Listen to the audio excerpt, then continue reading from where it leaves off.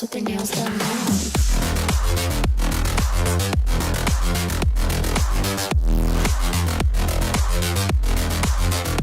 Girls with their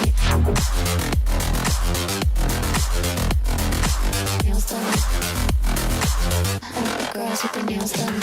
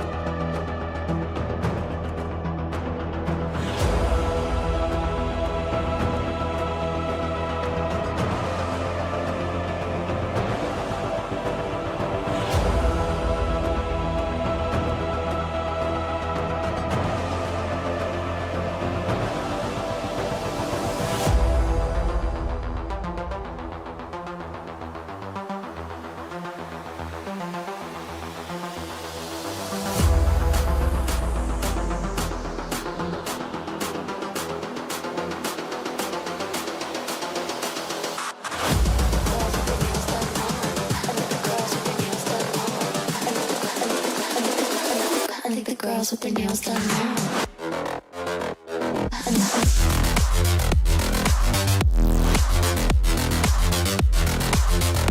Girls with their nails done. Girls with their nails done.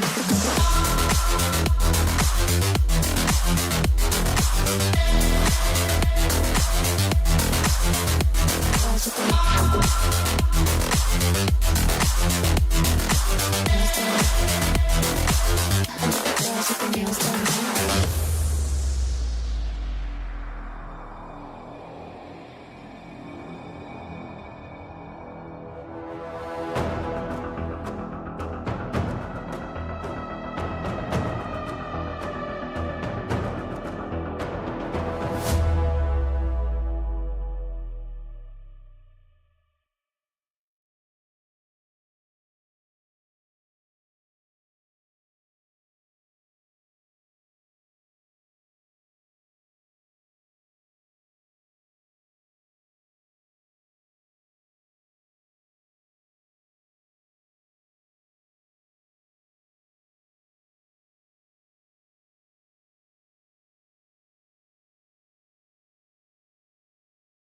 Yo.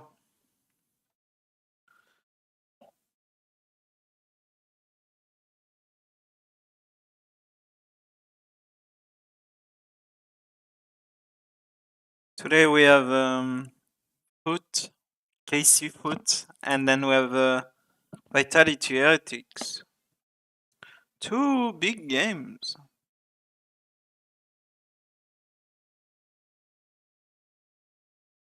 Vitality lost, Heretic win, and then KC and foot won.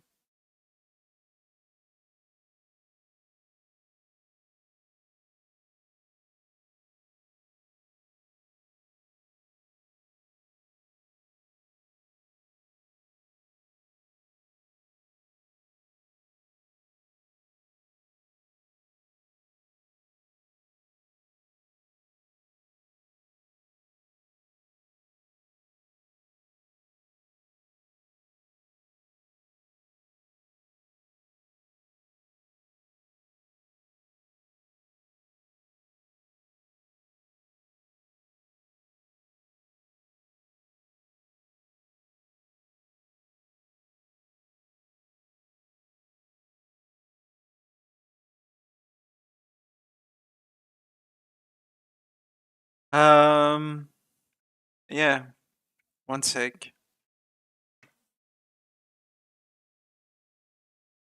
Hop.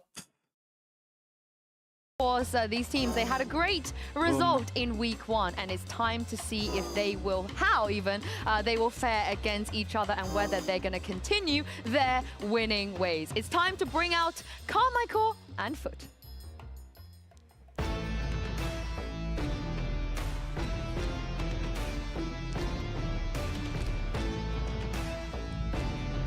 Well, KC, they are always confident in EMEA. And you heard it from them last week.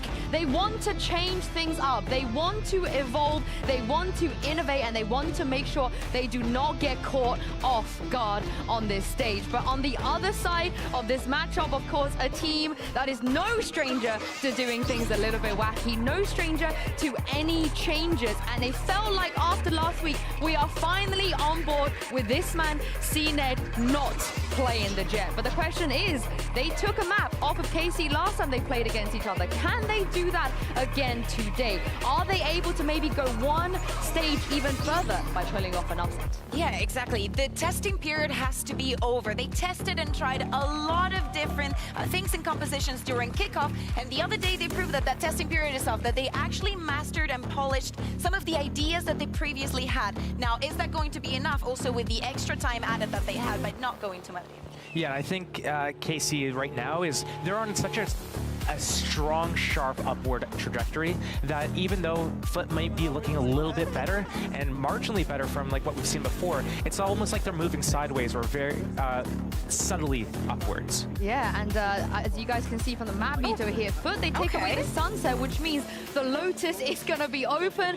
Do you feel like teams should maybe just start banning the Lotus against them? Bye. I'm surprised that they move away And from KC, this yeah, Breeze. You know, they've been proven that, interesting. and as I said, they tested a lot of maps, but Breeze was not one of them, and even last week they decided to not play it. And as you were saying, Sue, if you leave Lotus open for KC, they're going to pick it. We were talking about the split compositions, No, and Iban they're not Breeze. even going to second ban They leave Breeze So that open. means if we get to that decider, we finally will see the Breeze, and we I'm curious know what about happened last like week with KC's KC. team comp on Yeah, I mine. mean, we can sit here and talk about like Because the they Lotus. play I feel Neon, like they KC play has Yoru, they play Haze, they depth play a lot of with that play. I stuff. feel like they're in a position right now where they just have I'm the curious entire to package. see what they think is They have a the lot best. of structure and they have a lot of purpose to everything they do. So it's going to be interesting to see, like, is Foot going to be able to break that even on Because five team going don't into the play first map? Yeah, but it just feels like Sentinels. when you give them the Lotus, you're giving them a 1-0 up, no Almost, matter how you look at it.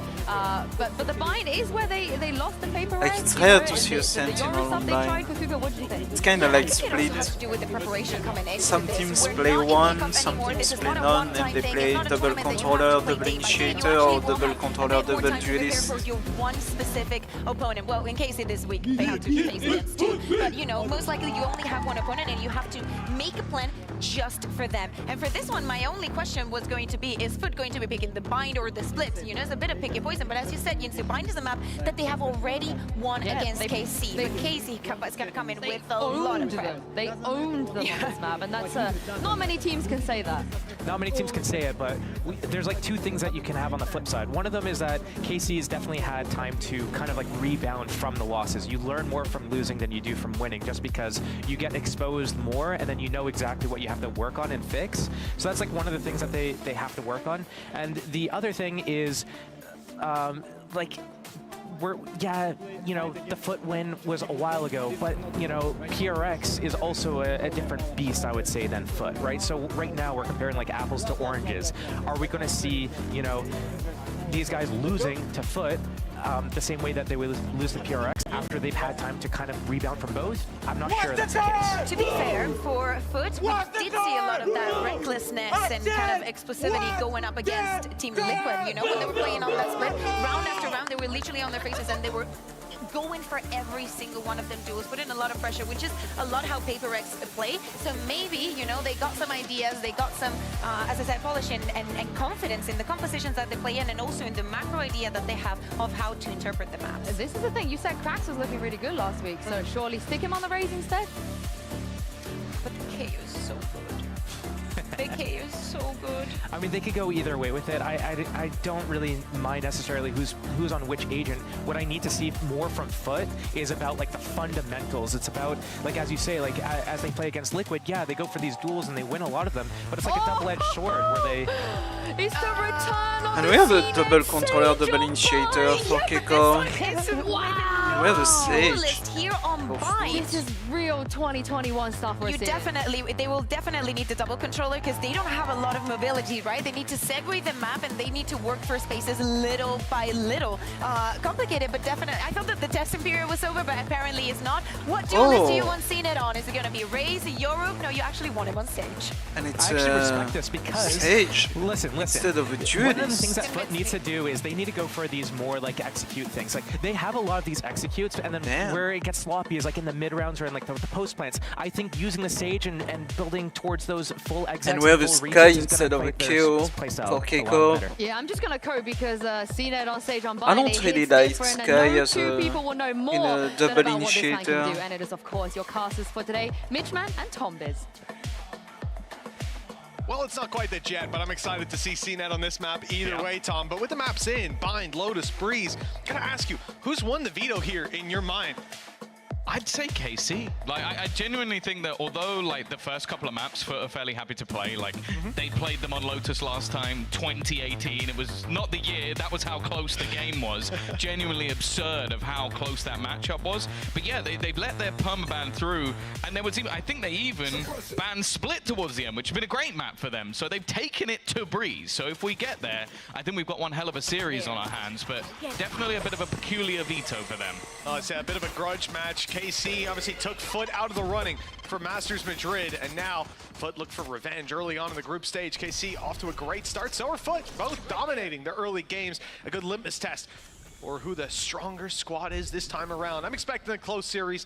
I'm expecting all three. We can see here on this pistol round, the attack side of KC is under a bit of threat. They tried to take control on B. Maybe the idea to go back later on, and well, that's definitely the idea now after losing Tamazi and Martine. Tamazi being down means no Viper wall as well, so crossing out into this site could be difficult. The good thing is there's only one player here to defend, Tom. Yeah, the bad thing is... Late shower wall. Now, he's got the himself the wall Sage. still, if he wanted to try and sort of section... Oh, no, wait, no, he doesn't. Never mind. He No, bought he used it. armor. He used the So wall he's inside of just used A. it, yeah. He moved Bath. over to use it a minute ago and has just locked off that angle. So it means he can just hold on to some of those positions. And with 30 seconds left, It's a very well, late it's wall going to take them a too. little bit of time to even break through this if they wanted to. We've seen him be ever so deadly in these positions before, but for now, they are going to They clear know that now. spot. They know where he is, and the rotation's coming in for the rest of the team. That wall's going to go down at some point. There it is. There's a player behind him. It should be an easy kill. CNET's turn, though, and he's caught Magnum. Now Raid's caught in the open, attempting to make that pinch happen, and now the spike is down. It's another disaster for the attack. They tried to No. make something work. They thought they'd caught CNET in a corner, And a but flawless he wasn't pistol. cornered. Able to come out on top foot. Don't lose a single player in the pistol. A strong start for the defensive side. Yeah, and Andaluthia flawless to kick things off. Doesn't get much better than that. And normally they're the ones dishing out second round victories. So thankfully they should be all right to get things over the line. But this is the thing with Foot. I think that we sort of underestimated them because of kickoff. We saw them lose to KC and Heretics and go, oh, well, that's them done. They're not going to be that great this season. Come back in, decimated Liquid, and obviously we then found out that KC and Heretics were actually two of the best teams in the entirety of EMEA right now. So this congestion could be interesting. CNED, well positioned, a chance to do some real damage, but, you know, he's got support. Yeah, the backup is there. Holy Mighty backup shit. It is. Even a snake bite to close out the round. Big kills for Yedije. 3 away from a Viper's Pit early on. That was clean. Hey, listen, I'll take either. In the hands of these players, it doesn't matter. Just get those orbs stacked up, and now I think we'll be focusing more towards Yedije. I'm surprised Ada Captain even bought a weapon. Why not play with the Classic after what we saw from him yesterday? He's able to crumble Liquid single-handedly with no credits invested. But now he's got a Vandal coming into this, and the surprise as we get back into the game, people might be shocked to see round 3, Foot have gone for an op. CNED has pulled it out right off rip on the Sage now. I'm excited to see his ideas with this. Straight up early peek. No one peeking just yet, and a nasty surprise awaits them, but it's a missed They shot. know now. KC can count their lucky stars.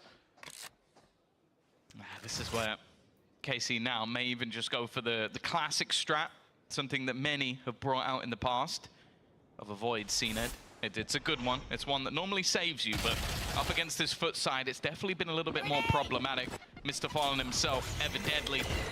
The pressure coming in. Martin over the top. The counter flash is good. Both blinded up by a Dizzy.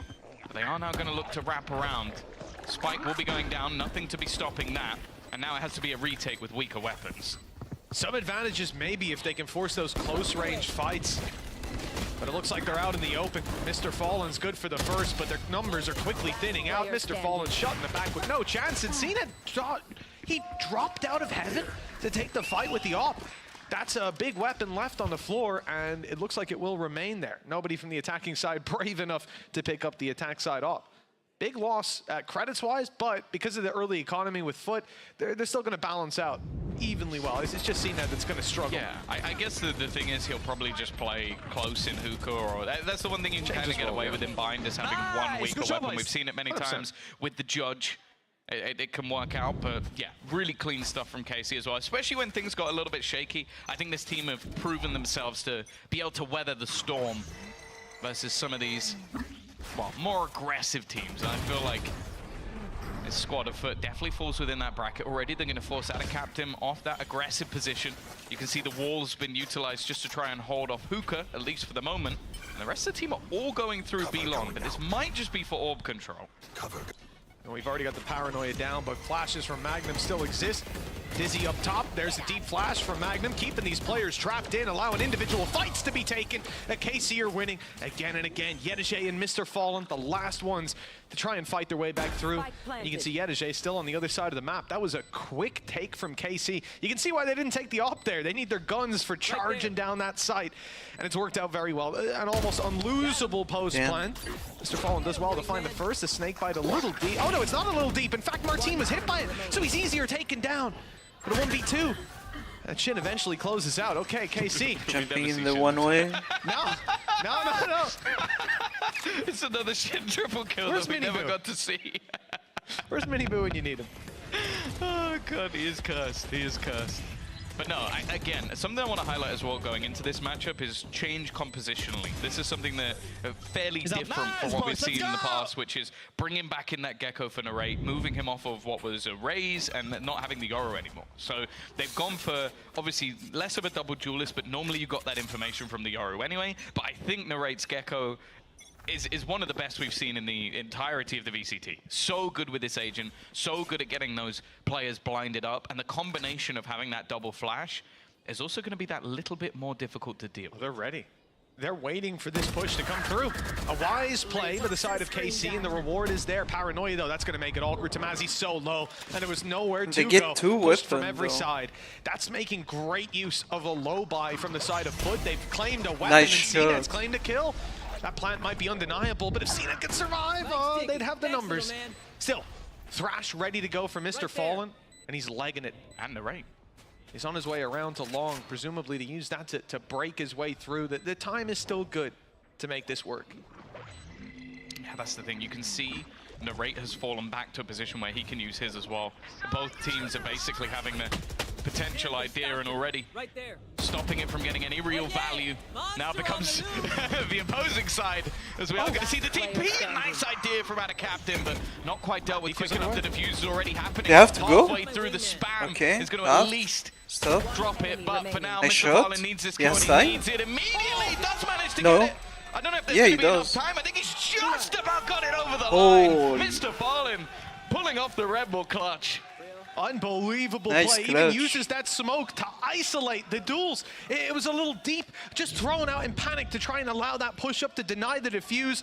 And wow, it ends up backfiring massively. Still, you have to commend Foot for coming in at the start of this round so well. They played the latter stage perfectly, but early on the idea is I mean, to it push was up, unequal, to crunch right? these plays. You could see the KC So were it's ready a for that kind of 50. aggression, but couldn't deal with it. But masterful play in the clutch from Mr. Fallen, reading their positions perfectly. And now 3-2. Viper's Pit online, off rip. The defensive side back in control of things. And it looks like KC they're not going to go into it. No way. No way. Shin's actually just TP'd straight in, and because of everything going on the site, I don't even know if they're going to realize Yedaje has somehow managed to peek his way that little bit further forward, surviving just outside, but he's down to just 20 HP. Has to fall off this completely.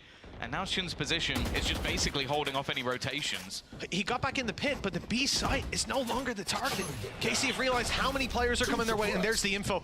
Krax knows if he's detected 2 players, they're on the rotate, they're pushing up. There's a lurk left behind by Martin to pick up stragglers as Heaven Control is sought after. Shin still with a smoke, but no paranoia to clear out these angles. Instead, they'll drop though, keep Heaven Control, I presume, and get a nice safe plant. Look, chopping up the site in a very different way. Spike planted. But Foot have positions all across the map. They're scattered, and the surprise factor could catch them a couple of kills. Although they've lost Mr. Fallen, lost their way back through, out of captain, isolated. Martin now? And now it's impossible. As soon as Yedaje falls, we realize Krax 1v4, surrounded. Best chance was just to do damage, and he doesn't even get that. KC with an answer right back. Yeah, a really nice sort of wrap back around. I love the mid-round calls. This is something that we've got to give credit again to Magnum. Bear in mind, he is still a new IGL, someone who's only really been picking it up when being within this team, someone who's been under some pretty decent IGLs in the past, but the fact is just having the state of mind after you get the opener, after you get rid of the pit, to be able to just rotate back through, clear out the players, and just have yourself a plant on the other side of the map. Really well played from KC, adaptive in those mid-rounds. We have More than like the another pistols echo again, for Mitch, Foot. but, you know. Out of captain's spot. You know, he's gone for the sheriff. I don't know why, Tom. Those right clicks were hitting. They were precise. Let's see what he can do with the sheriff in hand. Already one has been shot as Krax goes down. And the numbers on Foot are focused on the A site. They're again trying this pincer that worked so well for them before, but no value to be found. Instead, KC are going to the other side of the map. A Viper wall's blocking them out, but with the flashes they have, the Dizzy clears out most angles. Martin can see the rest, and they know it was a retake B setup now. So a nice, easy plant, and a post plant that realistically there's not that many dangers in. The Viper wall kind of means they have to keep some players on site, or it could get messy. Outside of that, I mean, it's unlikely Foot used the res here.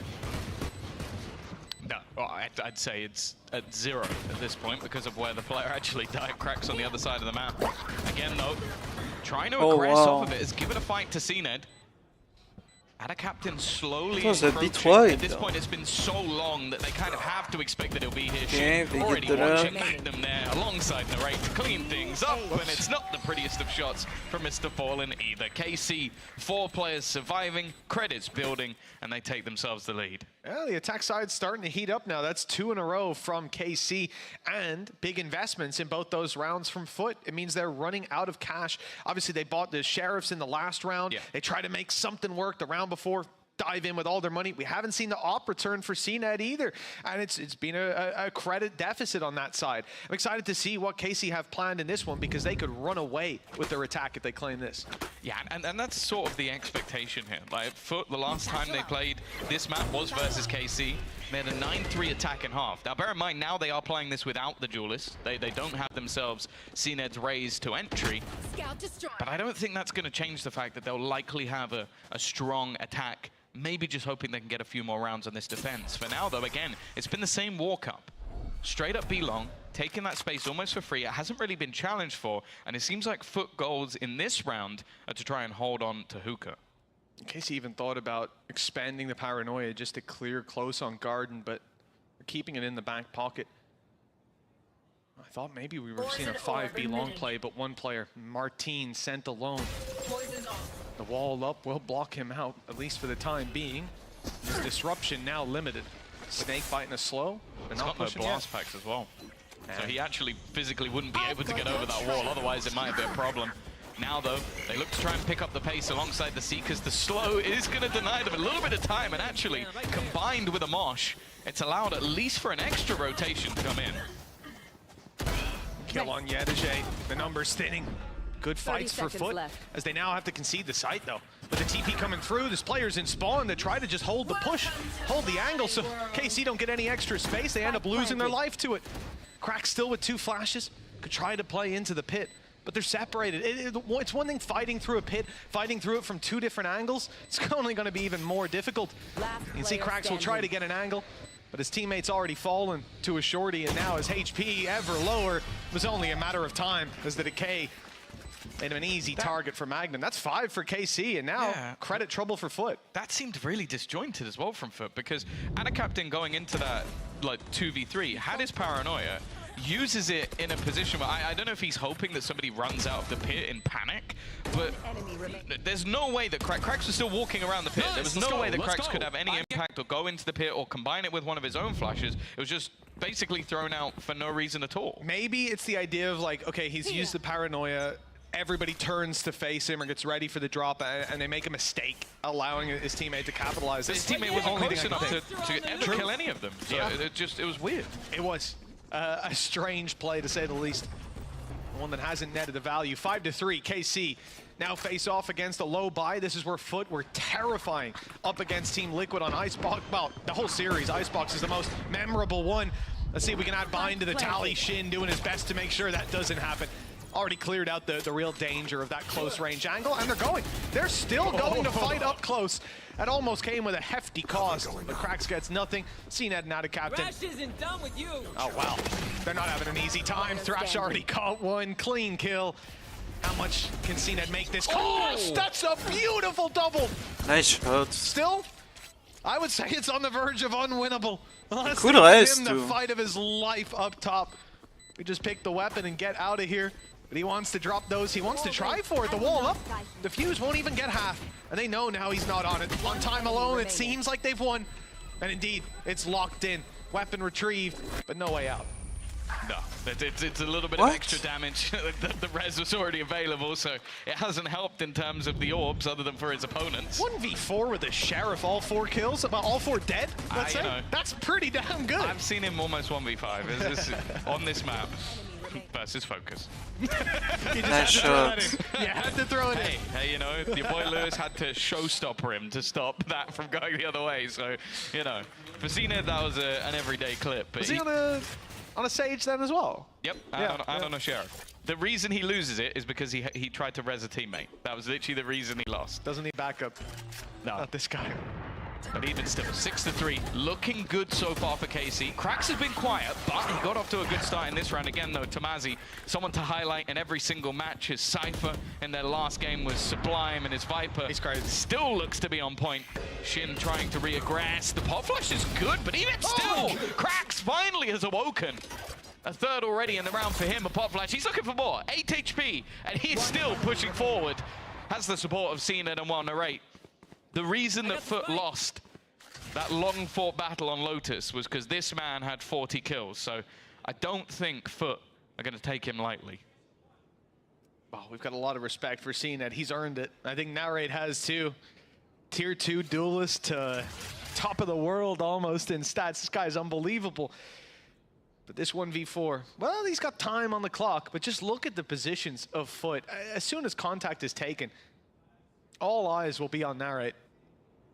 I hope he's got a high sense to catch this 364K. And the captain shuts it down before it even gets started. And with 4 rounds on the board, Foot are back with a little bit of control. And it's mainly the ultimates. It's 4 ultis in play for this squad. This could at least see them equalize at the half. Do you know what I really like? At the end of that round, CNED heals Ada Captain when Krax was on 8 HP. Like, maybe he only just got the heal on live, but it just looked like very funny timing of when to use that. After 4 rounds in a row, though, Foot finally back on the board. As said, my expectations are still going to be there for that attack side.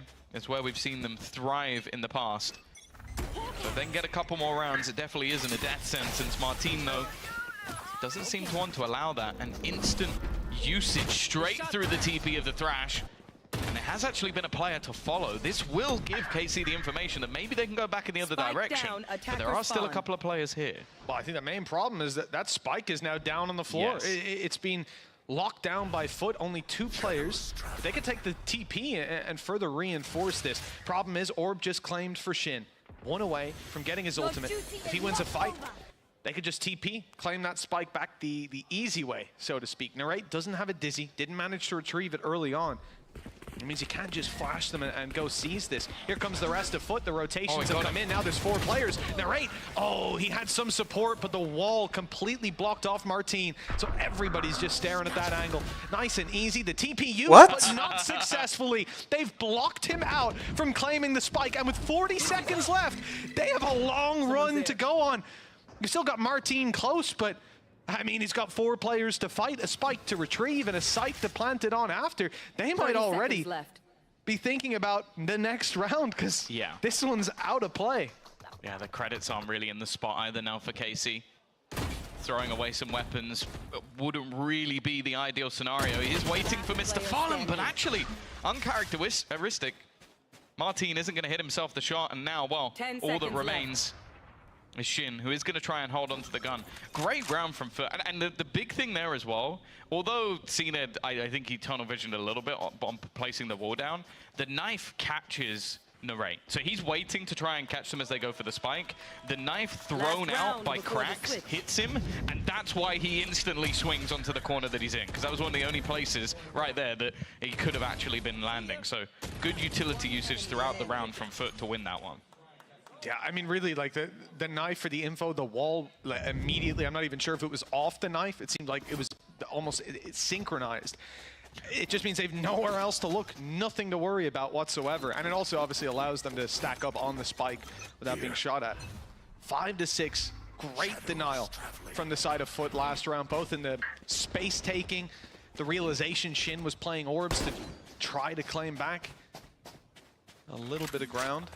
Get that spike, and now KC come in with weaker weapons, but one big one backing them up. The showstopper from Martin. The only problem is popping that early. He's almost certainly going to see the response of Cracks. If you pick the wrong site, that knife is going to be the knife will cancel out. The ult will cancel it out, but luckily they've gone the right way, so the rocket's online, and it's caught out of Captain. That's a good start. That will not only potentially get him an upgrade in terms of weaponry, but it's also taken so much space. The shot off gives up where Tom is standing. Mr. Farland still holding strong, but will fall. Cleared out by KC. And while now you have seen that no command put into play, but there's not a lot left, really, that KC could have utilized.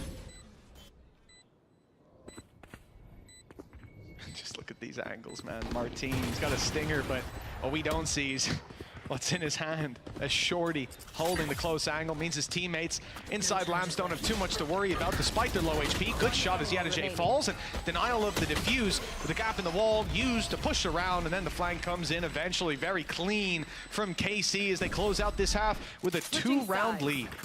Yeah, I've really enjoyed that half coming out from KC, if I'm honest. I think really adaptive in the way that they actually played, like constantly happy to go for mid-round group ups. So even if they've got the spike down in this round, they all immediately start wrapping around to avoid where the Sage Wall was, and they just have the spams on the spike from behind, clearing all the players in front. We saw the round where they did the same thing through the spawn, realizing that a lot of players have rotated through the TP and they could try and catch players out. It had also been cleared by Shin. It seems like this team is very good at sort of feeding information either to Magnum or whoever's making those mid-round calls, and then just acting off it as a group. And I think that's such a sort of valuable thing to have as a team, is just how reactive, how quick they are to adapt in these scenarios. Now Foot go on to that attack, but as mentioned, they no longer have CNED's raise. So that's one thing as space taking that might be a little bit difficult. They do have a little bit of extra utility though. Something to help them get those plants. KC want to get aggressive towards Lambs, fighting on the corner. 2 players ready and stacked up. Good shots connected by Martin, and then Narrate swings. Sees nobody. They've already claimed the space, denied the push, and left Foot sat back. Key thing here, Yadajay, his wall is down. You know that means they're not looking to cross up and take that space anymore. But for KC, it doesn't mean that they have to rotate and play this crazy. They've actually made a very good call, I think in a pistol round especially, to just have the fallback on B, give the side up completely, and leave Tamazi watching it. A retake on one side of the map, and a full stack on the other. This is going to be a tough one for Foot to find any opportunities. Even with the way Tamazi's peeking this, you sneak up B, you maybe get a plant, 5v3 retake, you sneak up B, you push all the way through, he'll either get you or spot you and run away, and that's all they need is the info. Instead, it doesn't look like his impact in this round will have much at all. They are building into what is the completely stacked up site. 4 players waiting, contact held for Martin, and somehow Crack's actually done all right there. That looked like a moment where they might get slaughtered, but they brought it back into a potential scenario, although there's a lot of utility still available. The defenders putting into position so many spots now that the spike can't be planted in. Only 14 seconds left. The spams might not kill him off. He'll be able to survive at least a second longer, but it is left all onto Cracks. He doesn't even realize where they're coming from. Tomazi there to close out the round, and KC are going to extend their lead a little further. God, I just love watching KC play Valorant, man. Such a smart pistol round. After the initial aggression and those 2 fights that go their way, they set themselves up for success. They make sure that there's no opportunities given to Foot, which if you think into Foot's last series, I think it's fair to say that was the exact opposite, Tom. Consistently, you would see advantage be taken, or even just early round risk be taken by Liquid, and Foot would slap I did Spider-Man them on right him. back down. But this is the thing, now Foot are up against an opponent that aren't giving them those opportunities to bring back these crazy rounds, these classic rounds. I say that, and it is round 2, having lost a this is pistol where for they Foot. did it. This is the real danger zone, somehow. To be honest, Based I on will last time. say I have a lot more confidence in KC. Even after that pistol, I think it shows you the difference. Yeah, even just look at the way they're playing this round. That they've allowed the space. I think this team is where they've truly been the best in the division, is playing off those retakes. Double flash straight through. CNET's just like, you know what, I'm having none of it. And actually Cracks has hit one with that Sheriff. Oh, maybe we spoke a little bit too soon. He's really looking to try and take this one into his own hands, but Shin has been able to trade him out. No weaponry to be retrieved, but also a lot of the angles still made awkward, still made possible for CNET to try and hold them back. And a captain up close with a classic, always devastating. Mr. Farland's found another. This is starting to really fall apart. And the main issue now, Mitch, is that time, is that clock, as it all looks to fall apart again. It is the magic of this Foot side, is those second rounds are scarier than any other. I don't know how they get away with it again and again, man. If they lose a pistol, they still get that early half advantage. Crazy. And we talked about this in their last series, if you guys weren't watching that. The advantage claimed by a round like this is tenfold what you get in a pistol. Their economy is going to be set, and their opponents have nothing to play with. Well, to put it into perspective, they're coming into this next round, which is obviously round 3, with full rifles. Yes. And some of their players have like 3,000, 4,000 credits in the bank, so they can buy even into the next round. And they're coming up against what is just pistols, because their opponents haven't had a round break to sort of like, oh, okay, we'll come back into the next round. So you basically obliterate their economy for a round, make yours stacked, and then I have a chance to build it even further. And also you're talking about ults, like Cracks just managed to hit a few crazy shots. He's now 1 off already, having the null command for the next round. Now what is KC gonna do? They're gonna stack. They're gonna put every single egg into a singular basket. And it's already been spotted. So you kind of expect that Foot are gonna go, I think more than one person might have shot there. In fact, I think it was more than maybe even 3. So I think A's probably lighter. I don't mind the idea, group up, push slow, and try to either take them down or find the flank up on Hookah, but now the realization is in, after seeing utility on A, that flank on Hookah is instead going to be a flank on A. Foot have played this incredibly well, and I think the idea behind this round is it's a money maker round. You know, we already mentioned the credits they have. If they don't lose anybody here, that's fine. They don't need to reinvest in the next round. KC need to make this costly to make up for losing the last. And as you can see, all bases are covered by Foot. The back being watched, that flash didn't hit, and Magnum knows it. With 10 HP, he's not winning that fight. So he'll bail around to his teammates, and it looks like KC realized the name of the game. It's damage. So they're playing exits. They're willing to let this spike tick all the way down, and the question is, will anybody from Foot take an avenue that they can exploit? TP for CNET is safe, and look at the other 4 players tucked away, wall banging that angle, and ultimately finding that win exactly as they dreamed about. All 5 players alive. The credits now are stacked on the side of Foot. KC have a tough time defending this lead. Yeah, it's one of those rounds where you're looking now at Yedeje post-buy having 6,000 credits. Like they are set for the half. And as said, this is normally the half where we see them thrive. I think the combinations of Cracks and Mr. Farland especially are going to be something to marvel at. And also something else to note, and a captain right now is having a quiet match. that doesn't normally last for long, so we'll have to see. KC obviously now onto their defensive side, and it's an aggressive start at that. Yedaje may have done a little bit of damage. The combination's nice, but it doesn't quite catch them. Cool idea coming out of Foot, but not quite.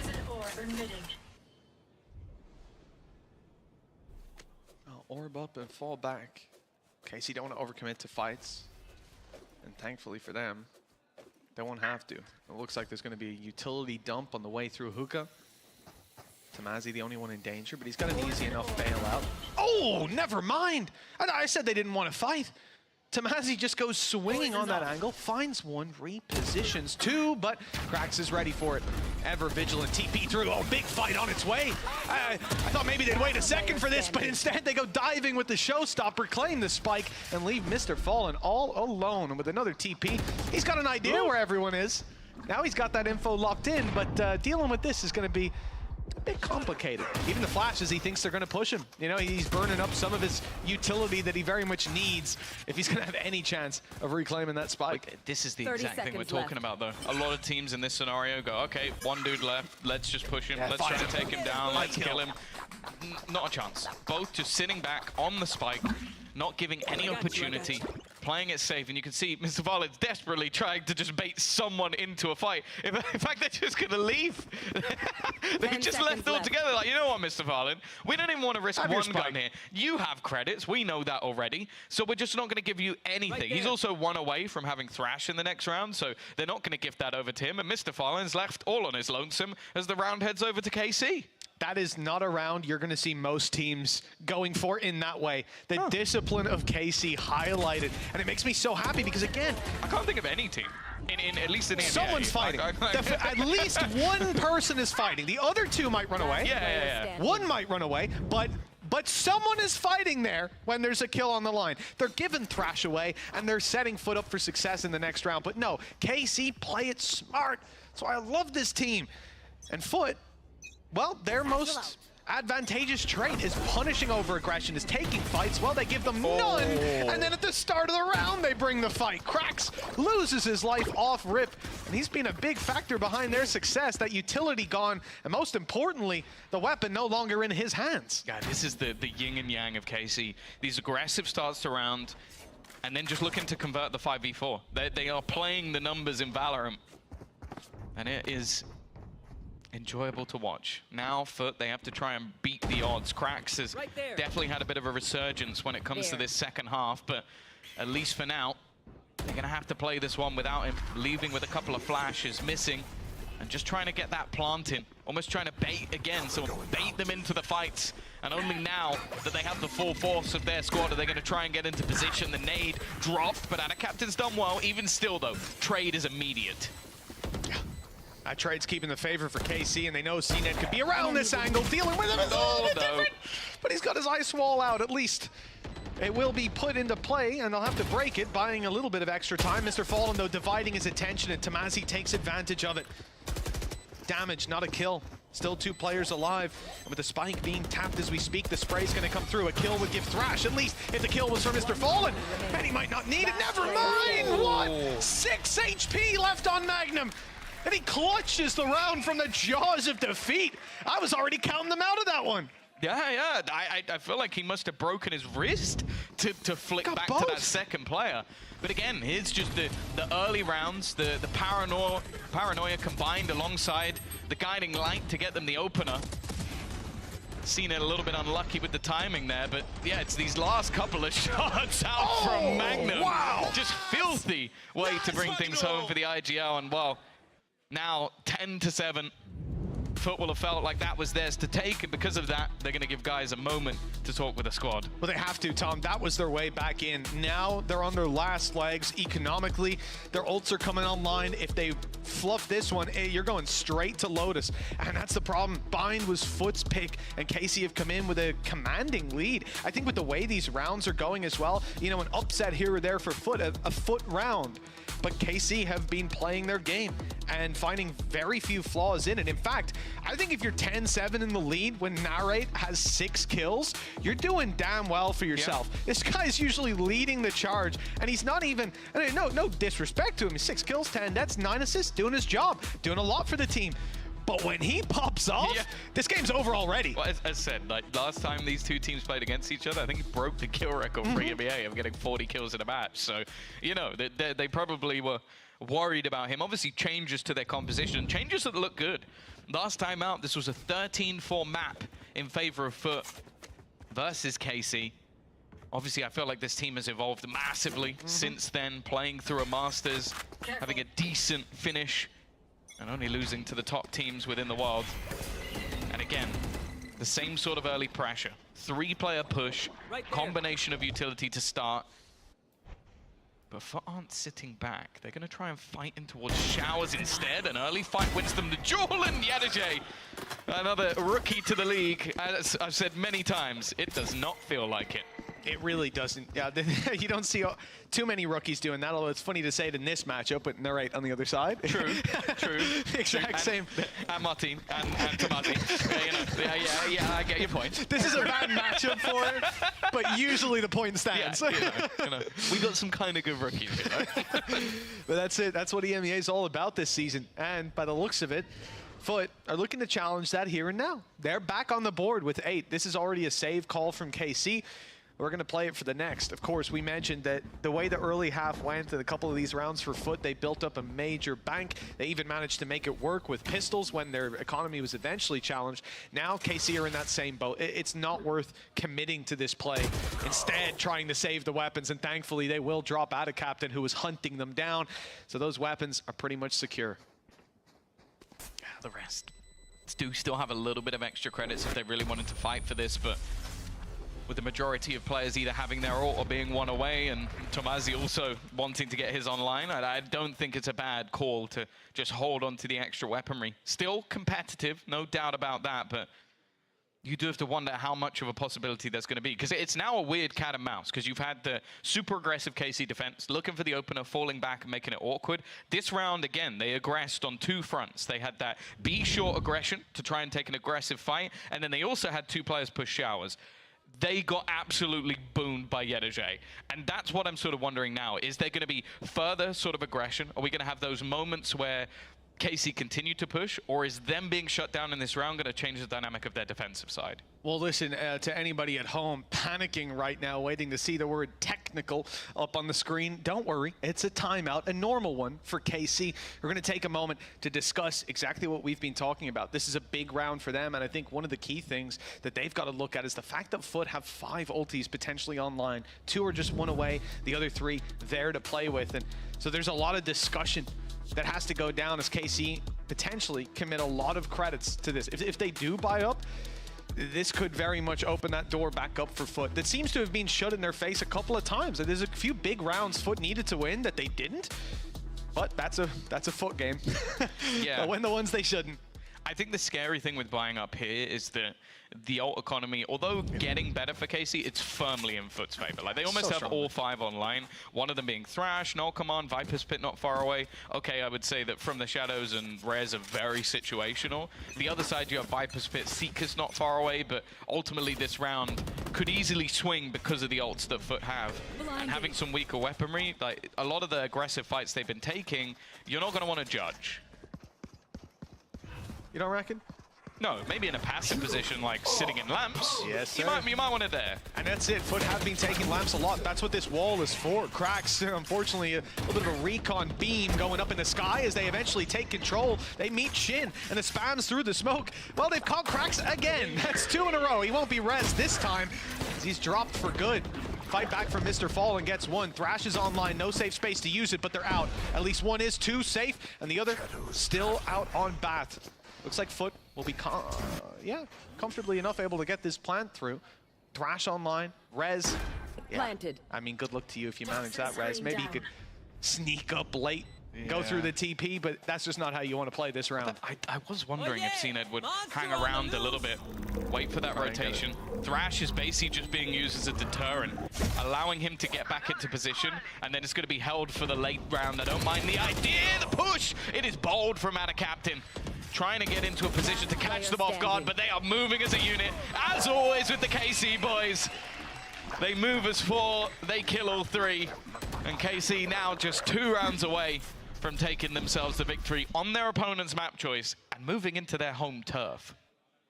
11 rounds on the board. Like we said, Foot's ulti con was very much stacked. They're not able to make it work. Thrash used, a null command too. But at the end of the day, it's a shooting game. That's what KC came in with, that mentality. Come in as a squad, and barely any damage done to them on the way back through. Clean 3-round lead. Credits on the line for that attacking side. They've got some to back them up, but they rebought the judge. That was dropped by Shin. Oh, was it? He got, yeah, because he got the final kill with a rifle. So he has either dropped over and then rebought, or probably just picked it back up, which I think that would be insane. Yeah, and for Narrate, like, he could have dropped him, but this is obviously, look at the value the judge found you last round. Why get rid of it? Here we go again. This time they put Martin to try and shut down Yedege, and well, he does do that, but there's going to be an immediate res, an attempt to try and counter this, but the bodyguard of CNED and the wall will mean that that advantage this time is kept. I think that's been the plan. Try and go for some of these double ups. It's just last time Yedege just won the fight, and it's like, oh, okay, I guess I don't need to res you. Oh, Viper's Pit. Now that's going to cause a couple of problems. See, Snakebite's already burned up by Tamazi. He's got one left to play with, but have to put the orb up. So he's not going to be able... Oh, that's actually Yedege's orb. So never mind. You won't be putting that up. So at this point, there's no real denial. Those players could be pushed out, but the Seekers get some information. Players outside of B, at least one as the Seeker gets destroyed, and a second too. KC have the info now. They have seen that there are players B. Yet they commit to the stack. I think the thing is that what Foot did was they played so far back that the Seekers go deep enough that it looks like they're building up around that A site.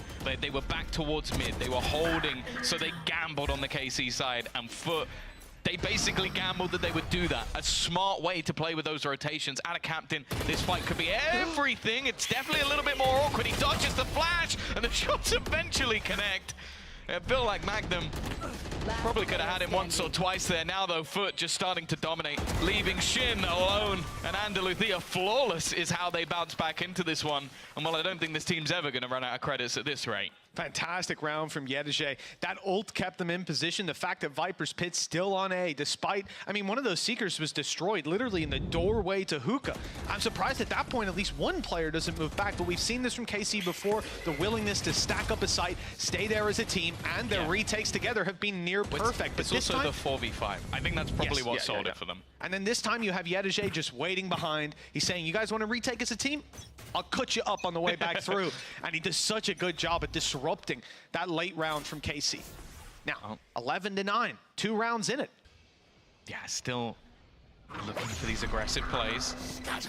The flash in, and it seems like the TP was just used as somewhat of a ruse, just to try and almost play with them a little bit. I wonder if they saw the back push and then realized, okay, if I TP, they might think I've TP'd Heaven, and they actually can't. They might not have anyone close enough to check that. It does look like I had just seen Narrate still checking the back. Yeah, that's it. They are watching Heaven because they don't know what control they've lost. This has been purely utilized by Ada Captain just to screw with them for the entire round. They're going to have to continuously think about where this guy could be. Even still, though, KC in terms of their setup, they've got 4 players ready and waiting, an aggressive hookah spot as well in case there's a rotation back, and it is just going to be this brawl on the A site once again. Well, Ada Captain hit all 5 with paranoia, but not with his ability. Now, though, they've realized where he is as he steps into the fight. All right, well, he was looking at Heaven. He should have been looking at the walkout. 3 kills coming back from KC. It's winnable yet again. They're not letting go of these rounds, but they might be forced to let go of the plant at least. Playing for the post, Shin walled off. No real chance to cause any sneaky plays. So they'll group up instead. Viper's Pit for Tamazi. Online and enabled. Recon Dart used. Shin just goes ulting in to spot both players, but I think he only saw one. Might not have gotten to turn around in time. The Viper's Pit up. This is going to make it difficult, but CNED around the side. He could look for a spam. The spike's being tapped. He wants to move in to see him. And it all comes down to timing, which is near perfect for CNED. Now they wait out the decay. No, they don't. Yedege just swings. Fair enough. That's one way to handle it. 10-11. I thought they'd 2v1 the fight, but, well, Yedege's been hitting the last couple. Yeah, he's been doing very, very well. And as I said, it's only a matter of time before you see Ana Captain come online. There's still, again, though, the swings back and forth with this double up, but this time the 2v2 goes in their favor. As you said, CNED's reposition was perfect. And now after continuous buy round after buy round after buy round, KC are the ones to now take the hit.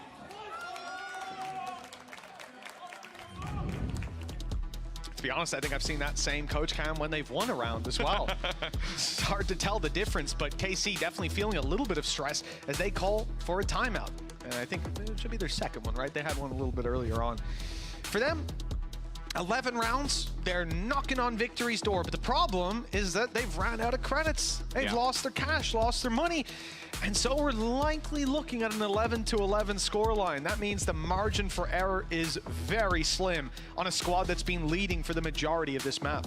I think the thing as well is that Foot have now started to adapt to those aggressive pushes. Because a lot of the early rounds were KC getting an opener, falling back, playing the 5v4. They're great in retakes, especially when they're advantage. I think they're one of the best teams in the world at trading. That's where they've been fantastic.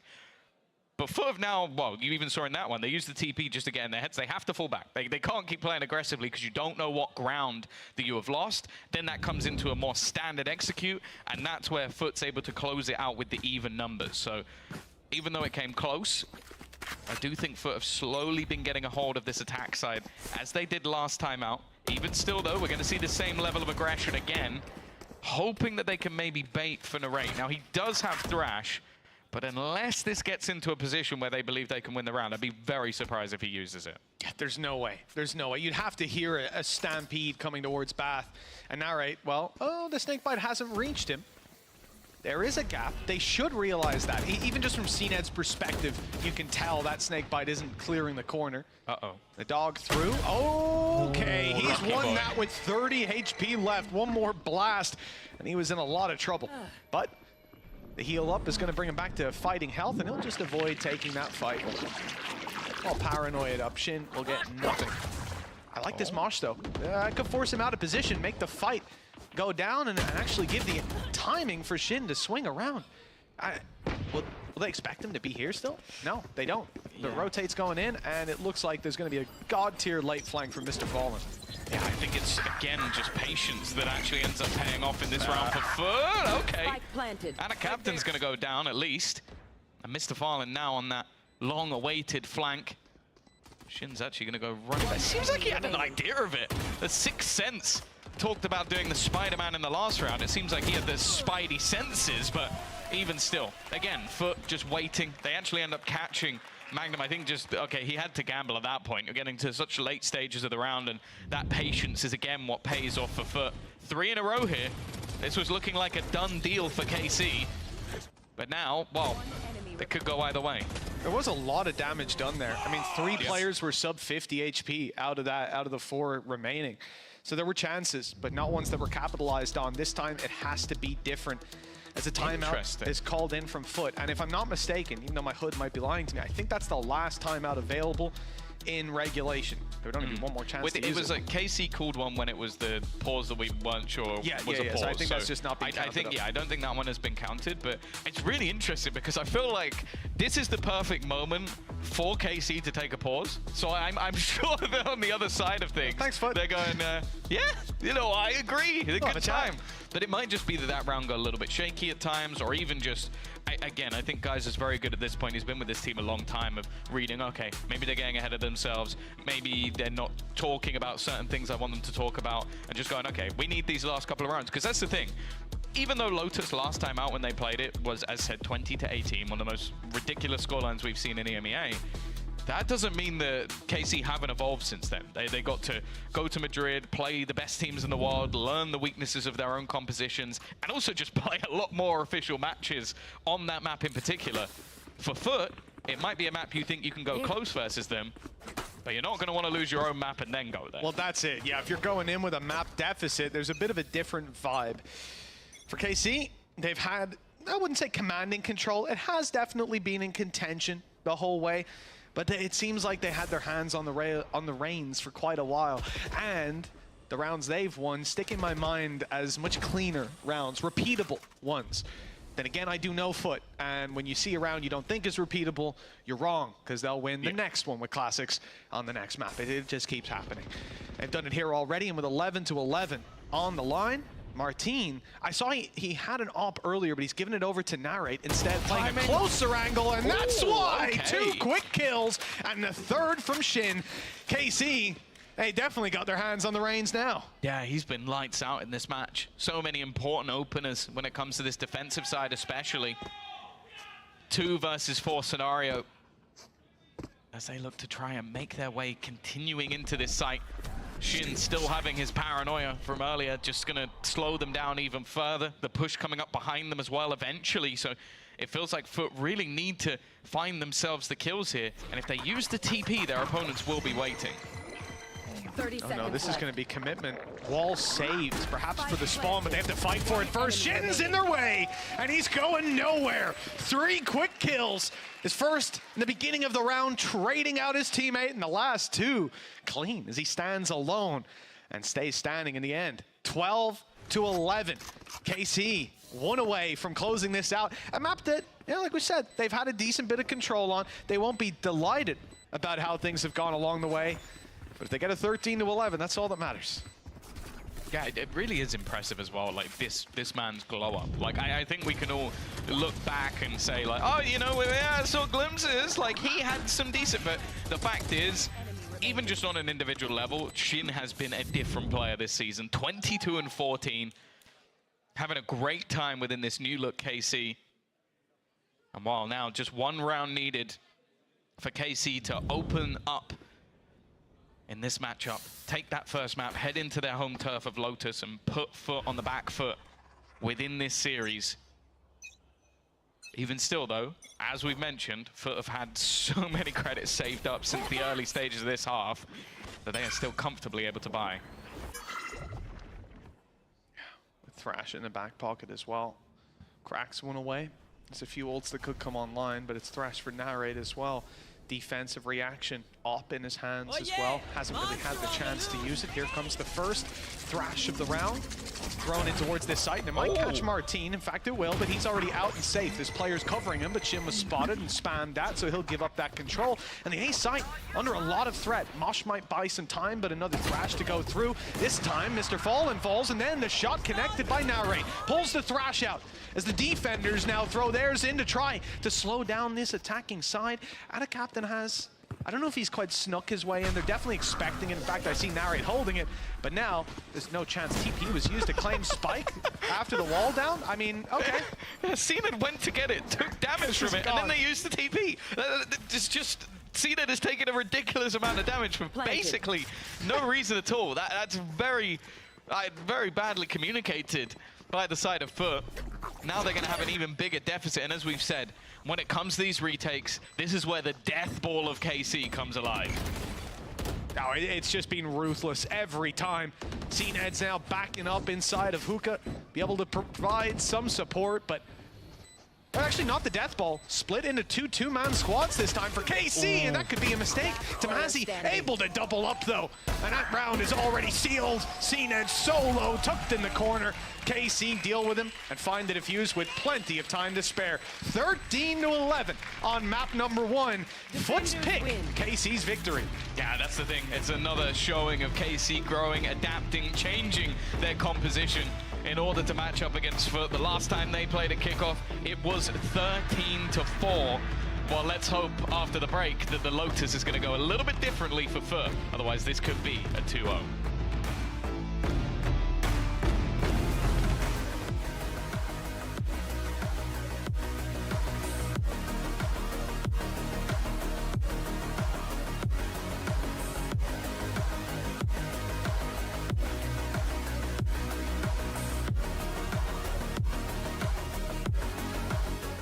I know a place that will break you into 1,000 pieces. Stay away from them. Stay away from Lorca, Paco, and Picasso. Don't ask about Lola. Ay, Caballo Grande. Ay, Dolor de Nieve. But, in spite of everything, it occurs to you to visit Andalusia. Don't say I didn't warn you. Be careful of the Andalusian crush.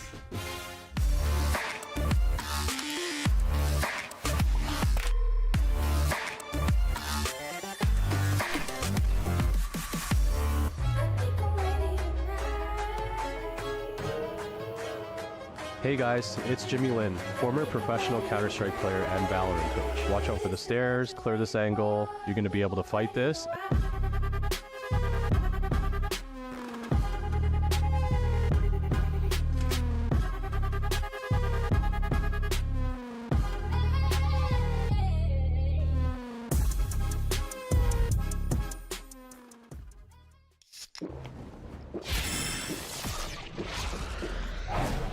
Red Bull gives you wings.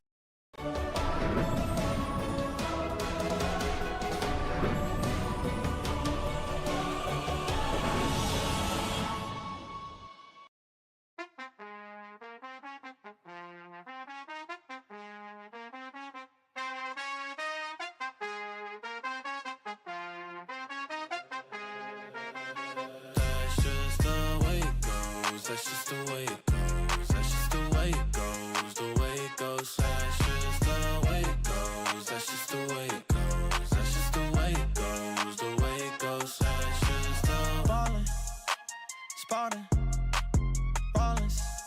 Phone was dry, but now everybody calling. Good at taking risks, yeah, I always go all in. Swear to God that I'm deaf to the talking.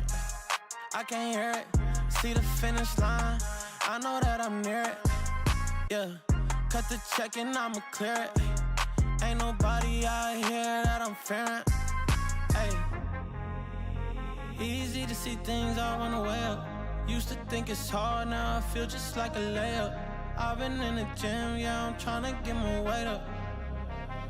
That's just the way it goes, that's just the way it goes. That's just the way it goes, the way it goes. That's just the way it goes, that's just the way it goes. That's just the way it goes, the way it goes. That's just the way it goes, that's just the way it goes. That's just the way it goes, the way it goes. That's just the way it goes, that's just the way it goes. That's just the way it goes, the way it goes. That's just the... Hey, you ain't realist, like you got a few disguises.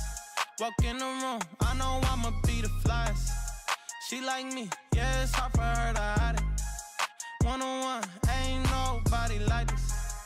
Got this far by doing me, I'm everything I knew I'd be. I don't care what we used to be, no, yeah. They try to get close to me, you can't get what you want from me. I got this vision you can't see, no. Easy to see things all run away up. Used to think it's hard, now I feel just like a layup. I've been in the gym, yeah, I'm tryna get my weight up. That's just the way it goes, that's just the way it goes. That's just the way it goes, the way it goes. That's just the way it goes, that's just the way it goes. That's just the way it goes, the way it goes. That's just the way it goes, that's just the way it goes. That's just the way it goes, the way it goes. That's just the way it goes, that's just the way it goes. That's just the way it goes, the way it goes. That's just the...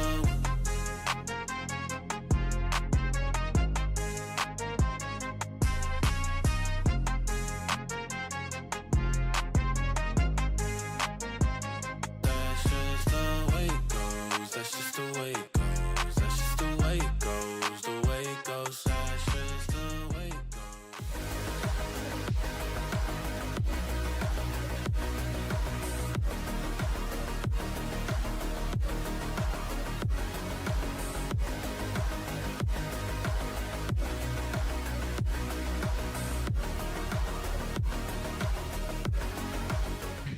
It is a great start for KC. They continue their winning ways here in week 2. Just wanted to hear some of these comms, you know, before we jump into it. There we go. I hope I didn't interrupt anything, but I am back here with Kakuka and the Steel. Like I said, a great start for KC here. At one point, maybe it could have gone either way, but still, they managed to close it out, and that's all that matters. Yeah, I think what we saw there was kind of like a lot of resilience from KC. You know, starting 0-2 down, picking up a round, getting ecoed like a couple of times on their attack, and still being able to come out on top, and then keeping that resilience all the way through the second half, even though they were trading rounds back and forth. I think that's like one of the name of the games for KC of the series. Yeah, exactly. And little by little, we would see, you know, how they were adapting to what their opponent was doing, but they always had a response. And if not, you know, Eng will chime in. Yeah, how many timeouts we have towards the end? I think every single 4, timeout yeah. got saved for that last bit. But let's take a look at this round real quick because it feels like Foot's defense, you guys weren't super impressed with it, but what about KC's defense? What do you think about this? I thought when it got into certain situations where like Foot was able to get into like a 2 versus 2, 2 versus 1, any of these like late round situations, I feel like they generally came out, they fared pretty well in those situations. If Foot could design as many rounds where they could get into those types of situations, that's going to be kind of like where they're going to convert the most, and that's what they hope for. But KC is usually pretty good with being proactive on their defense and being in the right positions at the right time, but then they also do a pretty good job on the retakes, much better than their post plants on their attack. I think that this is lovely because I believe that this round is right after an Eng timeout. What he's telling them, honestly, just let them take the space. They're going to have to do everything little by little. And to be fair, Foot was faking a lot, you know, just putting a bit of pressure because since they don't have a duelist, they don't have that explosive factor, right? They have to work the map bit by bit. You don't have an entry per se, so you have to be finding the holes. And I think that KC ended up with a very good read on that and just say, honestly, in this situation, just play together and open angles one by one. Yeah, but also, Kakuka, the eco rounds, well, we've seen this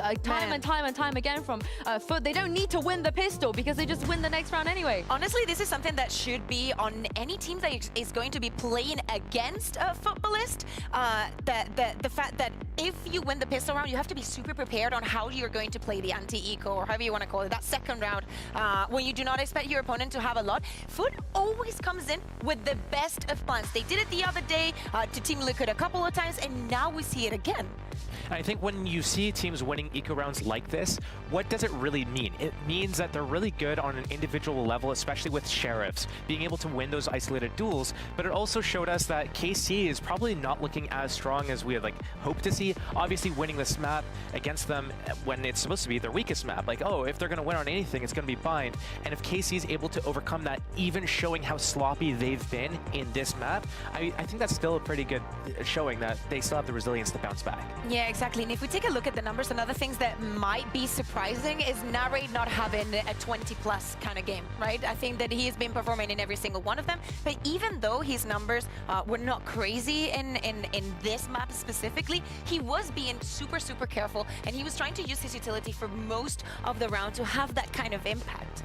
One of the things I wanted to touch on was just about like CNET, not necessarily just CNET, but Foot on defense is like way too static. It's not like they're not playing their agents properly. I'm wondering why they went in the form of the Sage. Like, we talk about the lack of duelists, cool, whatever, but it's like, if you're gonna play Sage, at least play them properly. We're not seeing any like creative walls. We're not seeing any like deep walls or proactivity. They're just standing around. Yeah, he rezzed once, only one time in that entire map. And speaking of CNET, here he is in the AIM Labs warm-up as we head to Lotus. Surely he's not going to play anything too funky here, right, against KC? Hear me out. I agree with you still. Like, putting CNET on Sage is something that, yes, we have seen before. On round 3, he already had an operator. So I assume that it's going to be a different type of Sage. The way that he was using some of the rounds, even in the last round where we just saw the Omen taking the TP, the ultimate to get the spike, and he used the wall, which would have probably make us go into OT if he would have had that kind of resource for later in the round, and brings back the same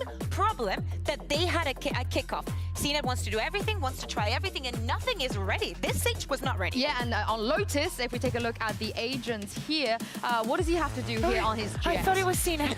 I thought it was CNET. Yeah. He's gone back to the jet. Surely, Josh, we can expect something a little bit better.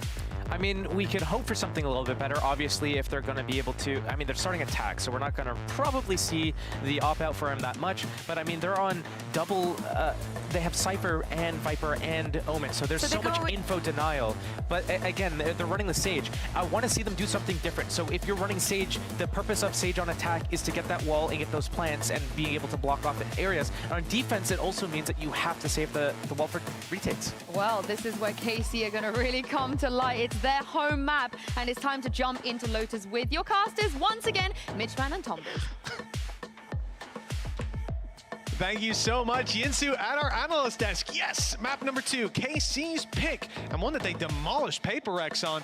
This could be a 2-0. I'm hoping to go all the way to Breeze, especially with them letting it through in the veto. I think it could be a super exciting map to see, Tom, but what do you expect KC to be like here? I expect KC to be good. Like, there's no question about KC. It's more so Foot's like changing composition because I think that especially like losing what is their additional flashes makes this very interesting because a lot of the time, okay, you don't have flashes on the other side, but you got a fade. You got something to sort of implement extra movement, extra checking of corners. There's a lot of tight angles. There's not a lot to do that with on the Foot side, and instead you have a Sage. So I guess you're just going to lop off those angles instead. Yeah, it's a weird one. I am curious to see why they've changed this up to go for the Sage, what benefits it's going to bring that other agents wouldn't. For now, a plan secured for Foot with very little early fighting. In fact, only points of damage done are towards Adacaptain. There's just a small tap from a Ghost through the smoke. The retake attempt from KC, somewhere they've been fantastic, is actually being disrupted. Yenage's in the corner, unspotted and able to find so much value. Reloading even. And he had a chance with another half second to pop off a few more shots. Narrate shut him down in time, but he'd already done so much damage now. Foot have the advantage to play with. The numbers there, and you can see it in the gunfights. Too many classics awaiting them as Foot take 1-0. Yeah, and I think it is going to be important for them to get off to solid starts. As has been mentioned, KC, when it comes to this map in particular, it's not even really been one side, because you could talk about, okay, they got 11 rounds over on the attack when they played versus Team Heretics, then versus Paper X, I think they got 8 on the defense. So it's just a map that they feel comfortable on in general. I think it's even when they lost to Sen, it was like both halves were decent. They just didn't manage to get it over the line. So I think the focus is definitely going to be on Foot here with how they do. And again, I think the compositional changes is definitely something we're going to have to keep an eye on, how they're going to properly utilize the Sage. That round at least was just, okay, in the pistol it's a lot easier to section off angles because it takes about 15 minutes to break the wall with your pistol, so I can understand it. It's from here on out, really. I guess post-plant, denying their way back through, slowing them. There's going to be ideas, and we'll see them unfold. Probably not in this round. Very aggressive position from CNET. He is on the jet, but no dash to play with. And this is a rifle that is being risked for this play. The only main rifle that they have to work with, that being a Vandal. The rest on Bulldogs. And Adacaptain, although he's got a pistol, it's not likely that he's going to retrieve CNET's fallen weapon. In fact, that's just been picked up by Tamazi. Maybe they go deliver it to them. But it gives KC a better opportunity on the retake that by now we can see they have no choice but to go for it. There's no denying that plant. The interesting thing as well is I do actually feel like a lot of what Foot have been doing recently is just putting CNET on agents where he almost doesn't need abilities. Like when we've seen that with him using Chamber, just dropping the trap on the floor. Maybe that was the plan in the last map with the wall. You just have to place the wall and you can do whatever you like. Now on the jet, as you said, he didn't have a dash, but his only goal was to find fights. And as you mentioned, this round at least, Tamazi just going to save. Like, holding on to the Vandal, he gets to keep the extra few credits. And what you can see, Adacaptain may just go hunting here. Only has a pistol to play with. They were hoping that they'd keep 4 rifles and maybe the pistol would go down. Instead, well, you're going to see Narrate not give the orb over by dying to the spike. And Tamazi, there is no one close enough to take that gun away. No, they were getting, they were going in the right direction, but he backed off, tucked into a corner and saved the rifle through. So at least there's some semblance of positivity for KC in those early rounds. And a couple kills here or there, sure, it makes Foot reinvest, but for the most part, in a healthy position on this attacking side to contest round 3. Now, for KC, yeah, like we said, this is a map that they've been dominating. They've looked incredibly good. And up against Paper X, they squashed them. Curious to see, though, the early fights against a team like Foot, who love to duel. Yeah. And off rip, they've lost one player, but it's traded out very quickly. Well, that is the thing. Even though they have some weaponry deficit, CNET is still just running in a spot where the gun is irretrievable unless they're going to go back in the late round. And by the looks of it, they are not going back in the late round. They're going to try and just run through all of Tamazi's utility. Yenage has got to a ridiculous point. Eventually, Magnum is the one to close him out. It is just sheer aggression. W Gaming, maybe they learned something from Paper X, even though Paper X lost. Pretty dramatically. And now, well, building into what could be a late rotation back. As I said, Mr. Fallen still doesn't have a gun, so if he goes round towards A main, there would still be CNET's gun to find, but he is currently alone. Cracks, though. is going to be able to win a fight. This is still a round that Foot might be able to turn. Beautiful as well. A glimpse inside Krax's mind. He takes the first fight and just swings back out for more. Never letting it go. That rifle's not retrieved by Mr. Fallen. Instead, he's done just that. Fallen outside of A and giving KC the idea that that's where the play is coming down. So they're going to be on their toes with one player already on the site. And Tamazi alongside Narrate back in the spawn, covering off these angles. As time goes on, 15 seconds left. Foot will eventually have to commit to getting this plant in. Utility is limited, no orb to play with it. I can see it's on site, obviously, but now I even walled off, so Ada Captain ain't getting that back. Most importantly, it's not going to be on the spike, so no post-plant utility, no snake bite to deny. Instead, it has to be the fights for Ada Captain, and he's good at those. The first one, the snake bite, perfect in the swing, but Shin wins it. Clean on the headshot, and he needed that. Only a few bullets. One, in fact, on 42, while vulnerable, would have taken him down. Cracks below. Timing is everything, and oh, he's lost it. They know where he is. They put him in a box and closed the door on it. Great round from Shin on the way back through with 7 HP left. He's won both those fights and put KC on the board.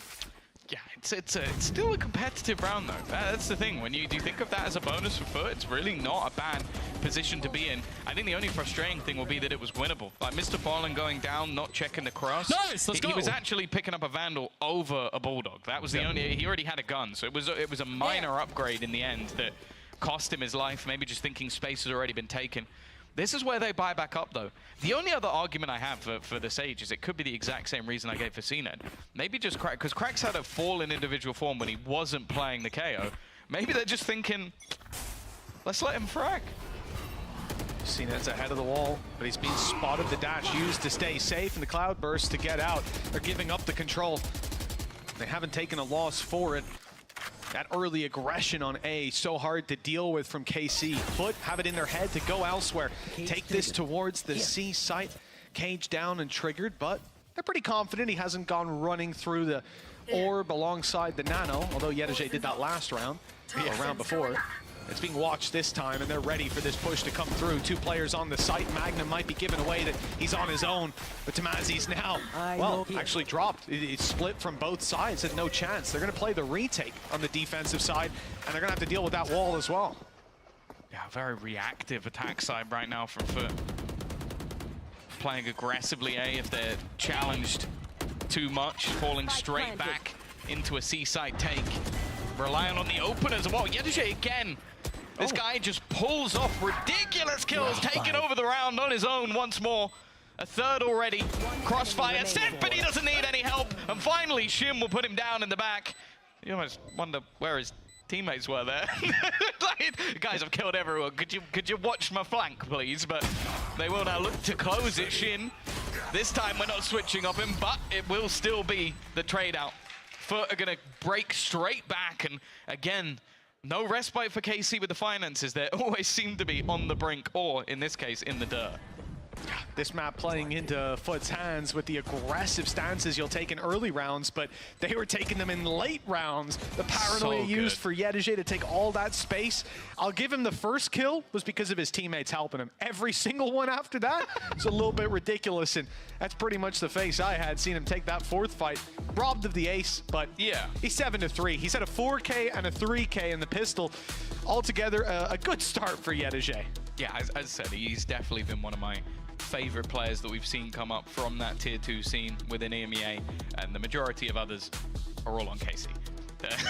They've been great. I do think that was one of the more disjointed retakes we've seen from them, though. And a lot of it came off Yedege's aggression with that paranoia, making things a little bit more awkward, but he was able to take a lot of isolated fights with, not, as I said, not a mass amount of support, so good work from him. You can see immediately Eng is going to try and quell any of the problems. Also acquired to start for Martin, had a fantastic map 1. Again, you expect to see the resurgence. I'm interested to see how long this can last though for Foot, because Foot's plan so far has mostly just been, let's challenge A. If that doesn't work, let's sprint into C. And that has been the game plan. And then if that doesn't work, let's try A again. And if that doesn't work, let's go B. And like, I understand that that's a lot of this map is the push and pull. It is where you're fighting for control, but they haven't been winning the initial fights for A control. They've just given it up or CNET has died. Yeah, and KC are making the decision now on the lower buy to focus towards C. Remember, they've been, like you said, so successful on that A play that they don't expect Foot to fully commit to it. CNET's already walked out. Yeah, there's still 2 players swinging to take that fight. But if they do bring things back to C, which it looks like they might, there'll at least be numbers waiting for them. But now KC, having seen limited information, start to second guess themselves.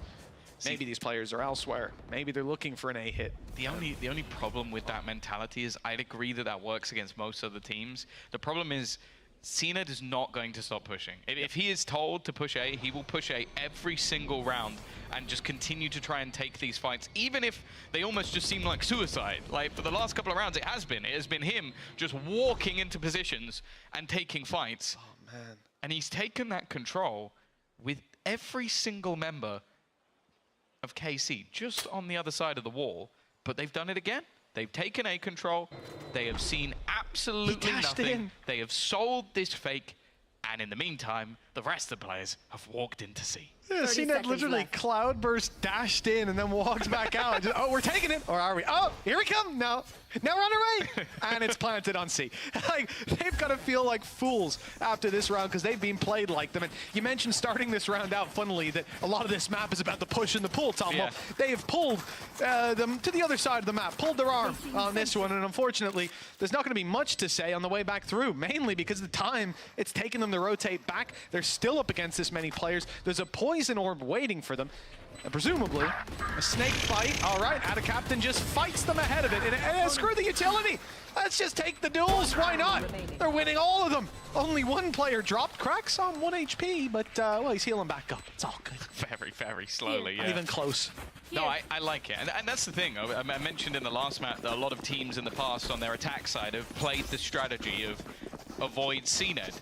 I never thought I'd see the day where his own team are playing that same strategy, because normally you talk about his Jet, he's the pinnacle point. Like, we send him in first, he gets the opener, we plant the spike. They're doing that, and then all going the other way and just leaving him on his own to just try and fight. It's like he's been sent in as a bare-knuckle boxer, and the rest of them are just like, yeah, you do that. We'll back you up from very far away. But if anyone in that position realizes, guys, I think they're faking A. Like, when you hear all that noise, there's smokes. I think there might even have been a paranoia. They're opening the door. There's players dashing on site. I mean, that is an A take. An A take is occurring right now. Especially when you have an eco. Like, you're going to take that risk. Now we'll see how much it's going to affect them, because it's a difference in strategy. There hasn't been pressure from the defensive side on A this round. It's just been a walk-up coming out on the other side of things. And they're trying to sell the reverse. It's the Uno reverse of the strat they've been playing. They were playing go initially to A and then go C. Now they've gone go initially to C and now go A. Yeah. And there is only Martin watching. Now, he does have support from Shin, and they do have quite a lot in terms of utility to go for the retake, and that might just be the adaptation that KC are making. Let's go for the retake rather than consistently trying to take these fights and losing in the afterplant. And again, there's just one player harassing them on the other side of the map, opening the door to B, looking for control on C, but now they've spotted Yedishe. With that, you might think it's only the lurk, but with how things have gone so far, yeah, they're starting to read, no, this is an A play instead. It might feel a little insecure. Are they actually taking A? Heard an updraft, that means nothing, but Rez comes through, Spike comes in, and now Viper's pit for Ada Captain. Big pit to play inside of. I don't know how CNET's got the kill there. That must have been a spray through the pit to find it. Gorgeous play either way, intended or not. And now, to fight back through this, they are in a lot of trouble. I mean, that flank is barely going to matter, because those players could come out the back of the Viper's pit, and instead, actually got Mr. Fallen spotting Tamazi, slowing down the retake, splitting these players up, and making it even easier to deal with them. The decay, running it down. Well, Shin, I don't know if he got the comms on where Mr. Fallen was, but that was a little awkward. Yeah, it has worked out wonderfully for Foot once again. I did this time even having the res to sort of get Yedishe back in, because that's the thing. They had the contact off of Martina. It's been the same thing we saw on the last map, where they have that contact play. Oh, there you go. And they just look to play the retake. The problem is the retake still ends up being 5v5 because of the res. But also, the thing with Mr. Fallen, they were planting on A as he walked through the utility on C. Like that is such a ridiculously late flank that he knows, okay, they're going to use Viper's Pit. They're going to try and buy time. Nightfall gets used by KC, and even still they're unable to get themselves into position to do anything. It is impeccable how well they did in holding. What is this? What ungodly act is Magnum about to try? An Ares? I've never seen anyone be so all in on the Odin and then hate the Ares as much as trash. you do. It's just such a bad weird gun. combination though. Like most people who are sweats of the Odin at least tolerate Nope. the Ares, Get a sheriff. whereas you just hate it. It's trash. If you're in an open fight with an Ares and you win it, your opponent's bad, right? That's the only way. I like the idea of fighting around Mound, but well, Shin wasn't quite there on time to take that fight. Big ult now as the Neural Theft gives away these positions. No surprise element to narrate spot. Makes it so much harder for him to find any value as they realize he's alone and go hunting him down. Nice stuff. Foot 6 on the board, a commanding lead on the attack side. And this is very different to the last map where it was a little back and forth. Casey had some clean rounds, and that's sort of what sticks in my mind a little more. Foot had these ones where they could punch back from disadvantageous positions, but wow, going 6-1 and off the back of an Andalucia flawless, a lot of trouble brewing for Carmine Corp. Yeah, this is now as well them stacking up their ultimates. I don't think it's a bad time to sort of just take a little bit of a moment, talk through things and try and come up with something, because the fact is they've been denied in their retake. They're even getting denied in their aggression. It's the same again. That push was CNED running through, going for an early fight on his own. Nothing else. Nope. I don't think, did they use, no, Mr. Father didn't use his paranoia. They used no smokes. Just a guy that was just CNED, go kill, and he went, cool boss, and got them the opener. Yeah. And that's Martin. Martin has been wrecked this game, by the way. He has one kill, and it was that kill on Yedajay. That's it. He was leading those early duels last time, but not this time around. The turrets helped out. Even caught out of Captain. Cracks will heal just about, and well, you can thank his lucky stars that that turret wasn't online still. They would have dropped him. Up top for the retake, not ideal. In fact, you're going to see Shin swap it out on the way. Instead, the Vandal now in hand to rotate in, but Tamazi's here early. I think earlier than they'll realistically expect. Getting something done will be very difficult in the camp. Now it's spotted them. Now they've got that information to play with. I don't know where Krax is going. He's going to be late to the party, but they've got the util to potentially delay them. They've got Tamazi, though, picking up Yedajay. Now Mr. Fallen's alone, and this could start to get very scary unless Krax quickens the pace. Mr. Fallen has to hold strong on the site. It's only a matter of time. There's the peak, but Tamazi falls, and the flank comes through eventually. Foot thinking on levels we can't comprehend with these slower flanks. 7-1, and that's going to be so frustrating for KC, because a number of times now when they've set up for these retakes where they've been so successful, they get onto the diving board to go together synchronized, and they are just cut down in pieces. He is literally like on another continent, like half the time. That's happened twice now, where Mr. Fallen is just going into C as they plant on A, and in the same in this circumstance where they're just planting on C, and he's walked through A. Like, it's got to be baffling for the side of KC, but as we mentioned, they love their retakes, they love setting up, and they're never really allowed to because of these weird flanks. Now straight off the bat, an immediate explosive start. KC have had enough of sitting on the back foot, and in this round, they tried to put the pressure on. They've got the information a little bit early. The problem is the timing. They've got to try and get into position. Tamazi needs to get something here, and he will find one, but the trade is immediate, and his teammate's gone as well. Yeah, Magnum only had a shorty, so that was a real Hail Mary play. And with the res in, the impact is negligible. In fact, it's null and void.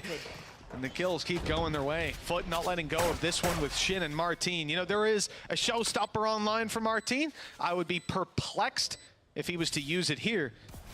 And KC have had a lot of ults for a couple rounds, but haven't had the chances to use them. This wasn't the round for it. I thought he might use it at the beginning, when they went for that explosive sort of like util dump. Like, that seemed like the perfect spot to use a showstopper. But again, it is just the context of the round. But also, I'm gobsmacked at what we're watching right now.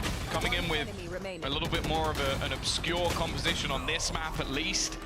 And I'll be honest, a lot of this just looks like a firepower diff, which is not something I'd ever thought I'd say. Now, it's been good, again, these sort of like really late lurks coming out from Foot. The opening kills have definitely been going in their direction. But I genuinely think it's just almost the disruptive nature of what they're running. Like, okay, we want to set up for a retake. There's a Sage wall in the way. There's a player that's 17 light years around the back of the site. Like, it's just odd stuff that KC are having to deal with. And I'll be honest, they're not.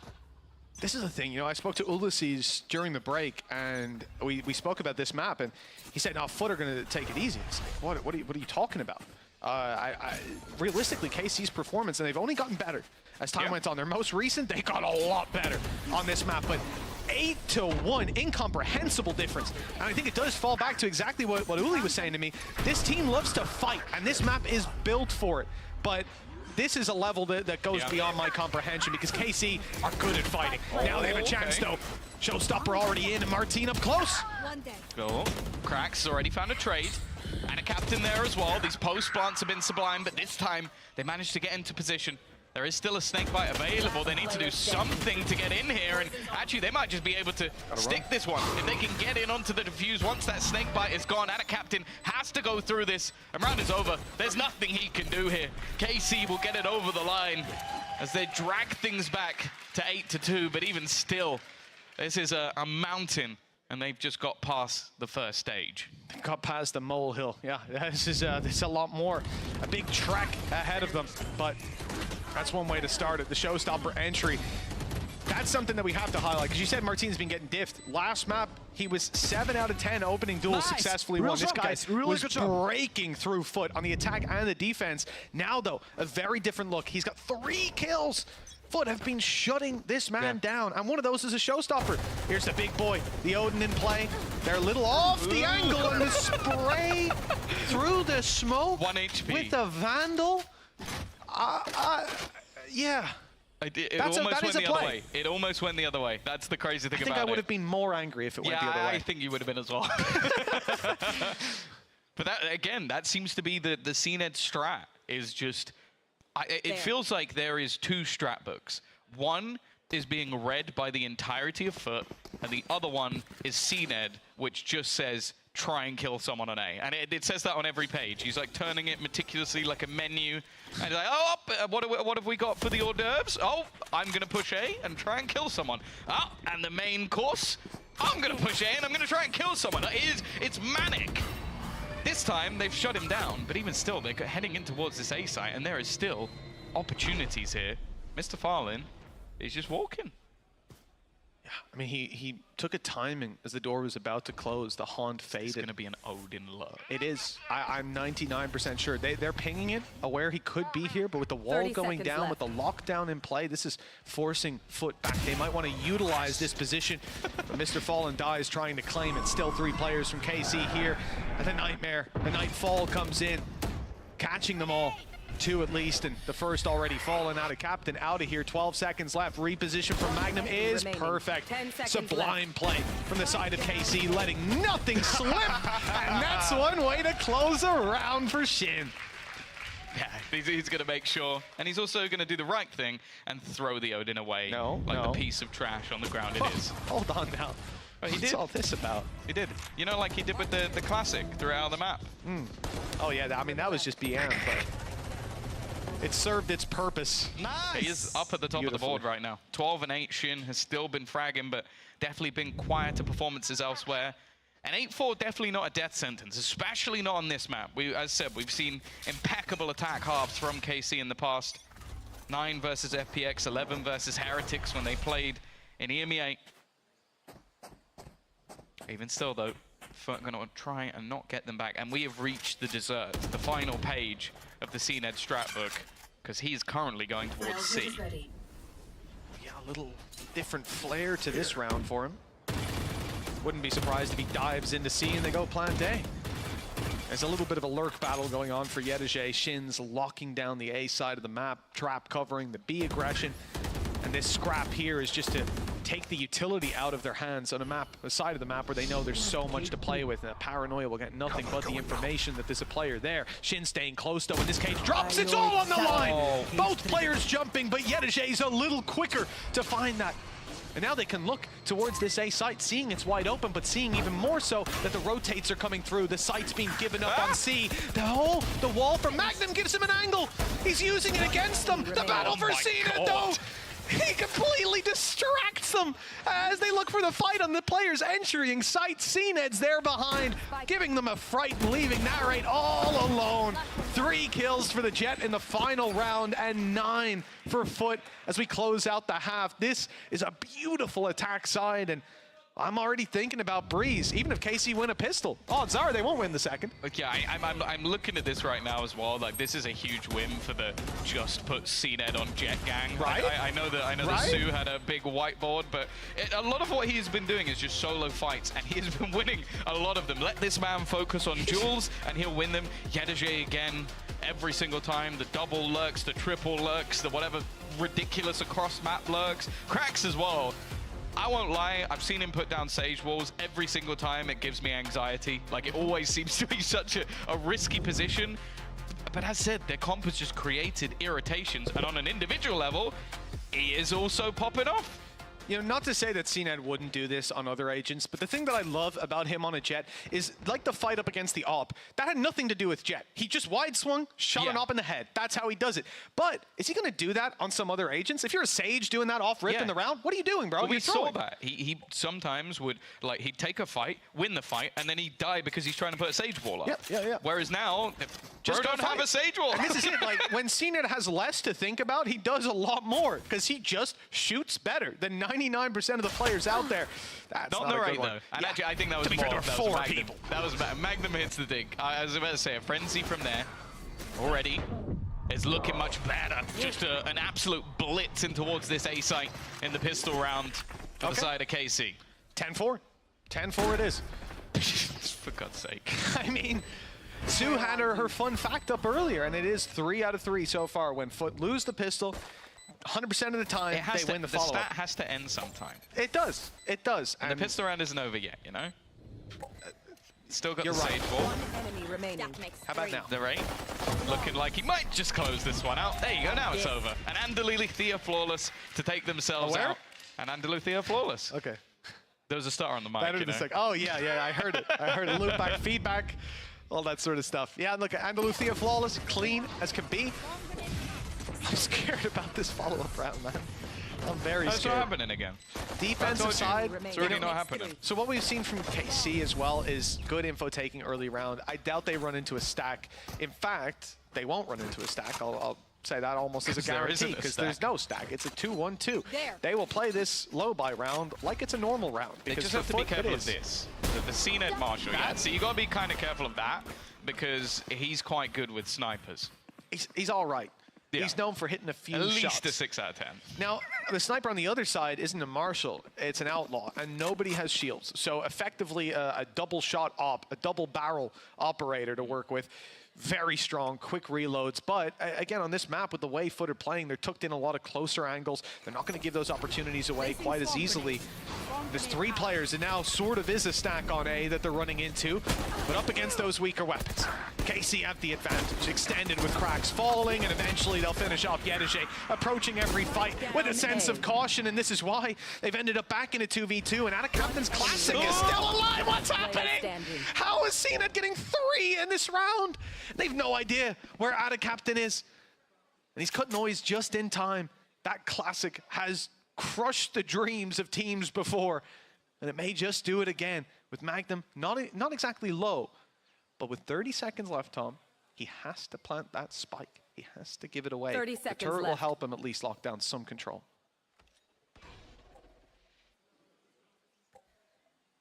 Pick off the spike. Be anywhere at this stage.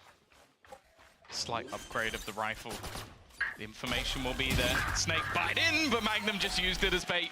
Finally, the curse is broken, only just, as they will manage to win themselves a second round. But you can still see the happy face of CNED at least. He's done so much damage in that round. He's now 3 orbs away from having Bladestorm, and they're going to come in with a 4-buy. Like, they have made things so costly that this might just have to be a weak-ish bonus round now for KC, because they only saved forward that 1 gun. Well, that's it. You know, Foot's record is now no longer 100%, 75, another 25%. they're leaving you with one player left alive. Yeah. So either they get a huge economic advantage or you get a huge economic disadvantage. I'll take it either way. CNED's still here. He's pushed wide. Atacampen's baiting for him. They're not anticipating another player here. And he's not being caught by the boom bot, but he dashed out. He gave it up. A rare passive play from CNED, and well, it'll leave them without the opening pick for now. Similarly to what we saw on the other side, though, Magnum has used this to take a lot of control. Tomazi already tagged down to just 17 HP, and I already see at least a couple of players around this angle. You're going to have the HP of Adacaptain back up to fall as well as they look to enter into the site. They had themselves that Nightfall, but already Yedoje is going to put one in the dirt, a second as well, even the low HP and blinded up. Yedoje is still putting up numbers. Leaving the remaining 3 just to potentially try and fall back with the door opening. You're going to see still a player around that B site, Mr. Fallen, waiting if they try and double back in that direction. And even CNED on C. Covering all their bases in case it's a fake, and with so little noise being made, eventually someone's going to peek out for a little bit of information. Looks like that will come through on the defensive side, and for the defensive side, timing almost caught Cracks off, but he had backup on the back of the site. 10 rounds now for Foot, 5 for KC. Swing round coming up with the investment of that attacking side, and we get a real test for them. But they've had a lot of success, even on this round, in pushing their opponents back and making Foot play on the side. I question if we'll see the same thing now that there's rifles for both sides. I expect aggression from this defense. Well, in fact, they're going to take themselves a pause. Maybe just with, again, some of the shakier nature we've seen from KC. Obviously, an important early round. Like, normally at this stage, maybe you're in a middle position, 7-5, something like that. But this could genuinely be the swing round that takes things over the line for Foot after what was a very impressive attack side. Also, it just looks like a lot of the players are on a heater. Like, we've seen Yedoje, 17 and 10. Again, this youngster, one of the new boys on Foot, looking as comfortable as ever. CNED back on his jet. Like, these are 2 things that are going to strike fear into the hearts. But even Cracks, like, as I said, he's been performing so well. I feel like it is just less distractions. Just let the man shoot. Let the man pop heads. And that might just be enough for Foot here. Because I'll be honest with you. Sure, we saw some positions locked off with a Sage Wall. We saw some fakes, some late lurks. But I don't think this has been the craziest strategical performance Foot have ever put on for us. No. It's just that right now, the team just looks comfortable. There's a lot of benefits to that, as we can see. I do want, like, I don't know. This composition from Foot, it's working. Don't get me wrong. I just don't know that we're going to see Sage be such a key part of other teams' comps. Yeah. But to each their own, and for Foot, it's functional. CNED running his dash down. Adacaptain's been spammed through that smoke. They might want to quicken the pace. The dash heard on its way back. Foot have tripled up this round, though. It's a slightly different setup with the Cypher now sitting on the side. A Cam up close to get the information, and then even closer, Yedoje tucked on the corner. So your points of contact are going to be seeing CNED, seeing the Cam, and then probably focusing on CNED on the way back through. Good opportunity for Yedoje to pick up a lot if KC go this way. And it looks like they will. He's also put his trips across the map. So like, he's basically just the info finder for the team. One towards A, one in B, and then he himself on the C, the entire map covered. But as we've said before, KC with a man advantage are normally pretty good. They've cleared out Yedoje already. As said, he's been a danger man and also got the information onto CNED. This after plant should be in, and well, for the side of Foot, it's now a question of how much do you believe in a 3v5 retake? It's just one of those missed calls. There's no way for Foot to know what was about to happen, but they decide to gamble on the other side, pull CNED offside. He can't destroy the Prowler. He can't draw their eye on the way through. And he can't support his teammate as he goes down. Those numbers for KC looking strong. Credits riding a little low for Foot. If they get an opening pick, they could go for it, and there it is. Martine, the first to be dropped. HP low on a lot of these players.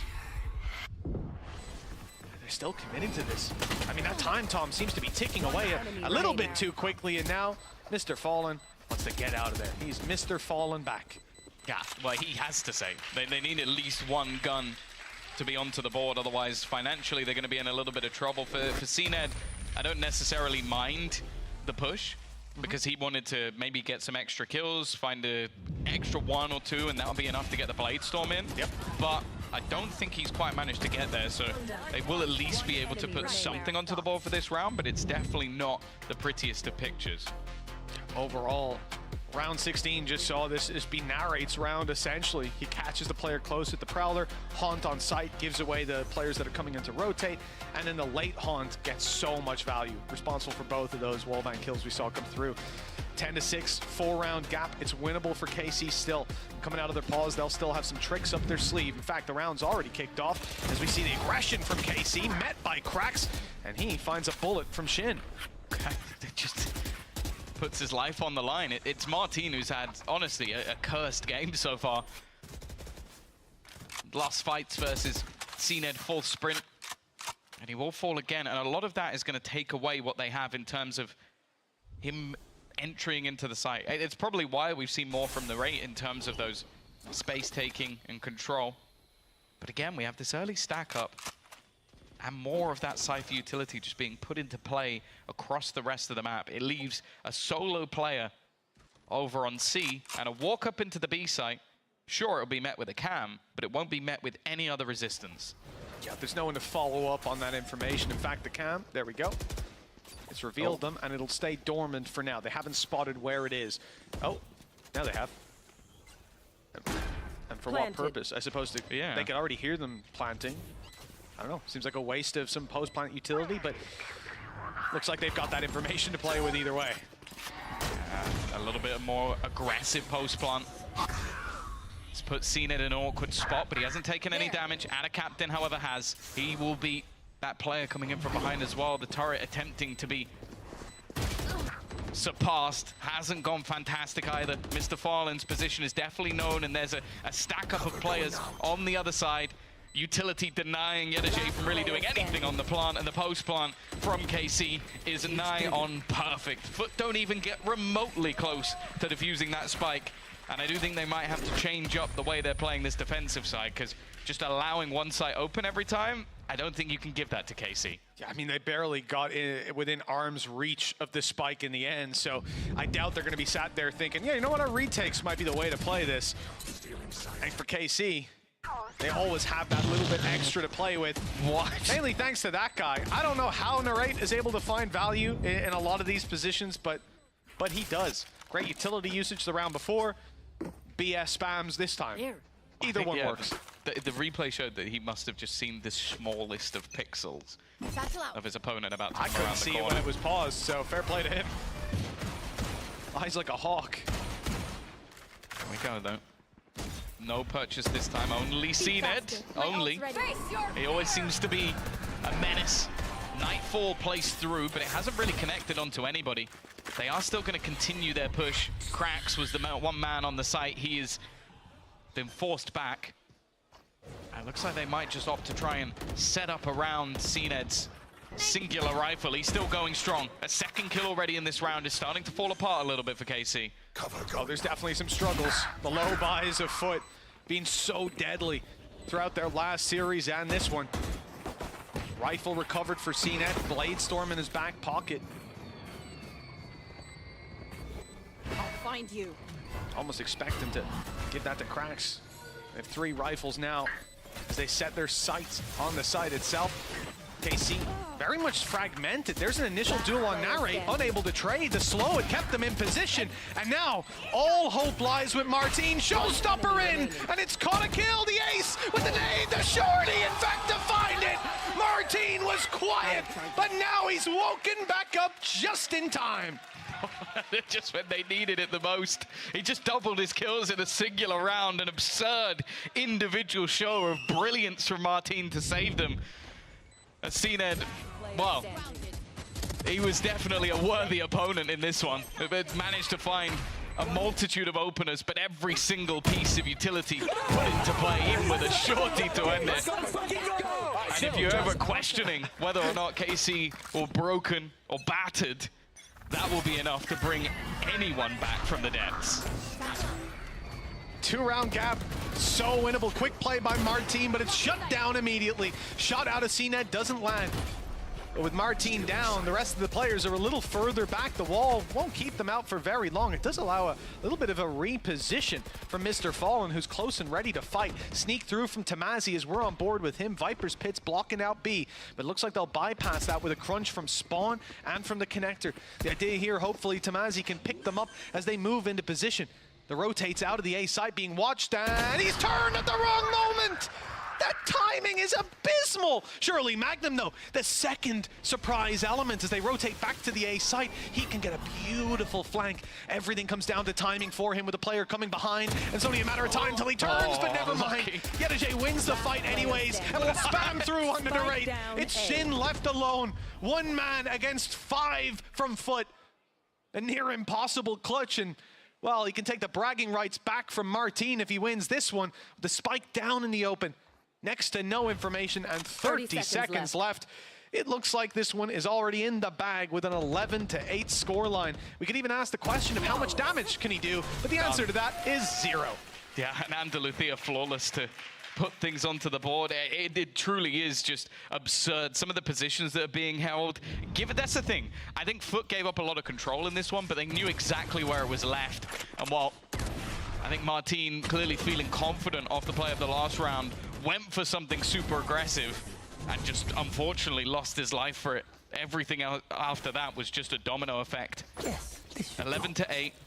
Finance is once again problematic. The ults, at least for KC, a couple of them, Viper's Pit, Lockdown, not far from being online. And it seems like they might go for a little bit more of the same. Some early control, but just look at CNED. Again, just going walkabouts. It means they can gamble players immediately onto the other side of the map. Ping out of KC on C as well. Seems like they're quite aware of that aggression potentially coming through. It will be watched by Magnum as he covers B, and I think his turret's watching behind him. So these players can make noise on A, and that's all this is. They're trying to be loud and trying to drag those rotations that have come in again and again, trying to get that flank underway so it can be capitalized on by Magnum. Maybe someone comes up on B and pokes their head around, and he can rip it right off and get a straight play through connector to B. It's not a bad idea, but it hasn't found value. Eventually, they've got to go for it without the picks, and it'll be door open and B blitzed. Close angles cleared. Boombot will do that. On him. Ready throwing the extra U2. Again, that cam, similar place as what we've seen it before. By the looks of it, it might just have to be a full-on retake hit. The Viper's Pit will be utilized. Now, those stingers are going to be even more fearsome up close, but Krax isn't shying away from a fight. It's an awkward one, but he still manages to win it. At a captain's found Tamazi as well, and somehow, from what looked like it could be dangerous, Foot make that look easy. The Viper's Pit down on the side as well. The fact that they deal with that, I didn't catch who found the kill. At a captain. It was at a captain. Was it? It must have been a blind spray. I don't know if it was because they were being pushed from behind. Maybe Tamazi went forward a little bit. Let's see. It was Cracks going through. No, yeah, it's there. It just spam. Okay, nice. Again, Tom, though, how many times do we see this? The attempted spam by a weapon that gives tracers. If you're the Viper, that's a death sentence a lot of the time. The last thing you want is to be flagging like, I'm over this direction, guys. Just fire back. Oh, nice shot. Leg shot him. 5 HP already. Can't catch a break. Well, at least now CNED's missed a shot. Well, I know who can't go through that snake bite. You should run. It's already, that was one of the weapons they've had. They've had to hand it over on the other side. Lockdown is going to be put into play. Doesn't seem like Foot are going to over-rotate just yet. Still wary that this is a ruse, and CNED was trying to just hit the shot. Will be detained, but they're not going to mind too much, especially without a captain doing that. And they thought they had a way into the site. The man just disrespected him. He was CNED's defender. CNED would have died if he went down as well. A ludicrous display from Ada Captain. And maybe the end of the map.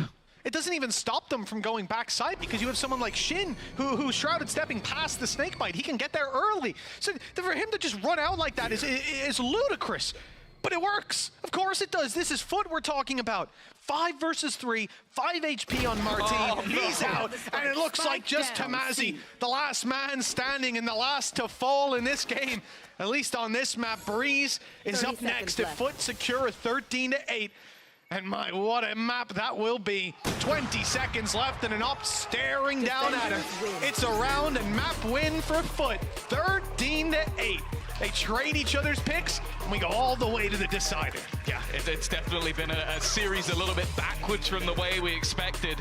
And it's going to finish in a similar way as well, as Breeze has been a map yet to be played. The first series in EMEA Stage 1 to go to 3 maps. We'll see you after the break.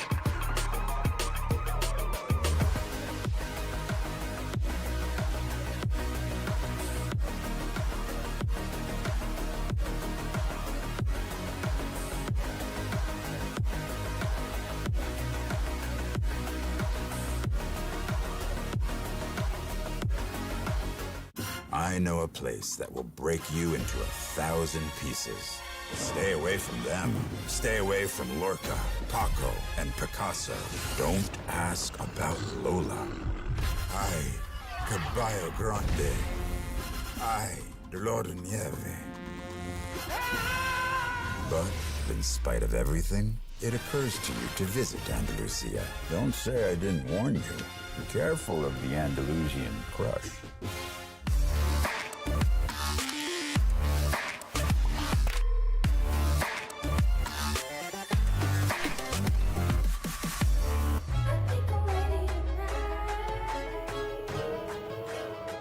Hey guys, it's Jimmy Lin, former professional Counter-Strike player and Valorant coach. Watch out for the stairs, clear this angle, you're going to be able to fight this.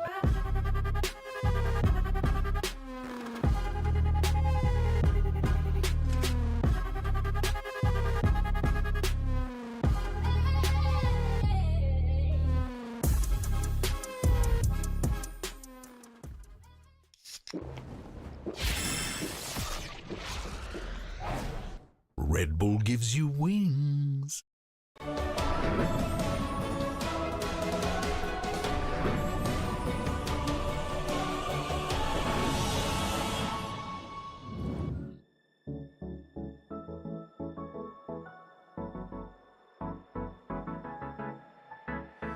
Let's do something crazy. Get a bit wild today. Cause we don't do this every day and we deserve it. Life is so amazing. Nothing is in our way. Baby, let's fly away. Do you feel it? Is your heart rushing the way my heart's rushing when you take it all in? Baby, this is where we come alive. Do you feel it? We'll take the world by storm. Just you and I can't believe it took so long to realize what makes us come alive. Oh, what makes us come alive? Ooh, let's break some rules. No, we don't always have to be good. Don't always have to do things that we should. We'll feed the fire. Let's see it through and let go of what's holding us back. Just light it up and we'll burn through the past and take it higher. Is your heart rushing the way my heart's rushing when you take it all in? Baby, this is where we come alive. Do you feel it? Take the world by storm. Just you and I. You and I. Can't believe it took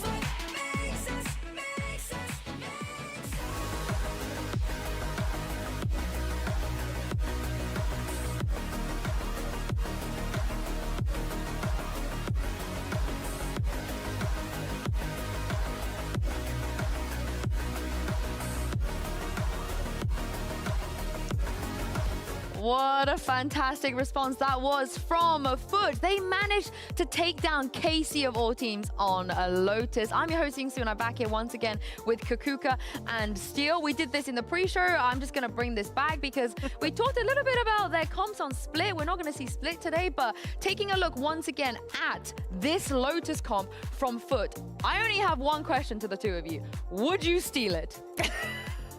I don't think I would steal it. I think it worked here, but I feel like if KC was able to get ops out earlier and more consistently, I feel like we could have seen a different thing.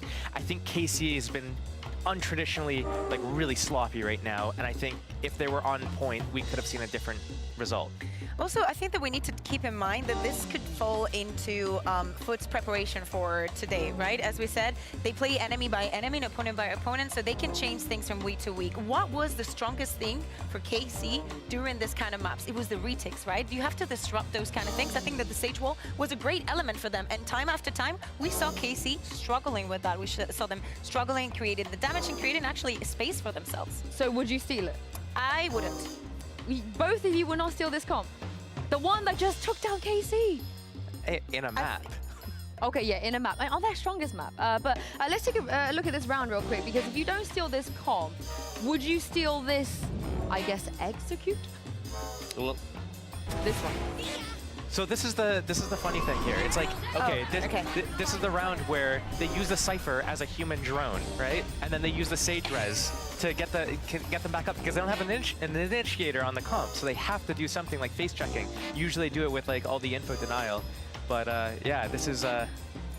Honestly, if I have no initiator and I have to get information with a beacon that it's a person, there is no other team that would do it better than Foot. That's at least my opinion. I think that they feel incredibly comfortable taking duels and fights that for other people would not be comfortable. And I think this part of the map, both on C and on A, they were always going to struggle getting the space and the pressure. And in some of them, they made it seem effortless, especially when they were rotating over the map, you know, mid-round. I was very surprised by that. Yeah, I think one of the things that played really well into their composition is I feel like KC needs a lot of info about where to move and where their opponent's positions are.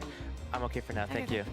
You're welcome. So basically what this means is like if there's no initiator, then KC doesn't get the free info. Oh, there's a Gecko here. Oh, they're starting this. Oh, they're doing that. So then KC can't move around freely. And then there's so much info denial with the Viper Wall, the Orb, the smokes, the cages that, you know, they can make it a little bit of pressure towards C and then walk back to A and get that full A exec off.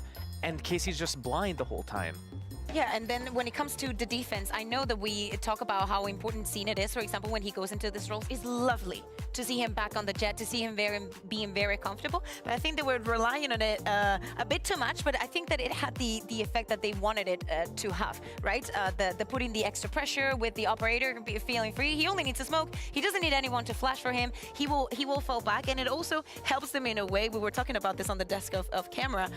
If they don't have to sync for anything else, for the utility fallen, and they just can go for the duel, just swing. They're fine. They're fine. Yeah, just swing. I mean, that is a big part of it, is that they're really good with creating the chaos and then like just taking those duels. Like if everyone's able to just fight and they don't have to worry about, oh, I'm playing this agent, so I have to learn these lineups or learn how to use this ability. It's like you just throw your wall down and then you're fighting the rest of the round. Your jet, you just fight the whole round. So that plays really well into that. Same on the other side, right? If you're KC, what do you think? First of all, what are you thinking when you see this composition? A composition that has never been played before, in a way that you do not expect it, right? Because especially not having a single initiator to gather that information, but also to put the pressure and regain the zones, it's something that you're not supposed to be playing against. And the first thing is like, you wonder, what are they going to do? I think that actually Krax did a very good, job on the Sage and with the silent utility and how he was using the walls again, especially when it was on the attack. Because you're just looking at it being like, okay, so Cena's gonna go in. How's it gonna go in? Do you feel like maybe they should have punished him a little bit more? Because he was just walking into their spawn like every round. that's part of like the info denial and everything like that. But like just to highlight where you're talking about with cracks, I would say it's not even the wall, it was the slows. Yeah. So whenever KC on their defense would come in for the retake, they would start using their utility. They would throw like Omen Flash or whatever, and then stage slow comes. That's 7 seconds, 8 seconds. You're just like not even moving at all for the retake, and you've used all your abilities to do the retake, and then all it's left is just gunfight versus gunfight. And the same thing with the flip side. You know, KC's trying to go A. They open the door. They're using paranoia. They're doing all these things. Sage slow comes, lands in. They can't even move. But hear me out. It also comes down to time and time again, especially in the latest, I would say 2 to 3 rounds, that we would just see Foot. Like Casey would put a piece of utility. They wouldn't care. They're just like, oh, Vipers, I don't care. I'm gonna push. I'm gonna push. And Casey were like losing duels. We have never seen Casey lose this year. Yeah, and there was quite a round we saw as well where CNED here popped off, got his kills, but then Martin, I don't know what happened after this, because I honestly thought Foot might have won this. And as we remember, Steel Martin just did Martin things. Yeah, and this was the first round where KC was actually able to string more than 2 rounds together in a row. This was so pivotal because not only did Martin have to win in a 3 versus 5 ace clutch, it was also the eco for Foot. It was CNED with a Vandal. He got a couple of kills, and that opened up the round for them. But I mean, the rest of them had Sheriffs. Like, you can't be losing these types of rounds. KC's not looking good at all. They're looking really sloppy, not what we've seen, not reminiscent of what we've seen in previous weeks. Yeah, they managed to lose on a Lotus, but we are going to move on to Breeze. So do we feel like KC come back here?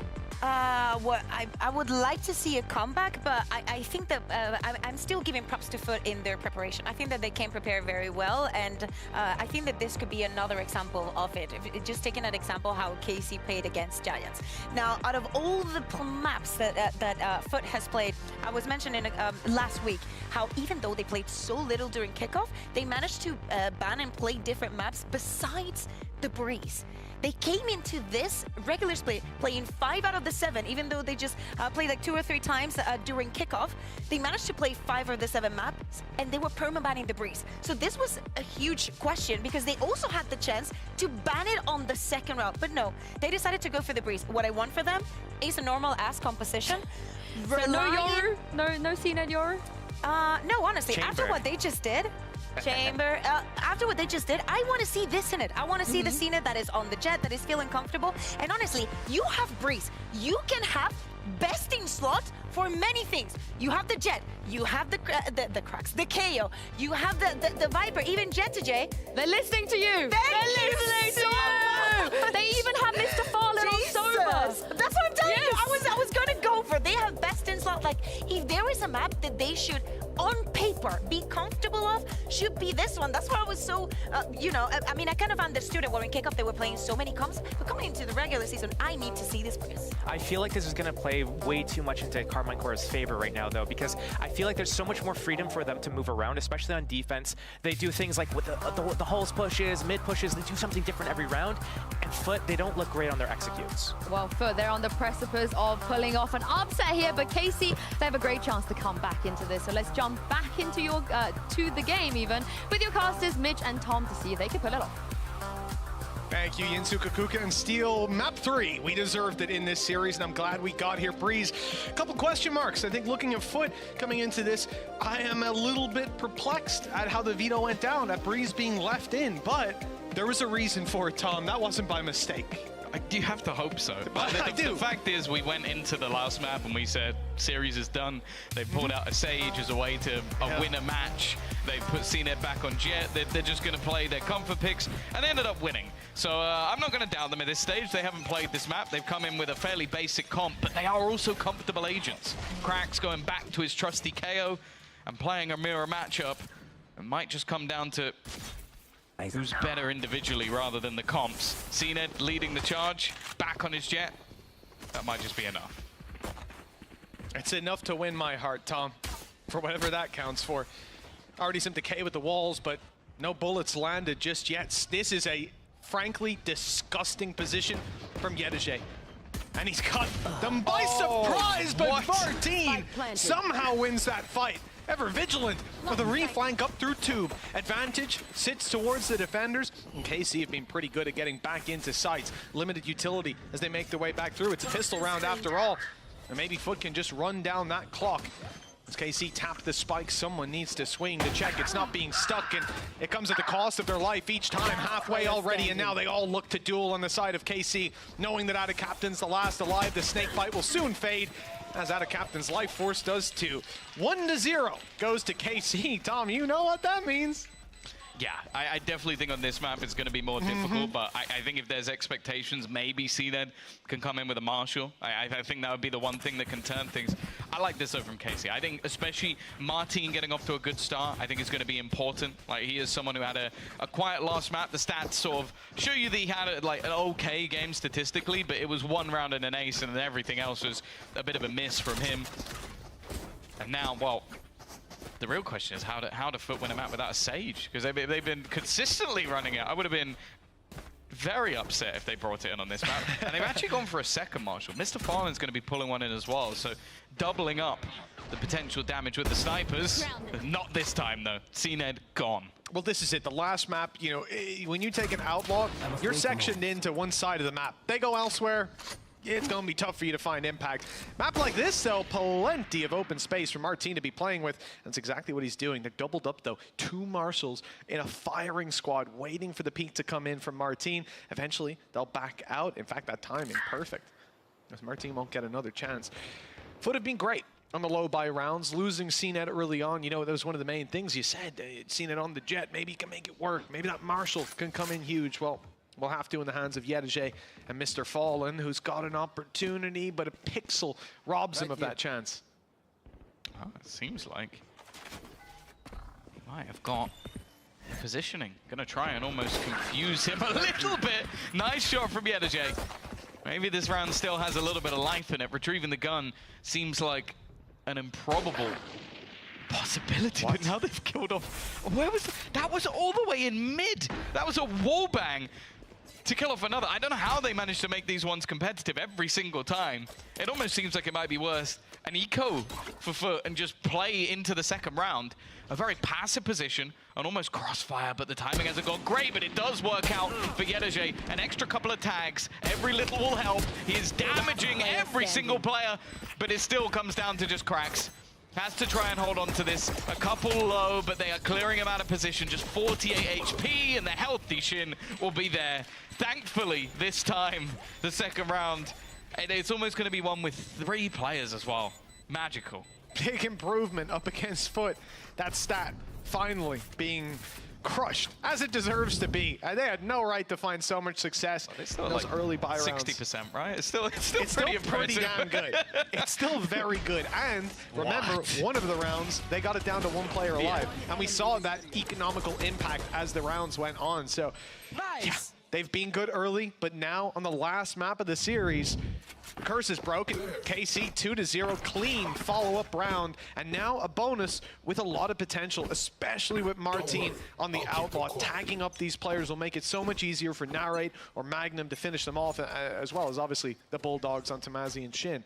Ton of potential, and somewhere that Foot need to be very cautious right off rip. Right here. Straight away. Revealing area. I'm going to see the close angle cleared by the fragment. Just basically, they're reducing the positions where CNED could be stopped from. Same with the shock dart over the back.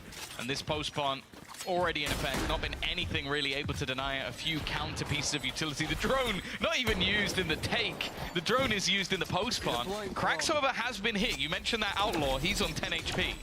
Oh yeah, I mean, anything's going to take him down now. We need to see the fights come through, though. CNED onto Tamazi. It's a clean trade, but KC are closing the distance. That's all they want. That's an ambitious peak. The idea being that Magnum could trade. He got one, no follow-up on it.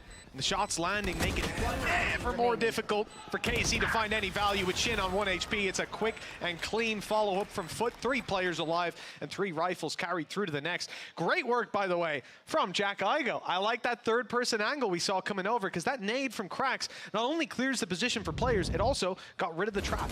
And that's huge, just to shut down that little piece of utility that could cause so many problems on the way through. Either way, that was the bonus coming out from KC. So they're going to have a rifle purchase. Outlaw has changed sides, although it's mainly because of the lower finances available for Mr. Farland. Maybe expecting some level of aggression for the defense. It does seem like they might be pressuring early into A main. We've already seen the knife go over, but with no one spotted, the space will be taken by Shin. And instead for Martin, he's already going to be rotating back. Middle control, almost left completely open. This could be problematic. There is a cam watching, which will be immediately destroyed. And now the pressure is in on that B side once again.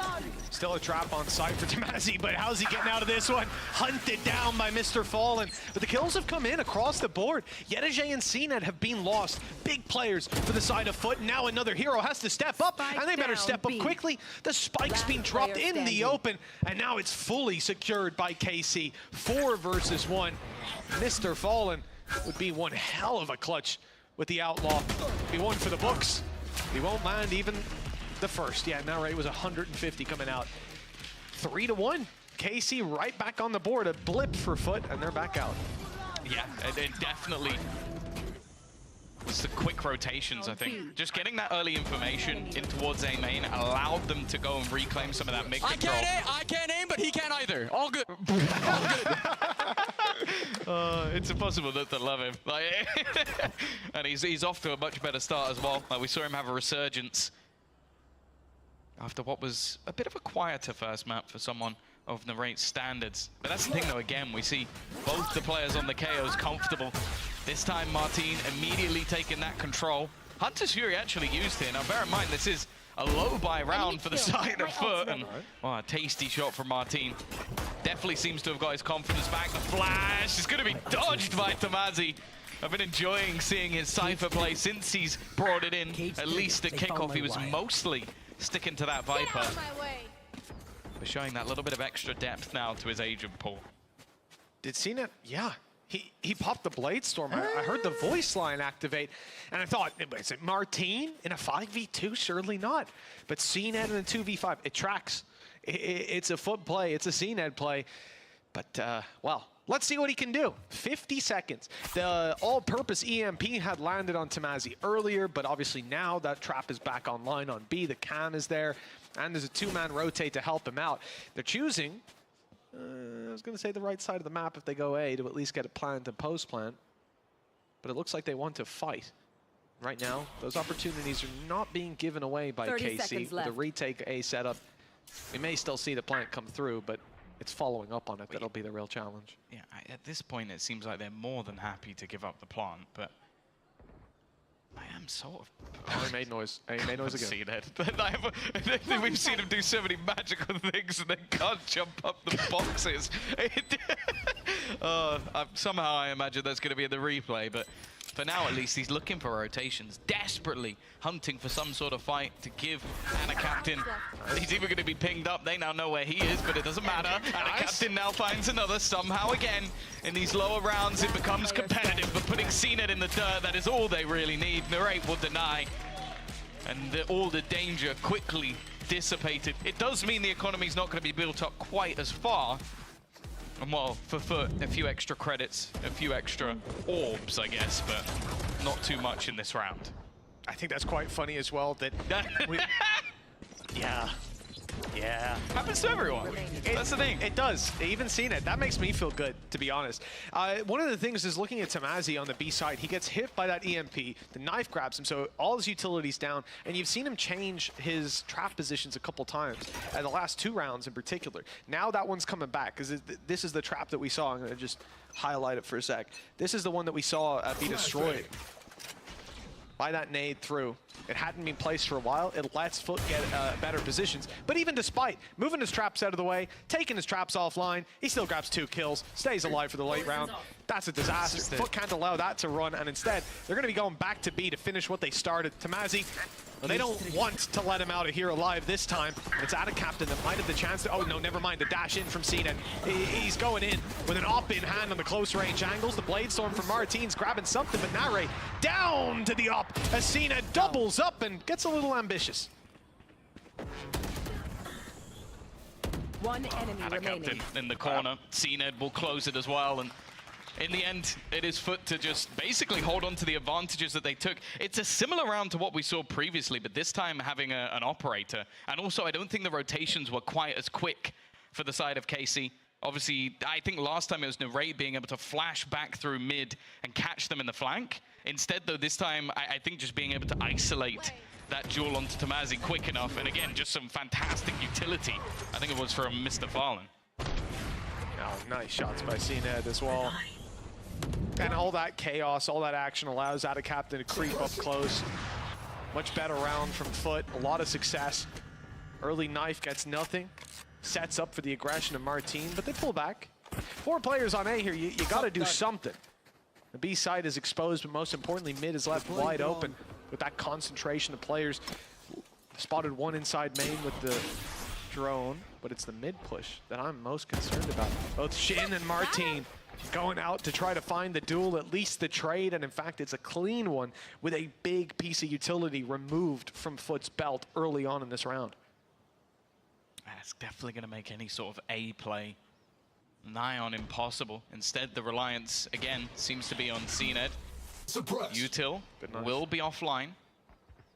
I think he must have popped the cage just before, though. And that is actually going to buy just about enough time. Walks back into the ping as well, so they're going to have the information.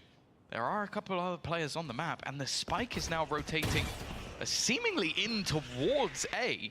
But they haven't cleared anything out. 35 seconds left on this clock. A close position as well from Magnum. 30 seconds left. It just has to be a fight here. Even if you get the first, there's backup, not just in Martine. Even if you get him, there's backup, because Shin's here too. Spam gets Magnum, drone eventually goes out. 2 players coming to reinforce this push, but no Viper wall. They've got to take the fights in the open. 14 seconds left. Time really starting to run down, and not much of a reveal here. Martine, 8 seconds. He just needs to deny this, and he'll go for it. A kill quickly found. A shot from CNED might keep them back for a moment. Put some hesitation into play for these defenders until he's dropped. Great shot by Tamazi on the flank. The narrated already cleaned up Mr. Fallen seconds later. 5 on the board with the defuse secured, and the lead even further in KC's pockets. This round was just a bit more perplexing.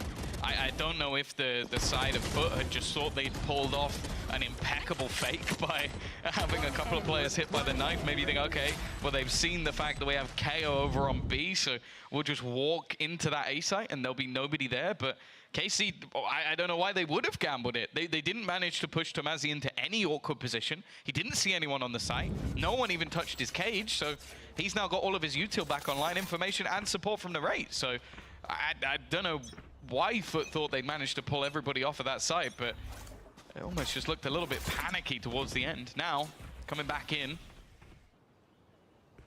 Martine's going walkabouts. As an operator of his own, Magnum also going pushing, and it's a snap from Yedajay. Just that little bit quicker on the reactions. That gets them a lot of info too. 3 players towards this spawn. They know they can isolate Tamazi. Pressure him back, spam him up. He's 30 HP as he rounds the corner to safety. Won't be too impactful in the late fights by the looks of it, and there'll be no utility for a little while as the spike eventually gets planted. For KC on the way back through, Martine's going to hope to find an angle with the operator. I think probably the point of contact for this defensive side will be him. Scoped in, looking for something. Yedajay still lurking. They're wise to it, they're clearing it, but not good enough. Yedajay has been unbelievable, and off that alone, they will fall back and concede this round. 5 versus 3, damage done to Tamazi, and a valuable op still to be saved.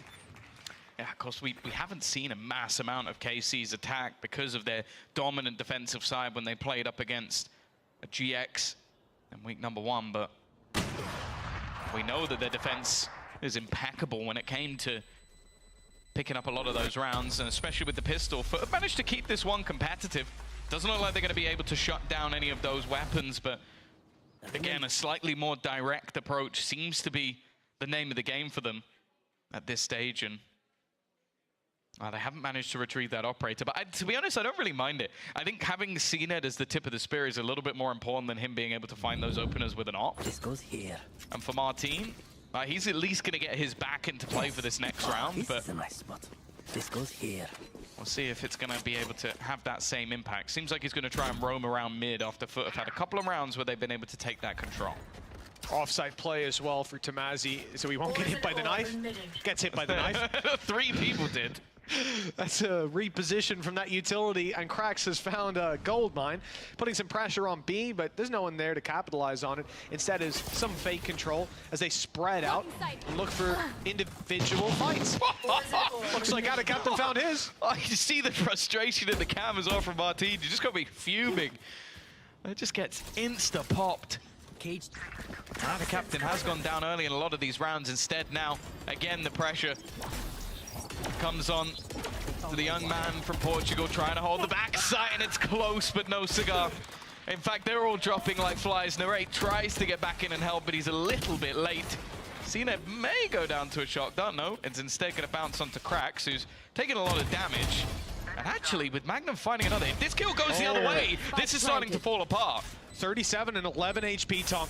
Two players extremely low, and both are the ones on site, isolated by this Viper wall. Magnum, he snuck around up close, but the shot is found too quickly, and the flank from Yedege locks in the win. Foot with 4, and that 5-3 lead, or 5-2 lead, quickly closes in on KC. Now Foot are right behind them.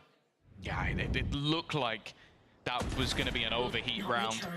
I almost think yeah, you've just got to see how frustrating that is, and you understand why. CNET as well, just about scraping through with his fight. And yeah, they almost got caught out, but managed to weather the storm. Weaponry now starting to be an issue as well for KC. Like, this has been such a great early start to this map, with a back and forth ultimately being in their favor. But if they lose this next one, they could be in a bit of trouble. Could definitely start to slip out of their hands. Surprised to see risks like this being taken. Martin got dunked on last round up in window. Now he's pushed up to play behind the box. It's not an easy position to find value from. Often the one kill and then you go down. And that's if they decide to push it together. Flash thrown deep. I don't think it's going to catch him. Now Martin's still good, tucked in this corner, and there's no fights elsewhere for KC. In fact, there'll be no fight here. Backing off, I was expecting CNED to barrel in towards it. Instead, they'll move towards the B site again. The knife from Krax. Remember, Tamazi repositioned last round to avoid it. He's getting hit by it again. And it's hunting him down every single time, and now revealed, and oh my, I mean, everything. A Hunter's Fury and a nade, a dash in from CNET. There was nowhere to go. No, he even gets pinged by the dart as well, so they knew exactly where he was. No surviving that one. They're even going to throw in the Viper's Pit up close. I don't even know if he'll be needed. CNET just kills everybody. Martin trying to fight back, but he will find only the 2. And again, the thing is, Foot, they adapted their take once more into this B site. And I think it must just be so confusing for Martin. The last couple of rounds, almost every round, they've gone for splits through mid. They've taken mid control. Ada Captain popped his head. We've had them run up. They won the first time they did it. The next time they got caught by CNET going that way. This time, they do the exact same strat, but with no mid control. So you had all that information from our team probably going, well, I don't think they're going B, because they always take mid, and then they just direct hit, and it's completely onto Tamazi, as you said, versus a dart, Hunter's Fury, what was it, a nade at the end, like it just, and CNET dashed up alley. Let's not forget CNET, who's top of the board, 12 and 7. It's impossible. It was literally impossible to survive, and I would love to see a highlights. Not even a highlights, just a little compilation of Tamazi's rounds, because so much of it has been stand there, wait, KO knife, dash in, utility on me, there's 5 players and you're dead, and then they've lost B. And he repositions, he still gets hit by it. It's just the paranoia this guy's living under. I'm surprised he doesn't put his traps B and just go A at this point. The funny thing is as well, if you're normally the B site player, the main complaint that B side players on Breeze have is that you don't do anything other than try and retake A. And Foot have just gone, no, we're going to push B, like, I don't know, I'd say 8 out of the 10 rounds you've seen so far. Like, and it's not even, sorry, it's not just the knife. It's also like the nade to take his trap down. And there's just so many, every time he tries something, they're ahead of him. It's like they can see what he's doing. Now, the one thing that could pad the gap here a little bit is the fact that they do have ults. You've got yourself the Blade Storm thrown in immediately. Martin's like, right, this time they're not mid, I'm telling you. And while I'm sure Narade probably agrees, Hunter's Fury is going to help out massively. They're trying to use these ults to pad the gap, but CNED has now popped one of his own. He realized what's going on a little bit earlier than anyone else. Oh, that flash is perfect, Martine. He had no chance with the pop from Krax. Krax's utility is just out of this world. You see why we talk about this guy on a KO. He might have lost his life here, but the trades make it worthwhile. Leaving only Tamazi, and they take him one by one. Red Bull clutch as Carmine Corp keep the lead. If you don't head to B, he'll come to you. Finally, he got some fights that were a little bit fairer. Them both having guns and him having a share. Yeah, fairer than what he's been up against so far. Even still, what a huge round. It was the ult spam. It was what they threw in, but ultimately, it came down to this man just popping heads. Oh! And that was a much-needed round as well. Secures Economy gets an op online from Martine coming into the final round of the half, and Foot could be trailing by 2. It's been a pretty close game with KC being tailed by Foot again and again. It looks like we might close out that way, at least if KC have their way about it. Viper's Pit already activated, and there's traps ahead of it. And the trap user is on the other side of the map, so hopefully won't get hit by the knife. Really strong setup on B. Somehow he always does, though. He's like a magnet. It's gonna land on his head. Martine also, I was about to say, has not been having much success with the op. He's been better with the rifle. Every time he's had the operator, it seems like he's been slaughtered. And while this time, again, something he probably didn't expect was Mr. Fallen coming in with an op, solo peeking him, and managing to win the fight. It's left Magnum isolated, taking a lot of spam. He was hoping he could maybe find the plant. Instead, he's found everything else. Welcome to Tamazi's world, Magnum. Every single piece of utility. But they still haven't managed to get that plant in. Shock darts still available. Magnum, I don't know where he's going to get to use them. And instead, Anna Captain now splitting in from the backline is going to make things just that little bit worse. Even still, though, KC are clinging to life.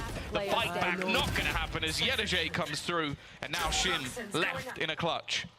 At least we'll catch all his kills this time. 1 versus 2. You get off that third-person cam now. Mr. Fallen and CNED sitting around with the information to work with. He's still around here as the recon gets destroyed. The wall cutting it up only beckons them forward. Double peek through it for 6-6. A tied up scoreline at the halftime. It's hard to separate these two teams. We found that out in the first 2 maps. That's why we're here.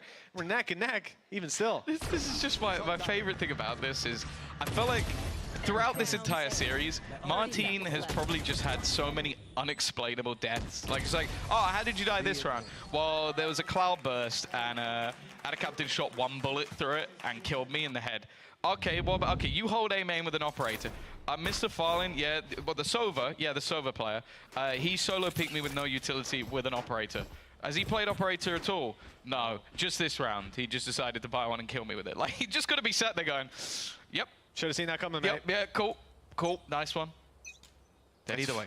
It's funny because Krax is on the bottom of the scoreboard, and yet I think he's had the most impact. It's not even like 3 assists. It's not about that. It's the utility stripped away. It's the lack of impact Tamazi's been allowed to have in a lot of rounds where he would have walked away with so much more if it wasn't for that annoyance. Some really nice setups by Foot to claim space, but even still, they end up neck and neck. Now on their defense, you best believe they're still going for aggressive plays. This is Foot we're talking about. 3-man push, and that timing could not physically be any better. If you choreographed it, they are slipping right behind them. Will they see them? No, there's an orb up, it's dropped, and there you go. Oh, out in the open for CNED. Easy pickings with 3 quick kills. This round seems to be done and dusted. I swear to God, no one else's Ghost works like that. Like, normally you'd see someone spam 15 bullets at the back of their head. CNED, though, it just doesn't miss at all! This is why you want to see this man on Jet. Don't give me a chamber, don't give me a bloody Yoru. Put this man on Jet, and he'll take over the game. It's what he does. It's what he always does, and there's no stopping him here today. 17 kills on this map already. It doesn't, like, I've seen so many players up behind someone like, oh, I'm going to get him, and then you see a whole clip just shot into their butt crack. It's the hardest shot to hit behind them. Behind 3. But you can see this guy's been hitting aim laps. Been hitting it hard. 7-6 advantage to Foot And the buy, similar to what we saw from KC, couple rifles and an outlaw to work with. Only classics for KC. How poetic it would be if they won this round. It would be karma. It would be deserved. The ultimate karma. I reckon we'd switch to Geis, and he'd be like, yeah, fair enough. Yeah, we had that coming. No, he wouldn't. No, he definitely wouldn't. But I like the idea of it. Unfortunately, it's not got off to a great start. Nice flash. That's something. I would have been impressed if Narrate managed to get the second one. Now, I guess the only saving grace about this round so far is, well, firstly they got 2 kills, but also CNED hasn't had, yeah. CNED hasn't had any other kills, which would put him very close to a Blade Storm, especially if he gets this kill and then defuses. Yeah, like that. That will get him very close to a Blade Storm. That would actually get him his Blade Storm. Just straight up on it. That was the silver lining before the last 15 seconds of the round. Before he got the Blade Storm online, yeah. The highlight was he doesn't have it at least. Well, 8-6 coming into round 3 of the half. You've got a full buy for the rest of the team, a pistol in the hands of CNED, and knives floating all around him. This is a terrifying start because not only has CNED got an ace in the first round, a 2K in the follow-up, now he's got the Blade Storm to come and hunt you right down. And this buy round for KC is going to have an element of hesitation to wherever they go. Let's put it this way. In-game, you can see his nice little shiny champions Karambit. And it's going to take a lot for someone to stop that shining, because that's for the top top fragger in the game. Mr. Fallen as well, back on the sniper. I could almost bet he's going to kill Martin. Like, you can almost bet on it. They also seem to have almost perfect timing with each other. Martin, of course, does have the rifle. CNED not seeing anything. Had a captain. Are they about to set him up? It looks like they might have a flash for this. They do counter flash, but it's not needed. Great shutdown. Good start to the round. That defensive side, aggression, expected, especially when you've got weaknesses. Deploying drone. And I like the KC don't jump the gun. They don't go rushing towards it. There's no plan to pick up the pace. Still 50 seconds, plenty of time to play with. And realistically for them, they just don't want to end up on the stacked site. Knife on A, that's going to keep 3 players here. That single piece of utility, Cloudburst used, dash heard, and 2 players spotted with the knife. Huge information, but capitalizing on it is something else entirely. Evidently, Foot had been shut down. This was a bonus round with some serious bite to it. Yeah. But, well, they've come out of that one empty-handed. No, you could even see the Foot were willing to sort of push the boundaries, get aggressive. They do still have to be careful, though. They've kept this one nice and clean. A good way to build up the finances, but Yedege is someone that you don't really want to give anything over to. The fact is, other than the rate, they're all sat back, waiting within A main. Yedege just slowly encroaching. Doesn't have any utility to close the gap, and well, you can see that Narrate, the reason he's fighting is because he wants to get that ult. He's going to have himself the null command for the next round, and an Andaluthia flawless to get them back in contention. Yeah, this setup was extremely nice. Not only is the initial fight for Martin, because of the angle he's on, he's not caught by that flash, but even if it does go all the way through, like you said, Tom, there was a counter flash there and ready. And that's what I'd like to see, is a team that has an idea, okay, what tools do they have at their disposal? What are they likely to do, and how can we set up to break them when they do that? And you can see the KC were willing to wait all damn round, if that's what it took. 1 round gap, full buy for both sides. The B site was very successful for Foot on their attack. They had a lot of ideas for how to get through there. You never really saw the impact you needed to coming out of Yedege, but the traps are still online. Yedege's on the other side of the map, so as they walk through, they still haven't realized, still haven't walked right into them. And when they do, that's the chance for Adacaptain to show up. That's Shin down on the back of some information. All thanks to Yedege. Spike planted. Yeah, he's managed to give them that man advantage. Almost extends it a little bit further. Spams. Look to come through the wall. Narrate trying to play a cheeky angle, and it has worked out. Even still, though, Adacaptain there again for the trade. The flash solid, but Magnum not quite able to capitalize. And Adacaptain, we've seen an explosive first round out from CNED. Well, now, I guess the second man on the board is going to be Adacaptain, pulling up with a 4K. Really, really nice setup. I love this idea from Foot to leave the utility on B, to have other players there, realizing that there's a good chance Narrate comes in and pops his null command, that they storm the site on the back of that. They've avoided it completely, and I'm not surprised, considering so much of Foot's attack side game plan was, let's take Tamazi's utility out. So they go, they might try to take our utility out this time. And it worked out perfectly. Like I say, I love to see teams thinking a step ahead. What are they going to do, and how do we combat that? Beautiful stuff. It's plain as day in a round like that. Well, thankfully, because of the Flawless, there's not really any problems whatsoever for KC. And they also have a couple of ults getting ever closer. Martin's going to take the orb and get him one away from the Bladestorm. Magnum also one off that Hunter's Fury.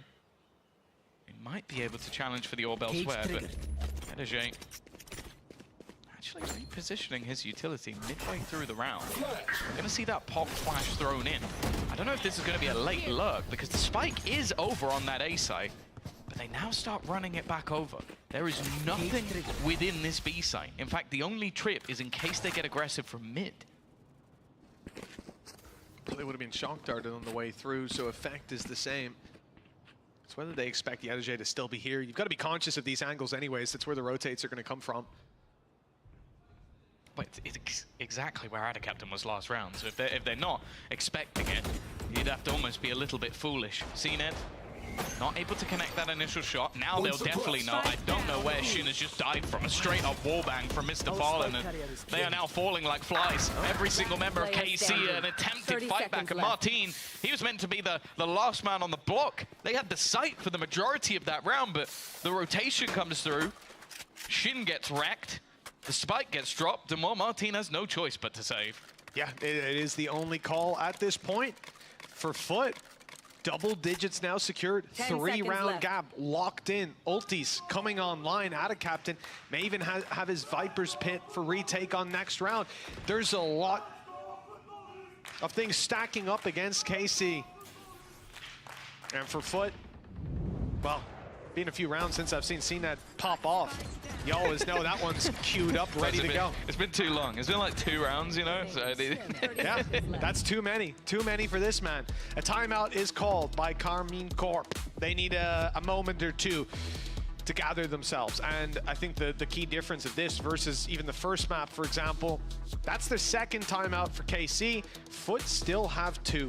So if things start to get shaky, if the game starts to slip out of their hands, they can always reach back and have a moment to talk to Geis. Worst case scenario, fake a wrist injury and get him on the stage, you know? He'll pop off. So we've been talking obviously about like Foot and playing Breeze. Like we said that like they've not played it this year. Well, the truth is, they didn't play it last year either. Like, it's been a map that's been completely out. Obviously, it wasn't within the map pool, so it made it a little bit more difficult. But the last time they played it was all the way back in 2022. So it has been clearly a long time coming for them.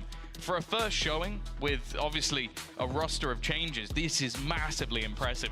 And I do think that when you have CNED, when you have a map that is characteristically just fantastic for Jet, it doesn't make sense that it comes back into the pool for them. I think it's going to be difficult, especially for guys, even if we do see a resurgence from KC, it's going to be difficult for guys going forward if he puts CNED on anything other than Jet, because what this man is able to do when his focus is purely on the fragging nature, well, he looks like one of the best teams and the best players in the world. Yeah. 20 and 11. Adacaptain's starting to wake up. EDG's not gone anywhere. And just look at what's in play. Narrate has a rifle. They've actually bought up another as well. One was dropped from Martin, of course. Shin has purchased one. They're taking a bit of a gamble here. It's because of this Bladestorm. It does give him a lot of potential. Martin, oh no! He spammed down and Mr. Fallen catches Narrate off rip. This round just got a whole lot more difficult. A nice shot by Tamazi. That could go in a highlight reel. Problem is, they're not winning this round. Adacaptain with another 4K. Answering up with 11-7 on the board. KC are in dire straits and they're out of timeouts. No more chances to go back and chat to Eng, chat to Zeish. Unless Foot it was a reveal. I didn't notice the reveal. That's absolutely perfect timing from Mr. Fallen. The funny thing as well, I'm sure there would have been a point where maybe like a VLR forum or a Reddit thread, like towards the end of the day going, they just got carried by CNED on Jet. Well, Ada Captain's ruining that now because he's actually catching up on the board, 16 and 10. He's got his Viper's Pit online, no surprises there. Shout out our cam ops, by the way, for getting they're observing on the stage behind Ada Captain. It's kind of nuts. If I had a camera to stand behind someone, I'd pick CNED. So they really made the right play. Yeah. 4 rounds in it. Yeah, look, this is a tough one. And for KC, putting all the credits on the line, Tom, it's the swing round. This is it. If they're going to have a heartbeat towards the end of this map, better start pumping here and now. You know, see them break through this Viper's Pit? I don't know. I don't know if that's going to be the play. It looks like they want to root their way through middle and apply pressure from both sides. You're still going to see those 2 players in main have to contend with Ada Captain, who's been popping off. The thing is as well, look, As a Vandal too, I hate that. Look at the rotation. Here. Well, I guess no one died, so we would have had to basically. Yeah, just chuck it away. But here we go. Knife is used to try and give him a little bit of extra information. The thing is, you don't want to push into a pit anyway, but pushing into a pit versus Ada Captain, who's been so good, and the read, honestly, is sublime. Nice snake bite. They're going to take away the rest of his utility. The flash will help him out a little bit. Ada Captain definitely under pressure, but CNED is just watching from behind. They're finally going to get towards him, finally going to clear him out, but there's so many more players here that they have to deal with. 20 seconds left. Shin will put another on the death toll, but Mr. Fallen was just hiding at the back of the site. He was waiting for his moment. And because of that foot, are now going to get themselves to 12.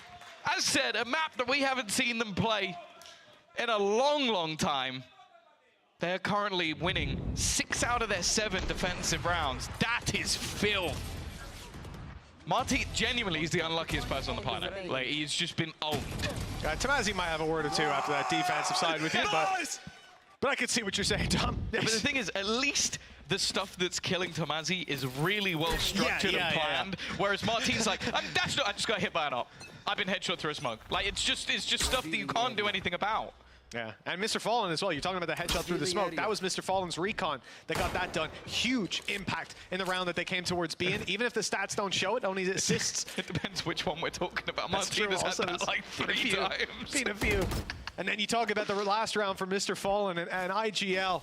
A leader, and he leads from the front with a 3K to put 12 on the board to give Foot 5 chances to close out this map and finally have their revenge on KC, the team that ended their run to get to Madrid. A devastating blow to Foot after consistently being able to reach international events. Looks like they're back on form with a 2-0 start to the season. If they can get 1 more of these next 5 rounds. Unfortunately as well, the buy stinks. It sucks. You've got like literally a pistol on one of the players. Now straight away, they are going to be able to take the util off this time. CNED hasn't been needing to use much of it. And the Hunter's Fury definitely helping out, giving Yedajay the extra space to just dominate again and again. He just takes over these rounds. The individuals on Foot are thriving. And well, they might just be one of the most fearsome teams within EMEA right now. They are back with a vengeance. Vengeance, that's the key word here. KC took him down last time, and now they step on that regional stage and show him it ain't happening twice. Foot looking indomitable starting this season, and the question is, who is gonna take them down? Who can take him down now? Oh yeah, well that's the thing. I think many people thought this would be another sort of, well, I guess a cleaner run, because that was the thing. KC's initial run saw them in the play-ins. Like, it wasn't the cleanest at the beginning, but the fact is, they have come up against a formidable opponent. They've taken them to a map that they looked fantastic on and got beaten hap-handedly. We've seen CNED, that newest signing, or one of the newest signing on the block, thrive back on Jet. We've seen Yedajay as well. Has to be one of the most impressive rookies we've probably ever seen step onto this stage. And well, we know the rest of it are always going to be thriving. Unorthodox comps, some weird stuff in the middle, but the fact is they've taken it home today. And as much as I hate to get involved in backseat gaming, CNED can't play anything other than a Jet, right? Come on, Charles. It's unreal. 21-13, and I feel like I've entered a time machine watching this game, Tom, because he is back, baby, up against a team that has just delivered a phenomenal run on the international stage that came in week 1 and looked incredible. And now, well, they barely got off the starting mark on the final map, a map that I think we all had questions about Foot in the Vino system even letting it through, and here they are. they don't look too bad at all. No, that's the thing. They have basically walked into the home of KC in Lotus, beaten them with a comp that, as said, it said on the desk, I don't think many other teams can do that. They can't run that comp. It won't work for them. They've then gone on to Breeze, a map that they haven't played since 2022, at which KC played a week ago and won 13-4 and beaten them 13-7 just moments later. And now they had themselves 2-0. I'm sure Yinsu is going to have plenty of questions for Geis, and one of them better be about CNET only playing Jet. Don't worry, Tom Biz, I've got you. I'm joined by Foot's coach. Guy is here, and Mo's going to be translating a little bit for us. Now, first of all, huge congratulations. That was such a great victory from you guys. I feel like maybe people were saying you overcooked a little bit at kickoff. Do you feel like at this point you're very happy with the strategy and the comms you guys are running, and that's the reason why you were able to win today? Yani bir şeyler denemek her zaman çok güzel oluyor.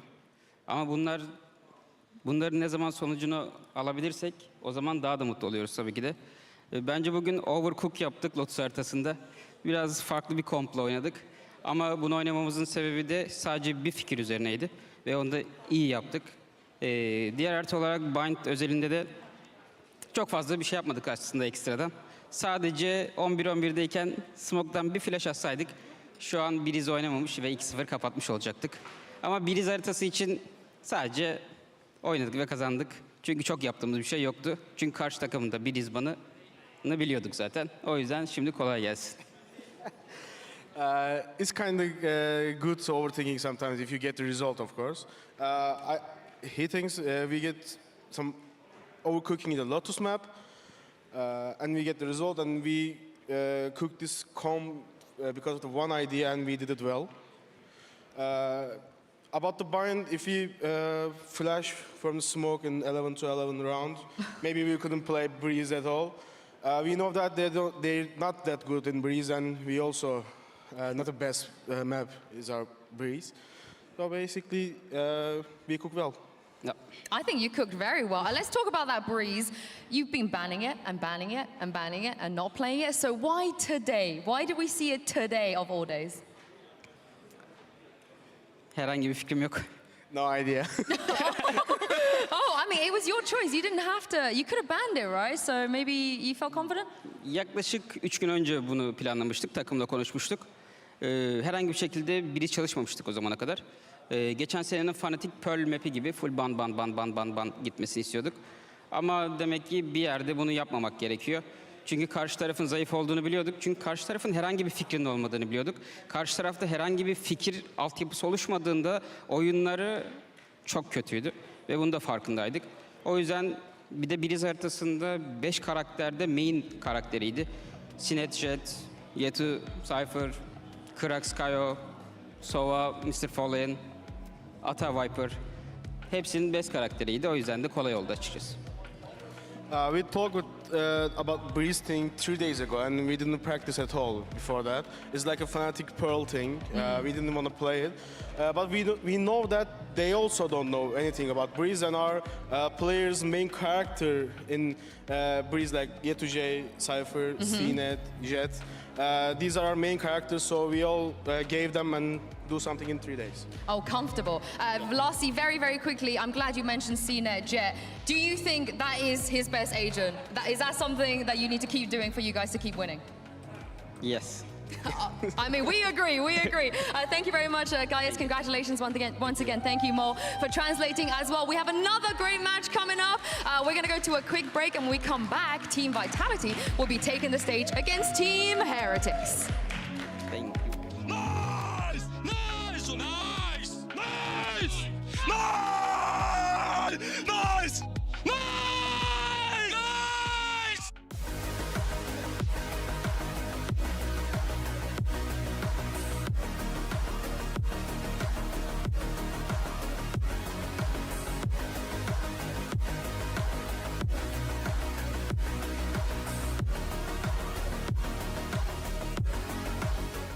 I know a place that will break you into 1,000 pieces. Stay away from them. Stay away from Lorca, Paco, and Picasso. Don't ask about Lola. I, Caballo Grande. I, Lord Nieve. But in spite of everything, it occurs to you to visit Andalusia. Don't say I didn't warn you. Be careful of the Andalusian crush.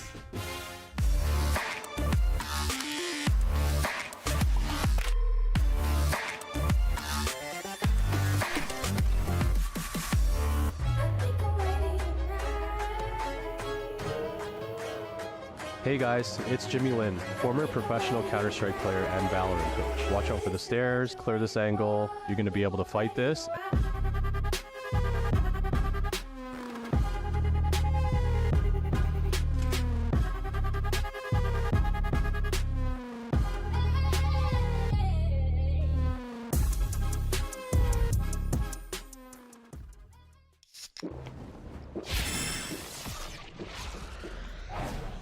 Red Bull gives you wings.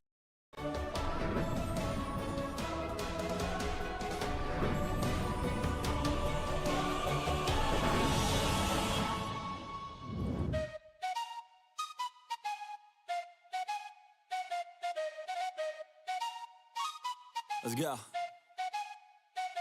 I got big dreams, I'ma do big things. Yeah, you see me on the big screen, looking so clean. I don't move slow, I move fast, right past anybody taking life for granted, yeah, that's too bad. I'd be grateful for everything that I have. You only got this life, you don't get it back. Make the most of it, become the best that I can. Everybody look at me, I got a plan. You gotta work hard, play hard, do it from the start. Cause how you do anything is everything is art. Stay consistent and do it every day. Don't let fatigue get in your way. Cause 10% of something is better than nothing. You better do something if you wanna be something. I can feel my stomach rumbling, I'm hungry. Big things coming, I ain't bluffing, yeah. No, I don't wanna stay the same, yeah. So I keep pushing through the pain, yeah. That's the only way to make a change, yeah. So I fight every day and train, yeah. It'll all be worth it. One day it'll all be worth it. So I keep pushing through the pain, yeah. That's the only way to make a change, yeah. I've had enough, I'm making my own luck. Adrenaline, my drug, I'm sick of feeling stuck. I got this, will not quit to the top, I promise. Cause I've had enough.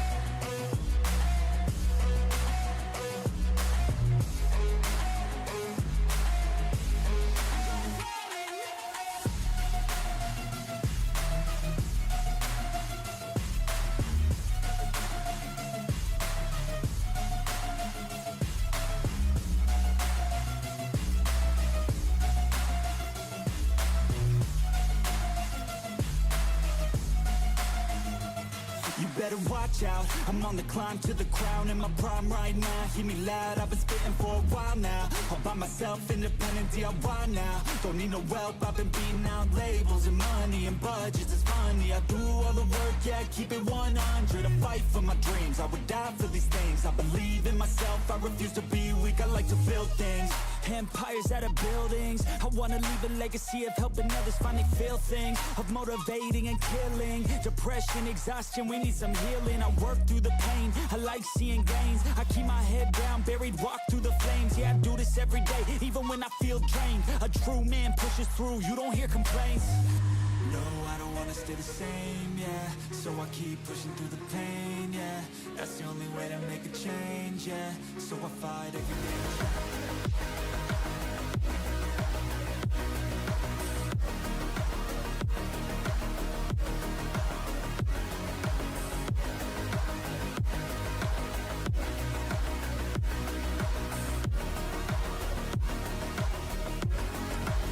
Welcome back once again, everybody, to the studio. I'm your host, Yingsu. I got Kakuka and Steel here with me, and we'll soon be joined by the man himself, CNED from Foot. But before he gets here, I just want to quickly break down a couple of things that Gaia said in his interview, because I think he repeated what you said verbatim, Kakuka, beforehand, that Breeze makes sense of them because all of their players are comfortable with all of the best agents on this map. Yeah, exactly. And probably one of the questions coming into from kickoff into this regular regular season, how Foot are going to not only be performing, but actually look map by map with the unreal players that we already know they have. And I love this because we're starting to get the Foot that we got last year. Got us to dream and got us to surprise us. And, you know, we came with this preconceived idea from kickoff. And actually, the more I think about it, the more I value it from them. The fact that they went that far. They're still going far. For example, what happened with Lotus. But I love how they're doing, how they went from testing stuff into relying to such comfortable picks.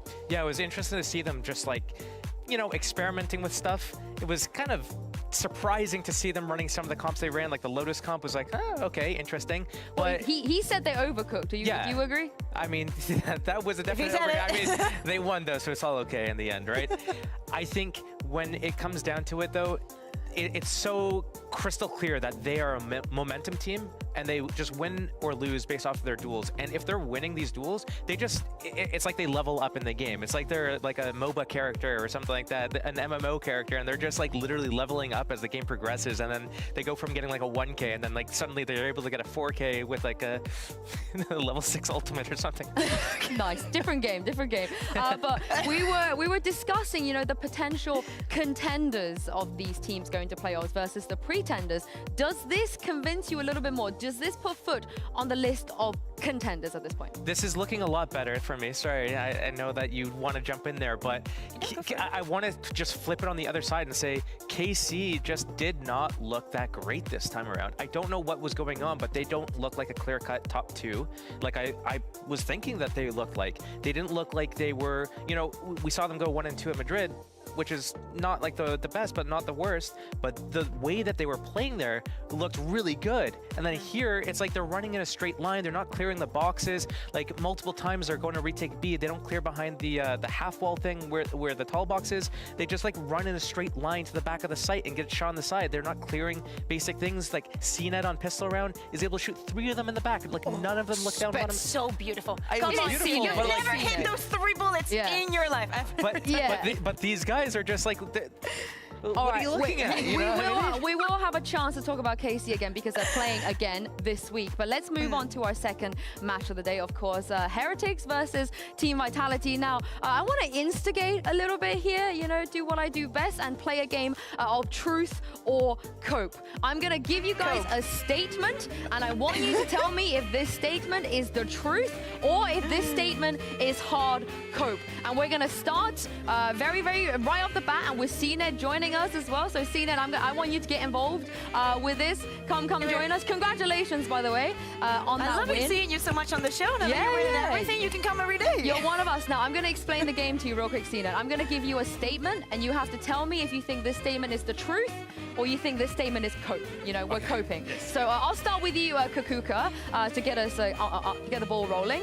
Looking at Team Vitality's deadlock comp, this is the meta-breaking pick. Truth or cope? Cope. I think that is hard cope. Also remember that, if I'm not mistaken, Navi picked this into Vitality. I think that at some point, and honestly, you can confirm this with us if you have some information, Vitality have been running the deadlock a lot. So they were like, we know that they're going to be playing on the bind. We know exactly what to do. If they could counter it with 0 VOTs on it, it's not meta breaking. CNET, truth or cope? Is it? The question is meta breaking, yeah? Yeah, it's the meta breaking pick. No, it's not. It's cope. It's the Sage. Yeah.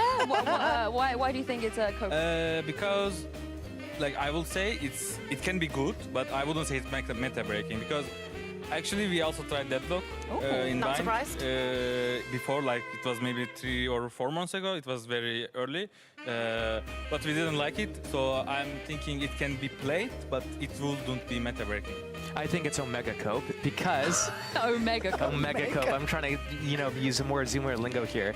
I think the reason why it's Cope is because the way that they played it, especially on their defense, was no different than they would play with like a Cypher. And if you're gonna, use a deadlock over a Cypher, you're losing the camera, you're losing like being able to get deep trips. We didn't see any sort of synergy between, like one time they tried to do the net with the raise nade through the teleporter to do a hookah trap. That one time in the entire game. The rest of the time she was like a passive B player. Why not just run Cypher at that point, There was a couple of things. I remember a couple of things. I remember that they had a trap also, the exit from hookah that you can do with the grab net and a lot of damage, especially on like the pistol round. There were things here and there, But again, I don't think that Navi was surprised by any of it. Yeah, of course. Vitality, they're the only team to play in an official in EMEA so far. No one else has gone there. CNET, I know you just said that you guys have practiced with Deadlock. Is this something that you think you'll be confident to show in an official?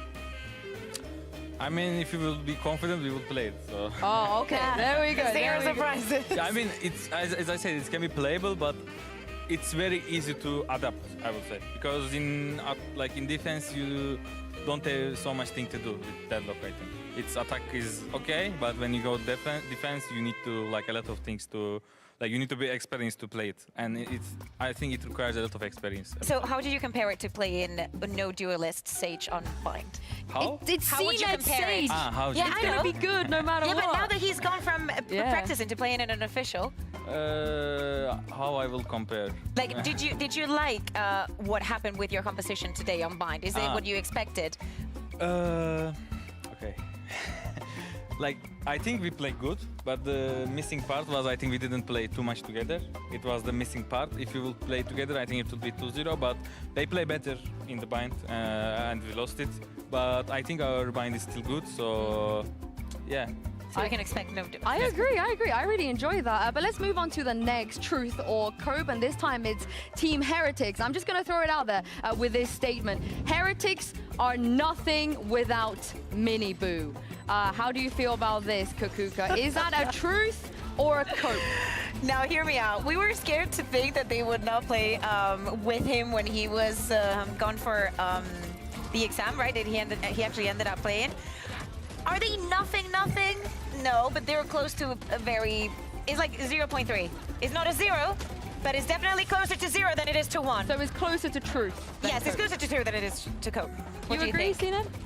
No, I think it's cope. Yeah. Why do you think it's cope? I mean, one player, of course, it changes everything. It can change a lot of things, but I think it doesn't change everything. So I think if another good duelist will be in place of Miniboo, I think they will play the almost the same. I think that's my opinion. Still, are you with Kakuka or are you with CNET? Look, I'm thinking Miniboo, he does a lot of good things for the team and he creates a lot of space, he gets a lot of openings, but it's really just a full team effort, I think, in a lot of the situations. And he might be the first step or the catalyst of the whole thing, but it's everyone working in tandem. I've got a round here that I want to bring out from Team Heretics versus Fnatic, and basically it showed that it's not just Miniboo, it's the rest of the team. So at the start of the round, basically what's happening is Fnatic's trying to set up to do a fake of an A lobby control. So what they do is they're using this Odin spam here in the middle. This is going to try to shroud the fact that they're going for this this thing. Boom. They've been using this Odin spam on their A defaults a lot, and this is causing Team Heretics to fight A lot. And what this happens is Patatek decides he's going to push into B, try to steal this info and this map control, and he's going to walk into the trap from Fnatic. So now it's a 4 versus 5, and Team Heretics is going to have to play the retake on this round. And when you're playing a retake and you're down a man, you need to do everything perfectly. So what we're seeing here right now is Boo is throwing the Omen Paranoia. It's going to come in first, and at the same time as that, we're seeing Mini Boo throwing out of heaven the stun. Now Mini Boo's going to come out of heaven, gonna get the first kill, gonna get instantly traded, but gets the info on where all these players are around the map, and now it's time for the rest of the team to show up. It's now a 3 versus 4, and this is the rest of the team showing up and fighting together. Boo is going 1-for-1, then right here, we spot another player. Rienz is going to throw a Gecko Flash through the hole, and then they're going to be able to close up this 2 versus 3 together right here. So even though Mini Boo was the initial start of this, and the catalyst to the round, it was the rest of the players that were able to do everything together with the flashes, with the paranoia, and just coming in together at the same time and capitalizing on that chaos. So it's not only Mini Boo, it's also Boo. That was what I said. So is this a cope, an Omega cope, as you were saying, you think? About Mini Boo being the only... Yeah. I think Heretics has a lot of good things without Mini Boo. Mini Boo just helps elevate them and gets them the opportunity so that they could capitalize off of, what he's creating for them. Yeah, I mean, they do look like a very good team right now. Asinet, how do you think this matchup is going to go between Heretics and Vitality? Who said that? Someone said Vitality is very good in practice. Oh, Magnum. Magnum yeah. said, and after that, I expect them to play good against Navi at least, but I think they couldn't show up, maybe, or maybe they are not good. I don't know. So I think we will see in this match, like Vitality, like what Magnum said is copium or hopium. If I would guess, I think Heretics will win because I think they are good team right now. Like I think they are top 2 or top 3 in the EMEA. So yeah, I will say 2-0 Heretics. Ooh. I mean, I think it's going to be more evened out than we think. I think that I think that this match right now that we just had has to be a mirror of what we're going to have in the future. Just because week 1 something happened, it doesn't mean that after that break, everything's going to be different. So I want to give some edge to Vitality. Well, truth or cope, all that matters is which team shows up on the server. You guys have heard from us already, so let's bring out the teams and see where we're going to go here. Please give a warm welcome to Team Vitality and Team Heretics.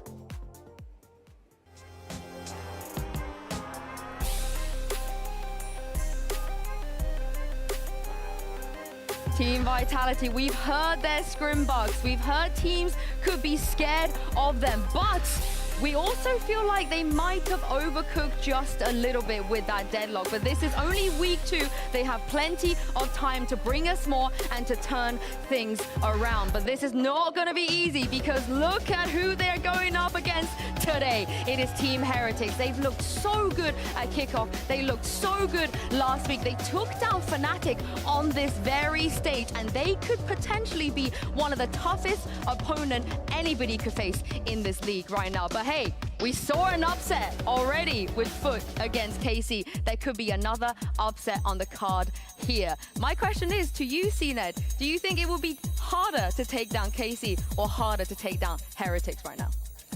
For R, you are asking for R. Yeah, are they a harder opponent than KC, you think? Yes, Heretics is harder why? than KC.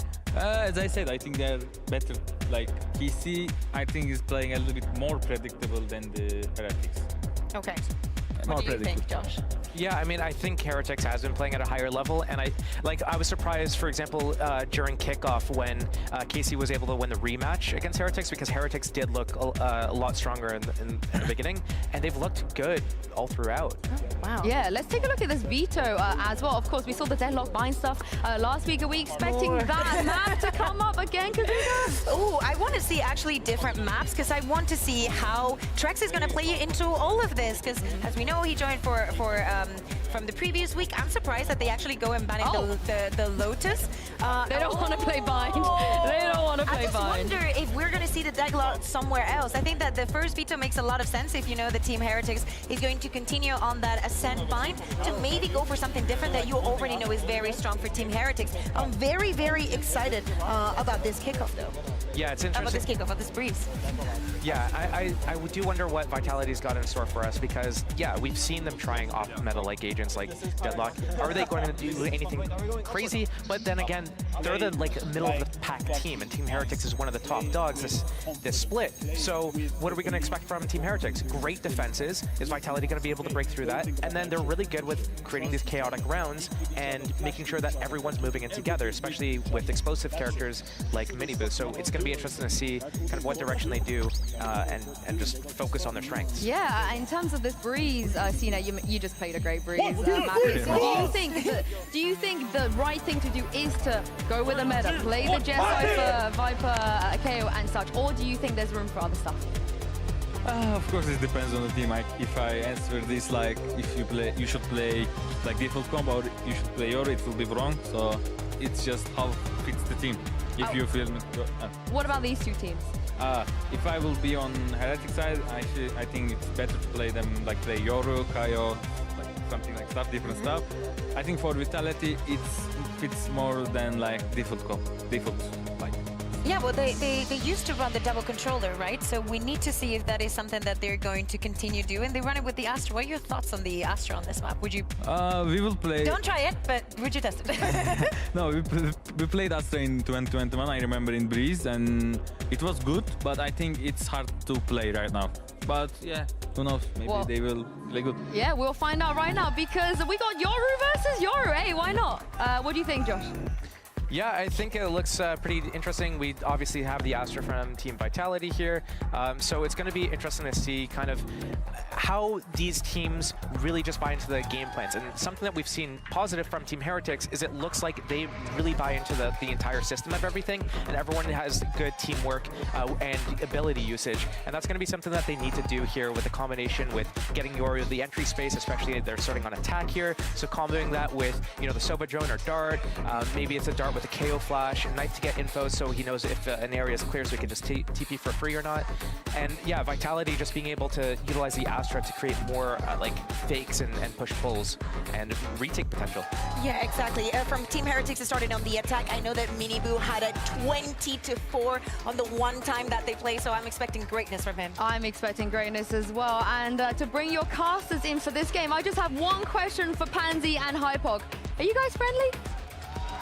Oh, Sue, I wish we could say yes. Hello? A reference for all 10 of you who know what that was about. But yes, Jackson and Jessica are indeed here today to bring you the content. I'm pretty sure Brennan Sideshow are probably, you know, co-streaming, partying. Yeah. So, hope you guys are doing well. We're not sorry yet. No, we're really not. We stand by our choices. But speaking of, well, not standing by their choices, Vitality, talk to me about this comp, right? Yes. What do you make of this? Because it's not weird and wacky. It's not. I mean, the Astra, the Viper, the Cypher remain. And actually, if anything, the Astra remaining gives Runner a little more support on this Yoru, to be honest with you. So a little more, I guess, versatility in the smokes. There's some opportunities with the ultimate and the Cosmic Divide to kind of get him into a pocket to really run rampant in the backlines, really. And I'd love to see what Runner looks like when he's activated more, because he's got a big head-to-head here up against Miniboo, for example. That's a very tall challenge to take on. Already, though, drawing first blood and feeling comfortable about it. Benji Fishy going down, big scalp to claim. A player who's been impressing me constantly since, you know, kickoff through Madrid to now. Again, the same can be said for the Heretics roster. When we talk bigger picture here, Mike, as well, this is interesting to see us coming back to Breeze as well. Not taken away from the veto. Left in rotation. Heretics happy to leave it out there, and obviously Vitality clutching onto that as an opportunity here. And we hadn't seen Heretics lean towards this for quite some time. No, obviously previously Vitality, the 1-1 overall on Breeze, Koi and Gentlemates previous series here, but new comp, potential new look. You see here, Heretics now gathering outside B side. 2 members here to hold down the 4, but Trek still kind of playing towards a rotation. He's holding onto the backside of Tube right now. Safe, under a lot of pressure though. Yeah, but he's got, I thought he might have gone bailed out by Runner. He's been overwhelmed. Rien's a player I want to talk about further. Has been a shining star for Heretics, but Trex gonna get one on the way out here and turns his attention towards middle, and rightly so. Gorgeous from Trex. A lot of questions around his performances of late, and already looking very good here, capitalizing well on Kix's utility, sent into motion, leaving just Rien's. A tap on the spike to draw some of the attention. Excellent trade there in the end. Vitality gonna get the first. Comfortably done as well on the back of 4 kills from Trex. Beautiful timing to swing onto the dart here. Not really much for Boo to do on default here. Maybe just a little miscommunication. Rien's obviously an opportunity to deal with that dart himself, but nonetheless, Vitality come out on top. Eventually, I thought the diffuser already come through there, taking us through time with that. Maybe to retrieve a ghost or something elsewhere on the map. But yeah, what I'm curious to see is really how this Astra does comp, and maybe not so much on the defense here. No, typically we're going to see Trex in that sort of position, ready to rotate and obviously apply a little more support where needed. You don't really expect Runner to be doing much in the form of, I guess, being overly aggressive. Yeah. Yeah, and again, when we look at this Vitality roster, I do want to see bigger results from them, even individually, right? Trex has been a hot prospect for some time. A lot of talk about what he could achieve in the right environment. Good to see him back here now. Runner as well, one of those younger players who've looked very solid. Let's see a big game out of him now. Obviously, Heretics, a hard opponent to make that toward. And Heretics this round, I'm looking mostly towards that Outlaw. What can Rien's achieve here? Again, the light armor could give some opportunities over. And he has been a bit of a superstar in the making, Rienz. Yeah, it's just been so clean. Time and time again, we've seen examples of it. If anything, I'd say behind Miniboo. Oh, alongside Benji Fishy as well. A very exciting player that I guess, I don't want to say flew under the radar, but maybe isn't the headline of this roster. It's wild, right? There's but becoming, definitely becoming so. Yeah, and for Vitality, waiting to see how they look now. They've stabilized, they've got the roster out that they want. See how they start kind of coming into form. Patient round here coming out from Heretics. Keep in mind they are still working with pretty much classics, a couple of Sheriffs and that Outlaw, maybe trying to play in Rienz. Pretty close towards the ult as well, so if he could get maybe a couple more bodies, he'd be happy with that. I mean, initially with the damage onto Runner as well, it's going to force a Vitality a little deeper. And he must have heard us, his ears are burning. Benji will find Sender 30 over on B seconds side. left. Not necessarily open just yet, Safe still here. Yeah, he's got a little gap. No, not anymore. And he might get overwhelmed. He's got to be really careful. Safe. Those mechanical monsters. He can at least punish Rienz and the follow-up. Wait, hang on. That was Benji in the front lines. It was actually off the tag, but... Spike planted. But this is what scares me, though, a little. That Bulldog in the hands of Miniboo. If Boo and Patatek can play him in, that's got some potential. Looking like maybe there's that mid lurk coming out as well from Boo. Have to wait on the timing of that. 4 players to play this retake. Patatek's already taken away Safe. Patatek just trying to play towards the side, and this is the time for Boo to strike perfect. And now the tension is split and punished. Patatek at the helm, and now just one and not for long. Heretics played that to perfection. Yeah, the push and pull around the pillar here. Absolutely beautifully done by Heretics. On the back of what seemingly not a lot of inventory bringing into this round. Able to flip it on its head. Look at this opener, that's ridiculous. Again, here the tag. Look at the tag in the background with the recon. It's actually Benji that falls right in front here. I got really confused for a second. This is Patatek that's revealed. You take them when you get them. I guess luck is on safe side today, but not so much on Benji's, Yeah, not enough for the round though, right? So this is a bit of a turn of events here. This is going to shatter the progress Vitality were making with the economy and everything else. So they're going to have to sit back and basically deal with what's dealt with them this round. Time for Heretics to maybe get the lay of the land here. Slow setup outside A here, no contact just yet, but the drone will confirm presence. Well, they're trying to get him, but catches the backside of his own flash here. Miniboo and Boo to find the kills. Opens up A side a little bit, but a play down tube here from Vitality. Trex may be in a position to catch at least info. More than that. Yeah, actually Safe though with a massive chance here. Already done big damage, so that's great to take away those weapons. Those were Vandals now left on the ground, so you're happy enough with that, and that's going to be one to be able to be picked up too. Yeah, Sender's in a bit of a nightmare because they need to overwhelm him. They need to secure one of the sides of the map. Sender! Sender, what is that? What in God's name is happening? And Rienz has been noted. Support's on the way, and Safe has that Vandal he worked so hard for. Sender is doing the dance so well. He's buying so much time. Rienz is screwed, trying to bail himself out here. Can he keep this on track? I have the Safe. Oh, brilliance from Safe and Sender. Lovely work in unison, flipping this right back around. I mean, obviously, when Safe reveals himself, he knows obviously then there's an opportunity to upgrade the weapon. Heretics look to try and overwhelm Sender here, but they both step into the snake bite, making the classic at that point a deadly weapon. Boo and Patatek fall in here, and Safe to seal the deal. A little bit of a tilter, to be honest with you, after that round 2 flip. This is a nice spot. Heretics reset back, but 2 rifles board in. Rienz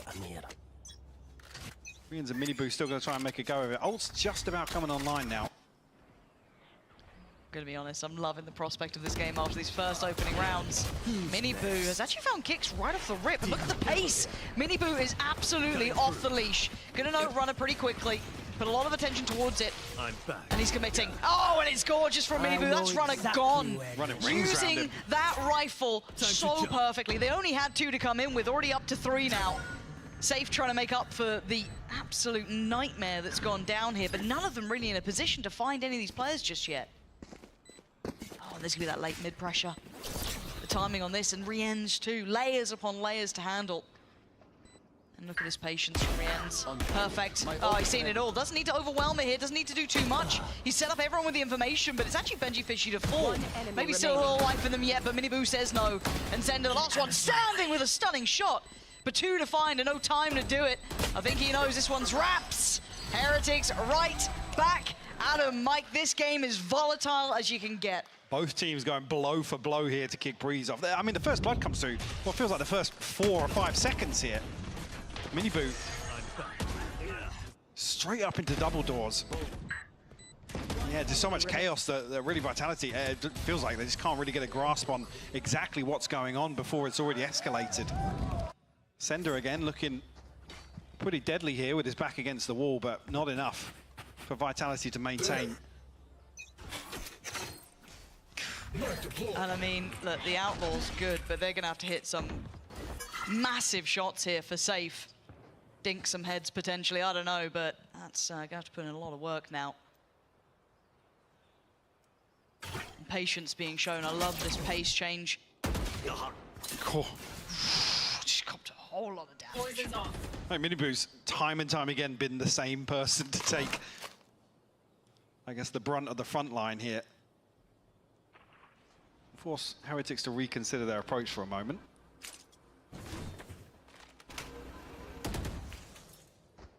China don't think would have spotted Rians. You see the pings coming through here, maybe to invest the Viper wall.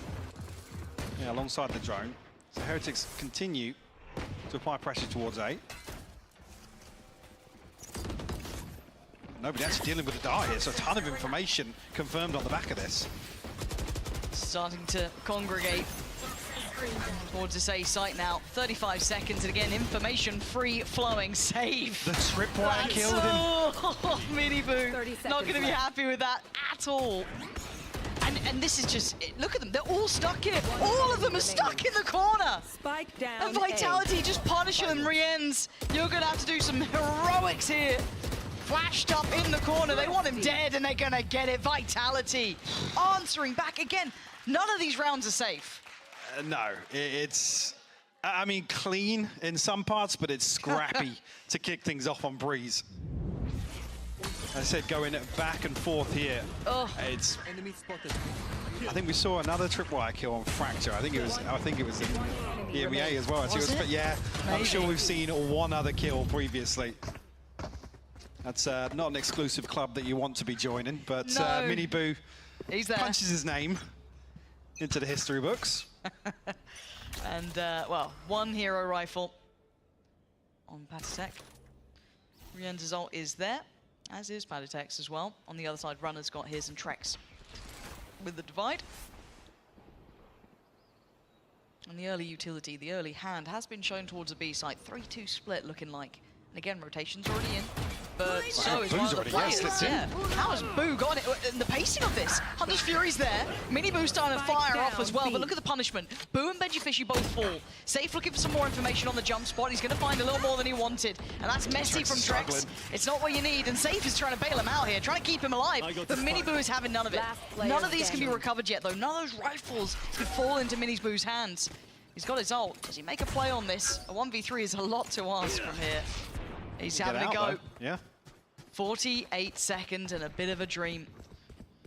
He said that no weapon to recover this time, at least looking healthy. He's not taking any chip damage on the way in. Does have his ultimate as well, but tricky to really guarantee value from that in a 1v3 post-blast situation. And they're aware of it. They're going to know that's on the cards.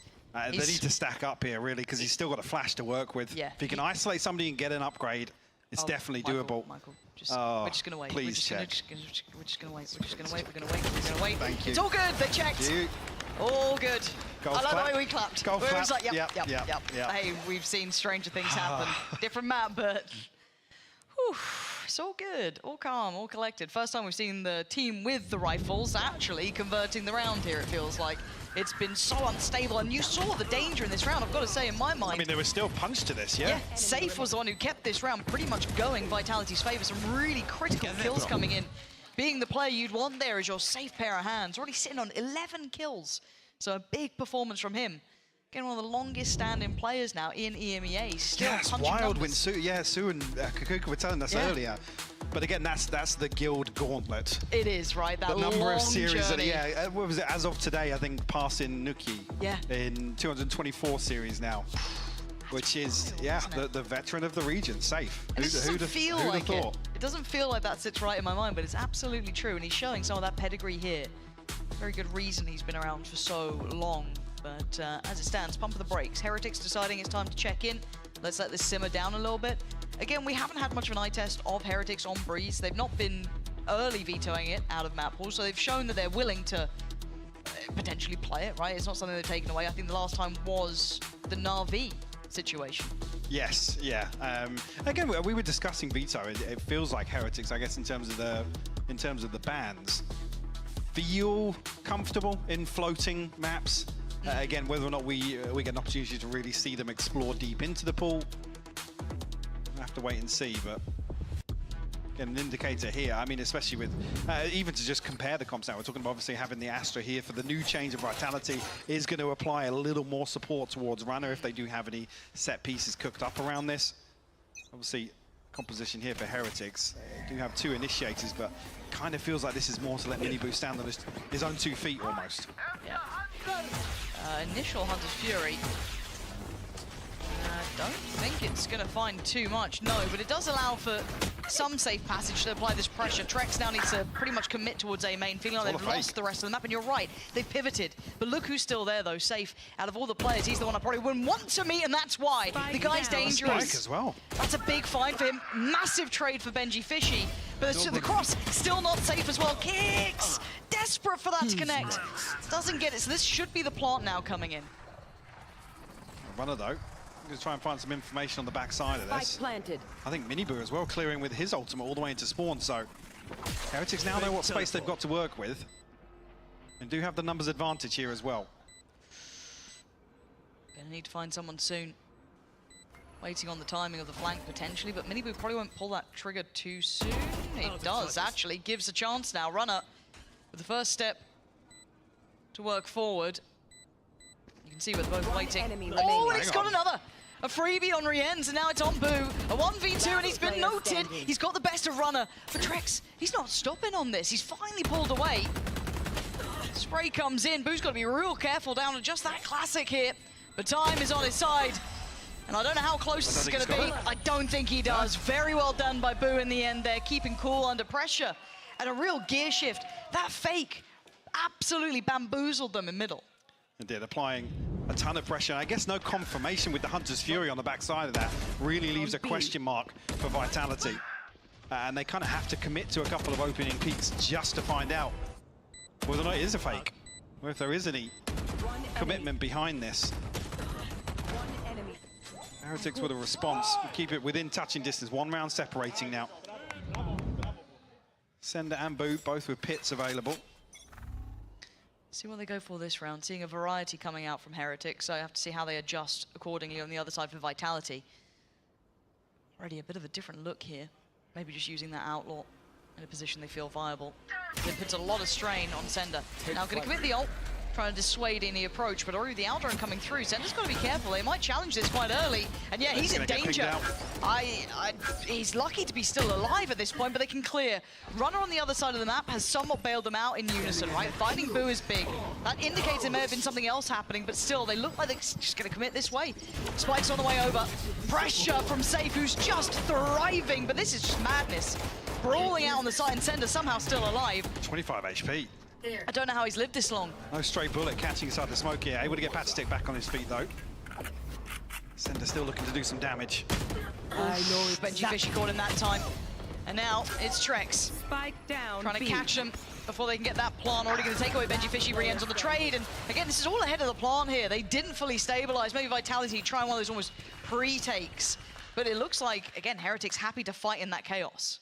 Yeah, they are. It's a number of rounds now. We're looking at almost, I guess, a visual test. It looks like they're really not showing much respect to these site holds. They're happy to brute force their way in, slow things down as Vitality look to try and re-challenge off the side. Let's go. But initially, I guess it's paranoia built around Miniboo. Whether or not he's really just going to run it down at you. Surely he wouldn't do it again. I mean, he has been. I'll return. So this is going to need a bit of an answer back soon. This is 2 on the trot for Heretics. The scoreline's still sitting at 4-4. Economy starting to become a little shaky on the side of Vitality. Sheriffs, Outlaws, odds and ends.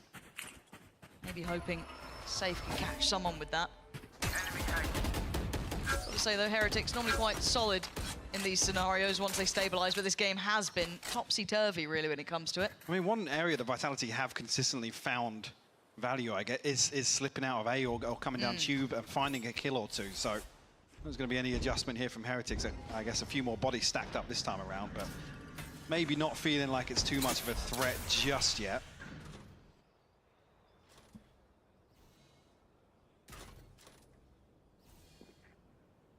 Just getting a little bit of peace and quiet to kick off around this time. 45 seconds left on the clock. Now got their sights set towards B. Sender retested once again. Oh, look at he's got this, to jump look at straight into the this. fragment. Oh, you can see the pressure. You can see how well crafted this site take is, just from Sender's perspective. Really hard to find any sort of safety. Now, the support systems here on the extremities, right? You've got runner towards middle. Sender's finally been pried out of the position at the back of the site, so they could go for this plant, but we know that Vitality like that midway pressure almost, right? For now, plant going to be coming in.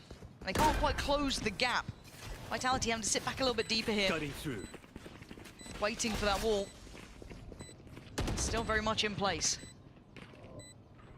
Safe still looking for some damage, I guess, with the scope in hand. And actually, the pit invested. Does spread onto the spike, I believe. Yeah, we'll come all the way past bricks.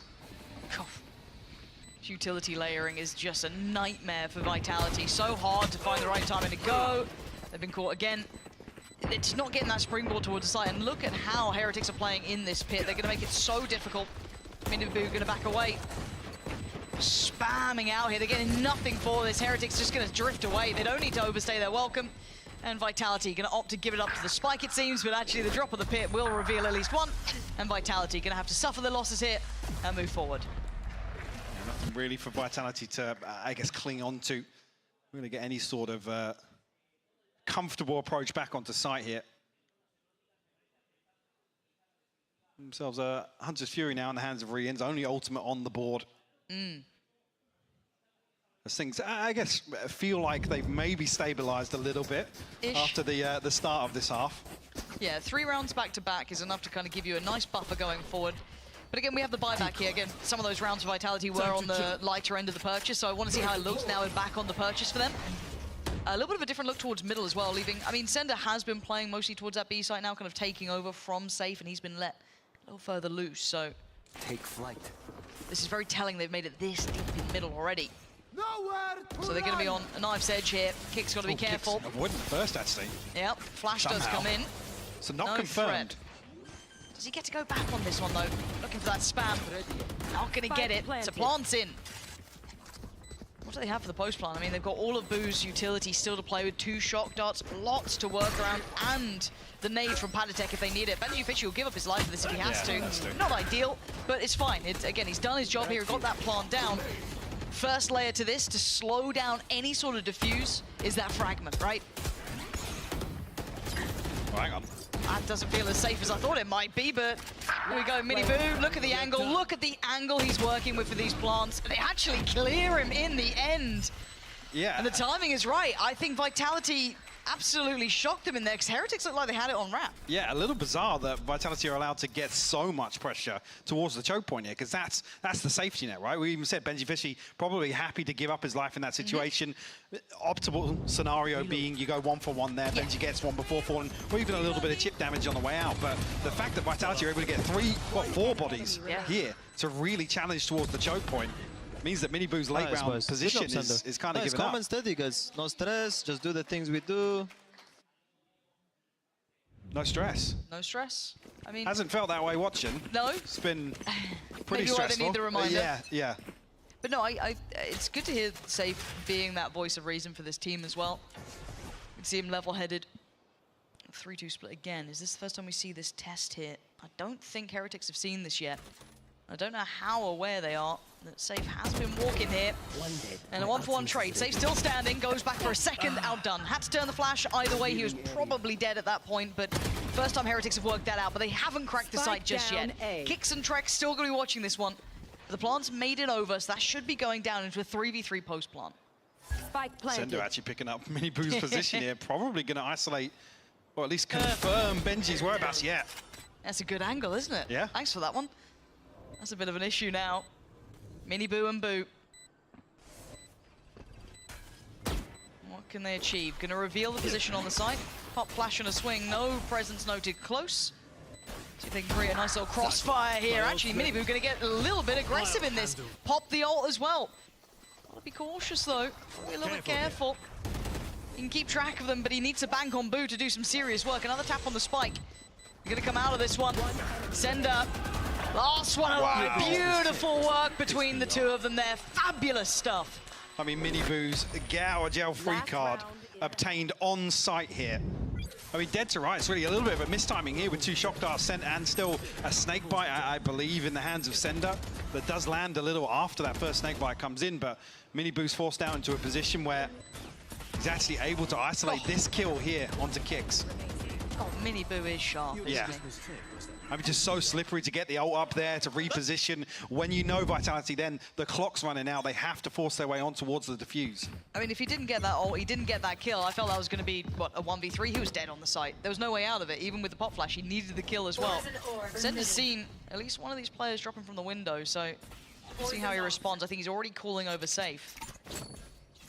And now Heretics have the round where they've worked out that there was that mid-pressure coming out, that mid-information flowing through the Vitality side, but Trex actually with a little bit of adjustment here. I like this, but who noted anything on that?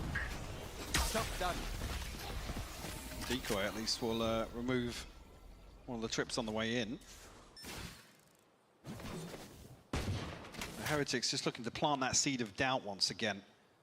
Now, talked about finding value here previously. Trex looking to apply further pressure. Just at Heretics end. Yeah, Boo seemingly aware. I think previously he was one that was isolated.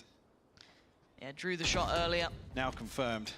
Trex will find it, but I guess maybe a little bit of a red herring. I mean, it's a Viper. Maybe if he saw Miniboo, I don't know if maybe he saw on the minimap a ping come through there with vision, but I mean, it's the Viper, so maybe reading that it's the lurk, but you're absolutely right. Left. Vitality seemingly still aware of the possibility it's a fake.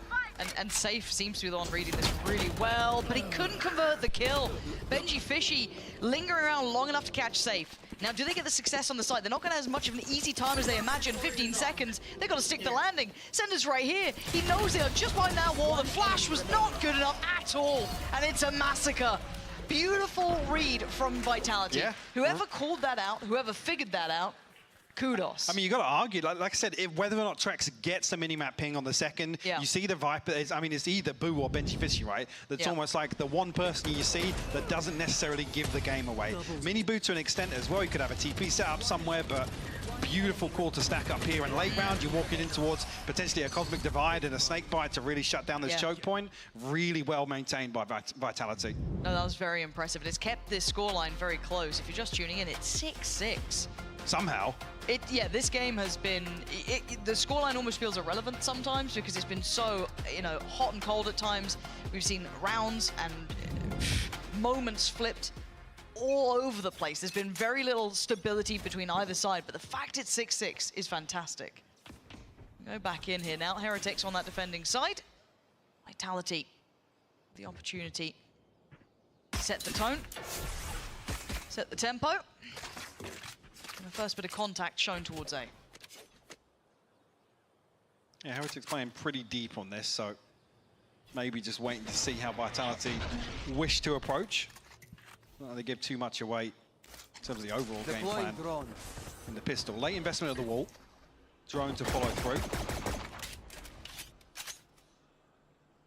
But no progress made yet. No confirmation on the side of Heretics, but Vitality don't necessarily achieve anything on the back of the drone. But I'm looking at this mid-progress between kind of Trex, and I guess you could argue Safe as well in Tube, see what they can get out of this. Runner's fallen, though. They're starting to lose out on the players on the site itself, and that could be the issue. As much as this pinch could have been really nice, makes it very uncomfortable. They need to get something in their favor, a kill. That's it, that'll do. That'll open up a chance or two. Still a player on the side that they haven't yet cleared. That's going to be Boo and swept. Sender, well done on that front. And again, this pinch looking really well crafted. 30 seconds left. Get the plant down. Planted. Can. And now into a 3v3. Rien's kind of locks him on the site. And his aim is just so clean. But a great trade for Sender, who's having around it. Benji Fishy looking dead to rights at that point. But still on the site. Sender tries to make a swing. Miniboo did that sort of thing in the first half. He's not going to fall for it again, but it's on Trex now. Nothing to really cut sight lines. Well, actually, no, still got a cage, sorry. Okay, and the double swing, Trex! They stack up. You couldn't ask for it to happen better for him there. Pressure mounting in the Red Bull clutch to confirm the first and the second. Unfortunate turn of events here. I didn't even spot the cage still available for Benji here. And opting for a double swing outside of it. Like I said, Trex's position just so happened to be the worst possible scenario for Heretics. I think maybe a double swing towards bricks here is the expected. The Trex kind of drifting into, well, you could call it no man's land. Way outside main, he's banging the open, but it's a bold play that pays off. He does. The buy up here. 3 rifles, and then just the Ghost for safe and kicks. On the other side, a very light investment. Just that Sheriff really to report for Miniboo. I'm looking for any sort of proactive approach. We do have the standard sort of affair here, but more, what does Miniboo do in middle? Not much so far, not really being receiving much. And Vitality looking to just stabilize, take their time. They don't want to fall foul to any sort of funny business here. And the only real threat is Patitek at this point. I mean, maybe with a bit of work from Boo, but... Well, I mean, yeah, Boo does have util. He's got snake bites to slow this down. Trex has already found Miniboo, yeah. Yeah, Patitek. We're going to get away with here. Not a great deal yet. They've slowed the roll a little. They're trying to play him in. Yeah, couldn't get the dart quick enough. He still gets one, I don't know how. Trade is there, 30 seconds now. Boo, Rienz and Benji Fishy, but he's still got those rifles standing. And Sender's already taken away Rienz. HP, a little lower for Sender there for a second, but back into place. Benji Fishy's found, and Boo looking like a formality here. That's very, very robust approach from Vitality. It's curious there what the plan was for Patitek to either commit to that opening engagement, but I'm not even sure actually the timing of Boo's snakebite. Maybe that's the reason that the dart's not dealt with before it pings out Patitek. Unfortunately, nonetheless, 2 on the board now for Vitality in the second half. It should be good for them to find a bit of stability here. This will be the first fight back, but look at, I mean, when we say bonus rounds, it barely feels like it anymore, But right? no, I mean, yeah, when you've got this with 2 Bulldogs to round it out, this is, I mean, it's close to a full purchase that you could wish for in round 3 of any half of Valorant. I mean, look at this stack. Completely wrong place for Heretics. It's going to be a hard one to play back from. Puts a lot on Benji Fishy here, especially with that ult to boot. Runner going to be clearing through. Spots nothing so far. You say that though, but this is almost the ideal situation here to get no real... Oh, unless Benji can get spammed out here. He's made it out. Yeah, Runner probably desperately pinging Benji's location out. But in terms of value on the way in, this is best possible scenario. It's a full 5v5 now on the back of the Yoru investment. Yeah, you're absolutely right. Mitigating all of the impact it could have had actively in the round. This is crucial though. Yeah, this is everything. Barrel shows, and safe goes into the next round. Miniboo as well, outdoing Runner. This now goes to the back line. You're looking at Sender, you're looking at Kicks. You're looking at Trex as well. Stall on the spike. That's the name of the game here. Time imperative starts to tick. They got to get a move on now. Heretics can't quite get to the spike. You can see what's there. The spray, the prey, and the pull away. They can't get to it. Boo trying to just dismantle the back lines. And is that going to be enough? It might just be. They break the back lines. Oh my God, I thought he had it. I thought he had that too. Just in the final couple of seconds. Held on by the finest of margins. I think it's that final gravity well that actually... It must have pulled him off just enough. Was it, I think it was Rienz or Benji initially sticking this, and it just doesn't get to halfway. Well, it feels like Heretic have almost moved quick enough to mitigate this late post-plant pressure, or I guess value, that Vitality have from this composition. Yeah, I mean, I guess in that I just couldn't hear the spike and how quickly it was ticking already. I felt like Heretics maybe still had a second or 2 to play with there. Wow. Vitality, that backline defense holding on. Miniboo, gotta be careful here. That is a shock dart, by the way. I don't know if you just caught that in the picture-in-picture. We'll come back to that a little later, because Boo forcing his way in here. Miniboo, the one to find Kicks, actually. That's a little awkward. Look at the minimap. Yeah, what is going on here? This is really topsy-turvy. Unlucky observers. Good luck. Pick your fights. Let's see how well they do. No pressure, Zilv. Runner down on 9. He's the one kind of stuck in, I don't want to say no man's land, but a really tricky spot. Benji Fishy, the one to put him almost out of his misery here. Left to his own devices. The spike left deep in control, really, as they've already taken over A main. And Sender in Trex's position, they're going to be considering it at this point. Yeah, enough time will pass here, and yeah, with Trex confirmed. Oh, Sender times that peak well, though. Okay. That's maybe one of those situations where Patitech's looking towards the minimap. He's in the back lines and maybe not expecting a player to be so split in a 2v4 situation. Oh, but Boo, maybe not expecting them on the active angle holding that, but they are. Heretics not letting that spike go. They were willing to challenge and fight on this, and I think Trex, he knows this one isn't going to be happening for him, at least through A main. And yeah, what a topsy-turvy round. I want you to kind of talk us through what just happened there, because it did feel near on bizarre as we're going to be able to save. Yeah, ultimately, it's in one of the worst rounds to see it, but I'm not sure if we will see in the replay maybe that shock dart coming through, but it's almost to plant the seeds of a B-site hit coming through fairly quickly. And if, I mean, this just so happens that Heretics are actually looking to aggress outside A, they actually catch Vitality in the act. But I mean, maybe having an indicator previously that Heretics are playing a little looser towards B, maybe Cypher's playing off-site and just relying on the spy cam for information to stack up elsewhere. There we are. Right here. But definitely wasn't that shocked up. The other one, but this is how Miniboo got the opener there, just a brute force on the way in. 30 seconds left. One enemy remaining. So yeah, we don't necessarily see. And now, actually, on the back of that, I mean, Heretics going to be pretty unaware of the shock dart potentially, but now I have two players stacked over towards B. The TP available as well for Miniboo, and the ultimate, actually. I'm going to look at the site now. TP gets taken. Runner's in a bit of a predicament here, actually. Yeah, he's got to be really careful. The amount of pressure on this man. He's actually been able to get out of danger, which is incredibly surprising, but position still going to be noted. Camera finally dealt with the Viper's Pit in place. 4 players for Heretics are on this site, but the fight, it kicks off. Rienz and Patitech the ones to connect so far. Flash doesn't get turned. Benji Fishy the one to capitalize on Miniboo's utility. And Safe's lurk just feels so far away now. Yeah, almost lost in this lurk. A 1v5. Patitech the only one softened up, but Rienz talked about him being sharp. Yeah. That's a killing blow to an Andalusia flawless. You've been waiting, I know, you've been looking at me for the last I was just curious if you're going to go minutes. for it. I was wondering if you were going to send it for the Andalusia flawless. There it is. That's the one. I ticked it off now. Yeah. Sponsors are happy. Yeah, everyone's happy. Everyone's happy. I missed you, Mike. It was actually clean for me. I don't know if you just caught that, actually. Was it actually quite good? Was it actually shot from Rienz, yeah. It was always nice when our points it was a one tap from Safe's POV, but it actually looked pretty clean. I mean, Rienz leading the charge for Heretics. Like I said, who quietly consistent in the series we've seen Heretics so far. Yeah. And I think the bigger thing for me with Rienz is that it looked good on LAN, right? Yeah. Yeah, this is going to be tricky, but let's see if they can make anything of it. We'll get back to topic if they do, but looking at the damage so far on Vitality, it's going to be tricky. Soph does remove Rienz, but yeah. I think it was the impact on LAN that really had me on his side.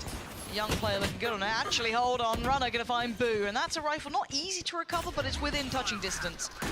Flash goes in, Plant goes down, and they've got kicks on the ult as well. Miniboo going to put his life on the line for this. 5 HP, that's all he's got, but he's going to try and get everything he can for them. 2 players on the site. Patitech clears Sender. Yeah, back on track. Clean. Again, just look at Miniboo's ults time and time again. It's never an overheat situation with that Yoru ult. He's happy to sit there, wait to see where Vitality settle after the fact that, you know, the reaction to the Yoru ultimate. Because they desperately want to scramble to different positions. They don't want to stack up. They don't want to be behind the Viper wall, potentially to get spammed out. Miniboo walking the line here, guaranteeing value from that sort of situation where waiting for his teammates to be in a position for him to pop out, potentially off the back of a flash, but are seeing that value continuously from him. Another concept just to come back to Rienz as well. It's the manner in which you see him play, the composure. You know, it's all about crosshair placement. It's all about, you know, very controlled sprays. It's never, I mean, with Miniboo, it can look a little frantic sometimes. And yeah, sure, that's exciting to watch, but it has that kind of feast or famine to it. Rienz, like I said, quietly consistent. He just hits. Yeah, he plays sexy Valorant. Like his aim, kind of hot. Kind of hot. And at this level, honestly, to have aim that stands out from others is quite Well, impressive. that's the thing, yeah, for a youngster, you almost expect him not to have that discipline, this sort of calm and controlled Valorant. But like you said, it's so clean to watch at times. So, I mean, if you look on this server currently, right, you look at the players here in front of us, we've got some real heavy hitters. I mean, Trex was across the entire spectrum, like, to be honest, go, right? It's like, obviously for Heretics, they are the up-and-comers, right? The ones who, I mean, Madrid is ridiculous to reference, it feels like. So 0-2'd out, but right, but look context. look at the last 4 series that they played, and it's like Sentinels, PaperX, Fnatic, and it's like the eventual winners of the event. They managed to, I think, take a map off of both of the opponents, if I'm not mistaken. Do correct me if I'm wrong, but again, a very impressive squad. Yeah, like, as it stands, sorry, it's Fnatic, PaperX, Sentinels, Carmine Core. Not bad, and they come out of that, well, obviously in terms of the series, the 3-1 record, hey, I'm happy. Yeah. To be honest, with where Heretics sat from last year, obviously. Where did Rienz just get that on safe? Was that just down tube? Down tube, yeah. Fair enough. I mean, it's the first time we've seen the operator being toyed with, right? We, again, haven't really seen that lent on by Heretics yet, but a nice adjustment. Maybe just going to bring it out here as a deterrent going forward, just going to pose the prospect of it. Well, something to actually indicate some sort of, tempering of the aggression, things slowing down a little bit. So I guess creating different obstacles here for Vitality to try and overcome. Well, that's the ult for Runner, though. It's got a clear, but it should be the green light for him. Is this... Ooh, yeah, a little bit. He gets too scared to go for it, I guess, at this point. Would have been nice to It looked like there with kicks as well, positioned over towards the beach there. Maybe he's trying to set up the Hunter's Fury on the back of that ultimate, but, I mean, it would have been perfect. Yeah. The thing it has done is drawn out the pit here. We haven't seen Rienz rotate just yet, but Heretics should be in the know about this B site here. 30 seconds. But do they know about the man at the back of the side? They don't yet. Miniboo's already here. This man is omnipresent. Hard to get around him. Benji Fishy's still standing as well. They're struggling until then. Trek's going to start removing some of the players on the site itself. 15 seconds, though. That's really nice, but they are running low on time. You're right, 15. They need to get that plant down, and look who's watching. This gets trickier. The divide going to make things a little bit easier. Could have caught a pixel there. Luckily looked away. Well, flash through doesn't swing off it. Now going to have to work in unison. Rienz, Boo, and Palitek. That operator suddenly becoming a bit of an issue to try and make work at this range. But hang on, though. They're not going to have audio here. And this becomes a horrible situation to try and play that deeper post plant. They're not going to have the same freedom. They can't fall away from this. Sender and Kicks maybe both looking towards that. You can still see the kit of utility with Kicks, but it's Sender to find Rienz. And now it's down to Palitek and Boo, right? Can they get back on the site here? Sender trying to toy with the time. Running that clock so low. Kicks has got his 1v1 and he wins it, but Palitek going for the defuse here as best he can. He's got it halfway. 11 HP. He's trying it. He's trying as much as he can. He's run out of time, and Vitality clinging on to the round. Yep, no panic there, unlike me from Kicks to throw the Hunter's Fury out. It looked a little dicey on site, but yeah, Rienz. Quick to once again to find this onto safe, but what a response from Trex. Yeah. To find these 2 kills. Felt like he was the swing factor in that. Yeah. One enemy. Nice. Nice, boys. Come on, some life. Some life. Vitality. Good job that we calmed down. Good.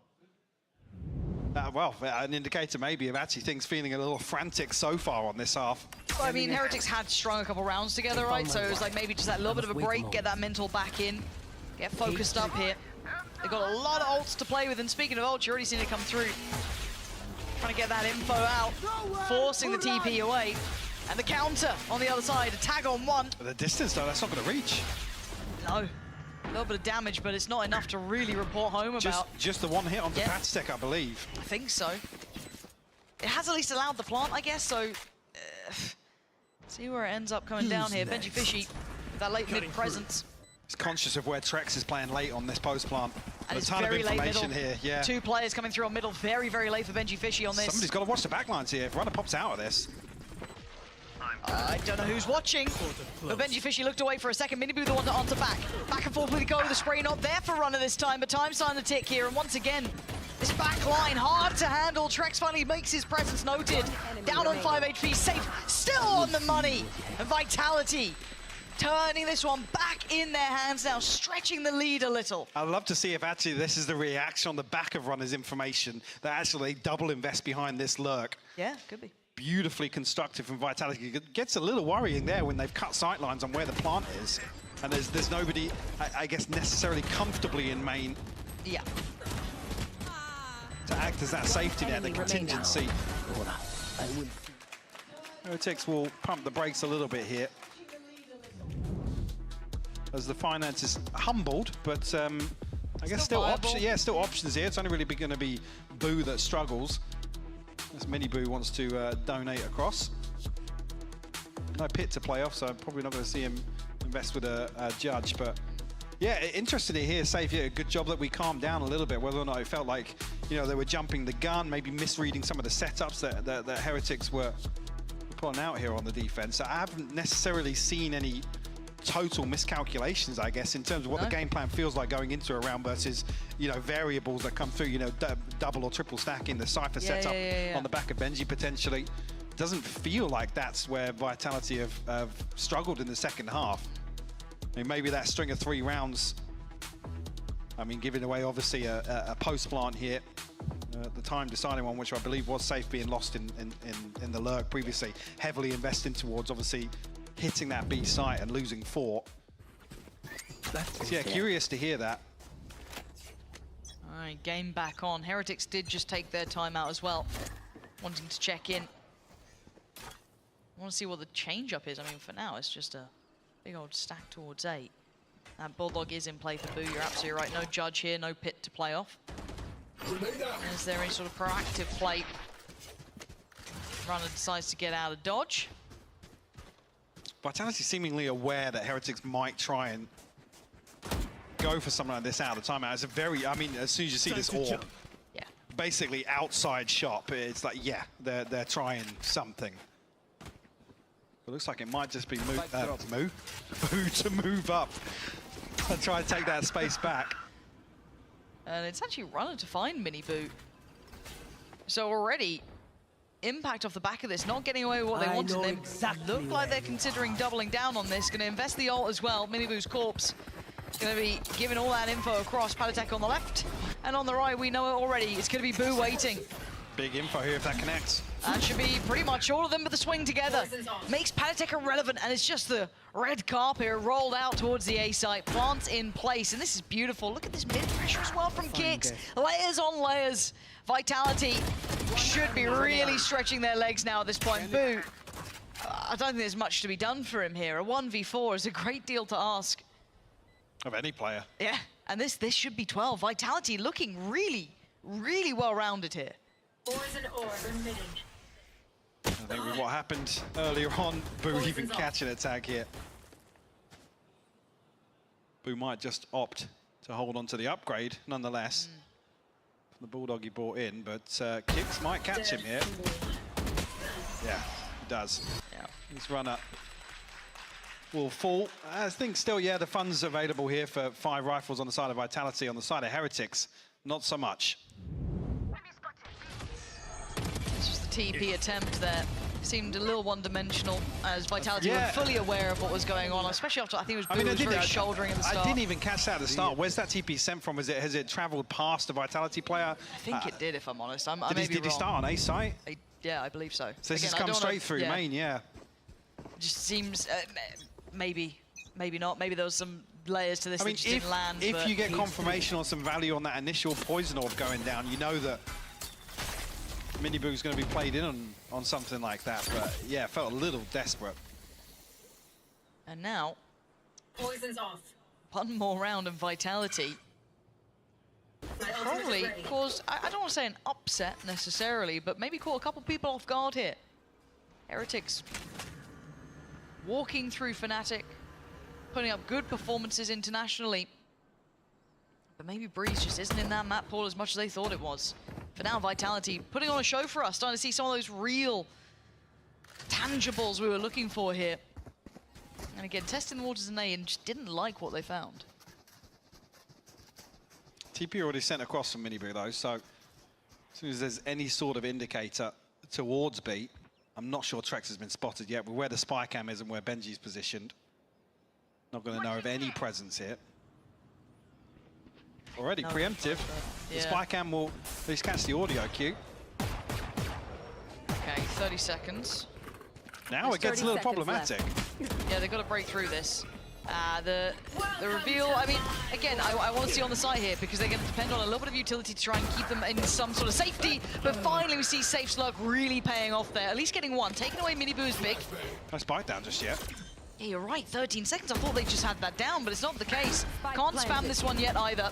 Benji Fishy creeping closer towards that pit. They got to try and sweep this somehow. Hoping that some of that utility lands, and it does to an extent. Right now, they can start sweeping this. Pit's going to fall back. What do they have to depend on? One shock dart, I think, is all that's really there. And actually, no, tell a lie, not even in place at this point. Buying a little bit of time, but time is of the essence. And Heretics need to get a move on here. Boo's going to clear out Sender, but it's Runner to answer back. Down and looking at just Kicks. Kicks and Runner. How much time? It is not towards halfway. Rien's going to take away Runner, but it's all on Kicks in a 1v1. Boo desperately wants it to half, and he's going to get it halfway. But that's all he's going to get here. Surely 2 bullets is all they needed. Kicks to confirm, and Vitality picking up Breeze. I mean, I'll come back to what you just said. It does feel like a little bit of an upset, to be honest with you. A fantastic performance coming out from Vitality. Looking a lot more comfortable with this slight adjustment in the composition. Yeah, absolutely. This could mean we have a fantastic series in front of us. Don't go away.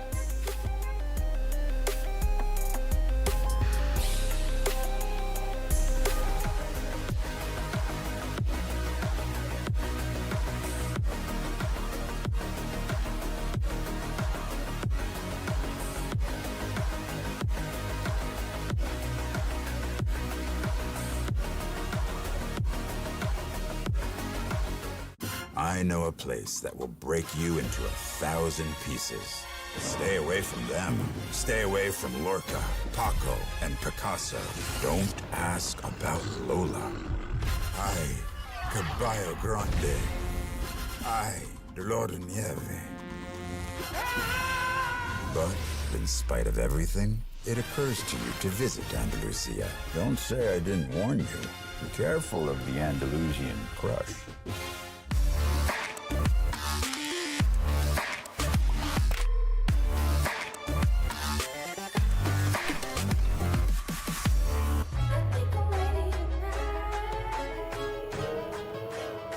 Hey guys, it's Jimmy Lin, former professional Counter-Strike player and Valorant coach. Watch out for the stairs, clear this angle. You're going to be able to fight this.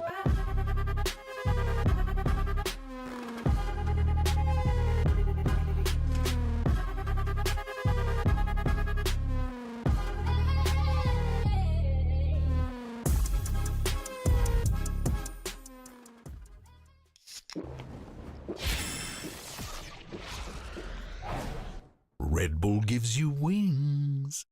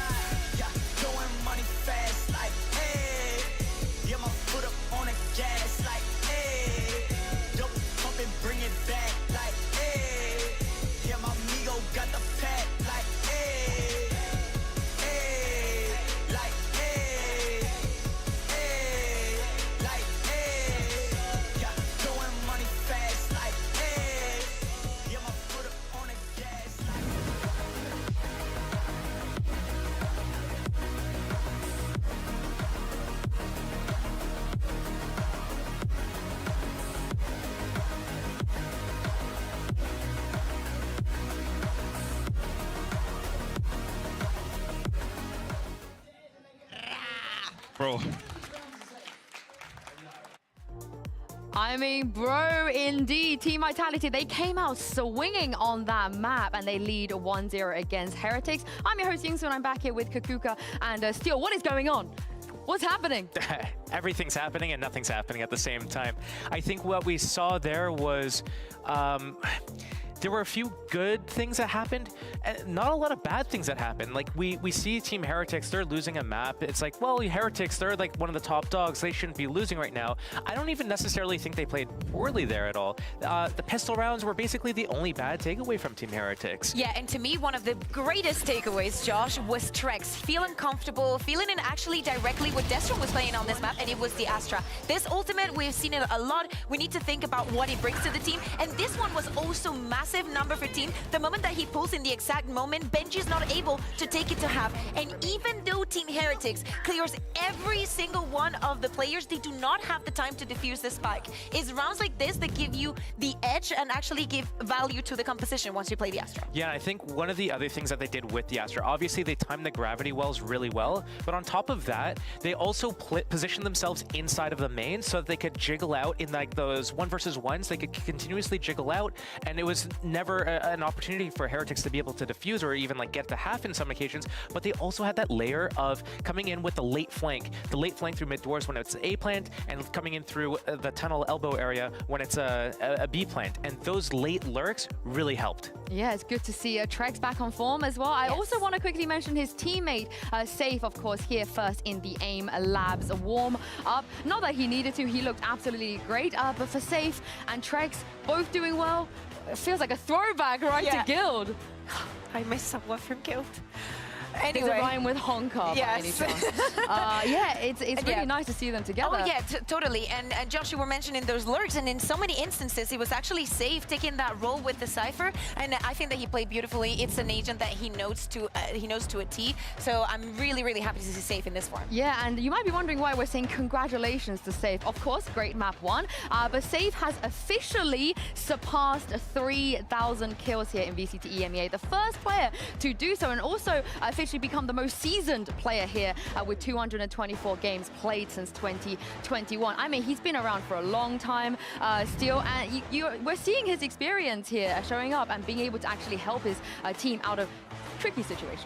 Yeah, he's definitely helped them through the tricky situations, and having that impact on Cypher, just being able to be so good in a lot of these mid-round situations, controlling the tempo, controlling the space, is very important for people to have a player on the team that's able to do that, because it bails you out of a lot of situations. And I mean, there's one thing that we're seeing right now is that the gap is getting closer between all these teams. Like even before the show, we were talking about, you know, where's Vitality going to end up? And I'm like, well, you know, they'll probably make playoffs, but past that, I'm not sure. But now we're seeing the gap is even closer than I thought, at least. And it's so important also to get that first slot, you know, if out of your group, because then you get the free win, free extra points. You might get literally out of playoffs on the first match if you get second or third. So it's very, very important to see them this confident and actually seeing things that work. It's still not everything is done. Remember that we have a second map coming up, that this was just Vitality's peak. And now going into Sunset, things have to take a turn, because there is a lot of tape on what these teams do, but for the side of Vitality, not with Trex. Yeah, I think when we're going into Sunset here, like one of the things that Team Heretics looked really good on, even though they weren't able to win, and there's a lot of back and forth rounds, they were really good on their retake still and their defense, and that's what they like. That's pivotal for their Sunset defense. So I'm interested to see what Vitality's done to prepare for Team Heretics and understand kind of like what are they gonna, like we know what to expect on the retakes. We know how they're gonna retake and come into the positions. Are they gonna do something like having that Astra-esque element? Yeah, we are going to find out in just a moment with Agent Select, as you said, Kukuga, without Trex, but also nice to seeing some of the veteran players showing up when it's just been all about the rookies. Yeah, exactly. We need to see that kind of face-to-face. It's all that every 2024 is about. I want to see, as Josh is saying, what they're going to do regarding Team Heretics defense.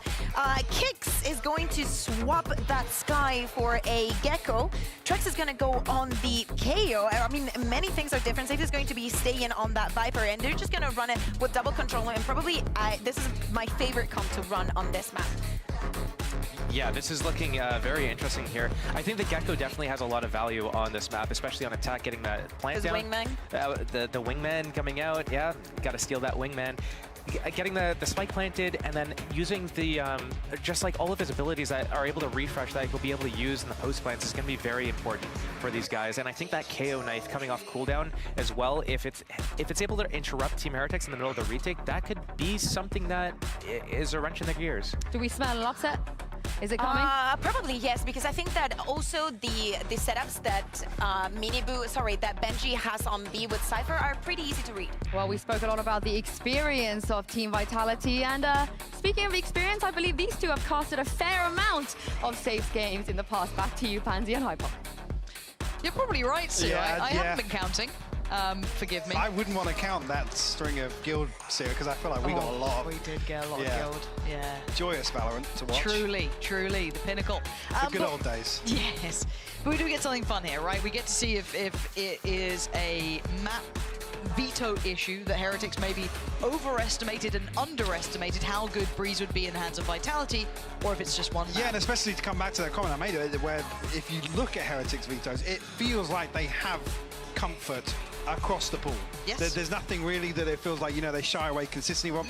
They're not afraid to bring out some quirky comps as well. Yep. But we come now to Sunset, where both teams have had success, a 3-1 record for both teams.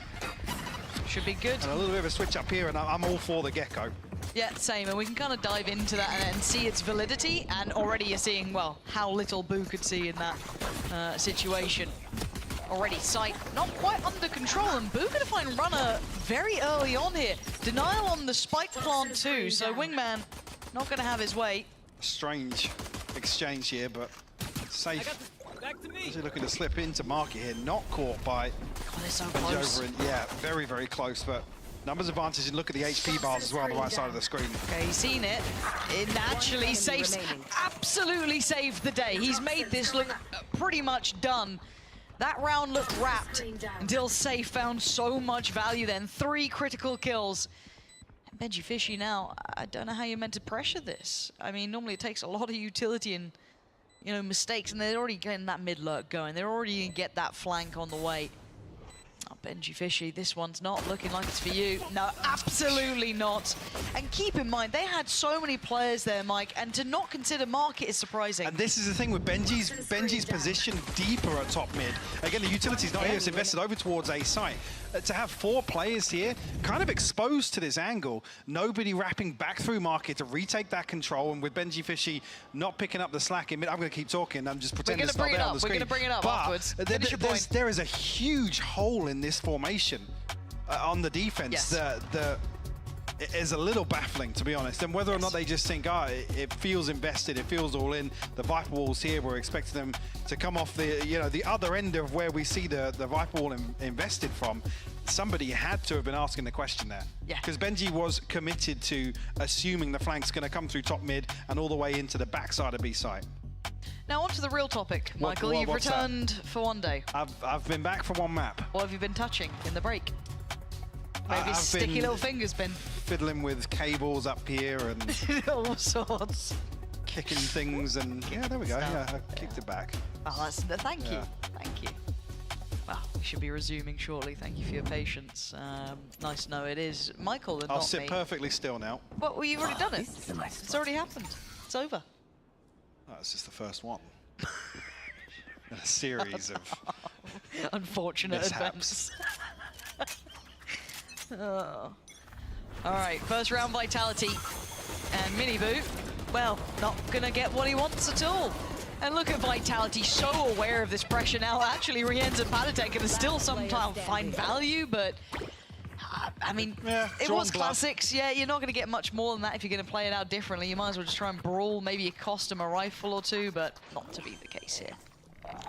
And this is the key thing as well, whilst we do have this dead time now. If Vitality want to continue with this approach where they create a little pocket in the corner of sight with the Viper Wall, then market becomes such a crucial position in terms of maintaining control of this B site, making sure they don't get these free plants that you really want to kind of negate as much value from the Gecko on the way, the free value, I say, from Gecko on the way in as possible. So certainly on the buy rounds here, I'm looking for maybe them to actually start exploring mid a little bit if Vitality are a little linear in terms of their their approach to the attacking side. And I guess the Viper Wall is going to be even more indicative of what Vitality's initial approach will be. Yeah. Then Market becomes pivotal. The Thrash is there as well, which is... The problem being now, I'm going to see Vitality potentially walk through mid and look to take that control away. We've seen an adjustment here of Benji's utility. And the pace in which they're doing this, they're going to be pinched, they're going to have nowhere to back to. Fortunately, Pattek saved them in this to give them somewhere to fall away to, right? Falls away towards Pillar, but Center does find Rien's. Now, site-wise, they've managing to identify all of the loose threads in middle. Exactly the response you want to see, and maybe this is just an example of the stars aligning for them, but you can see here Benji's adjustment of utility, a trip inside Market here. And even so, I think Trex's knife even initially connected onto Benji to remove that utility.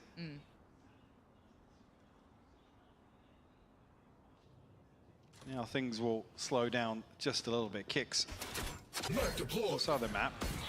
Knife will keep Heretics guessing here. Trax, you don't want to see him fall immediately. I mean, he goes for one. See the plant will come through, allowing Kicks to distance himself just a little bit from this. It's a wide open plant as well, so not too telling. But I like the boost playing CT, right? Just playing safe.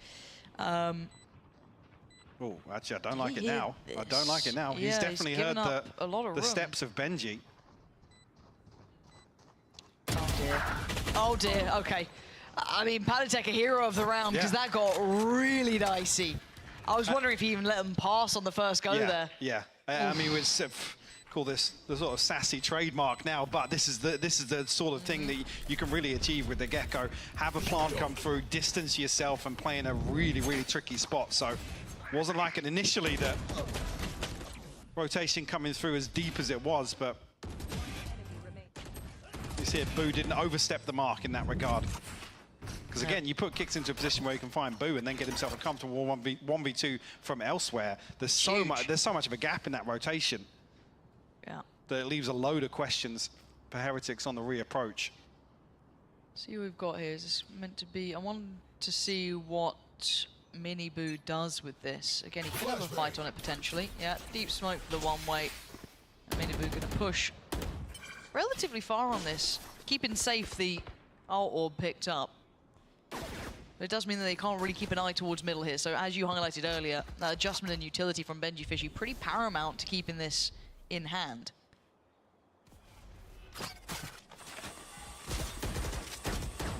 Rien's will catch him for on the back of that. The Boombot dealt with quickly and able to protect the tripwire as well. So even if Heretics have to concede some of this space, still going to have that to fall back on.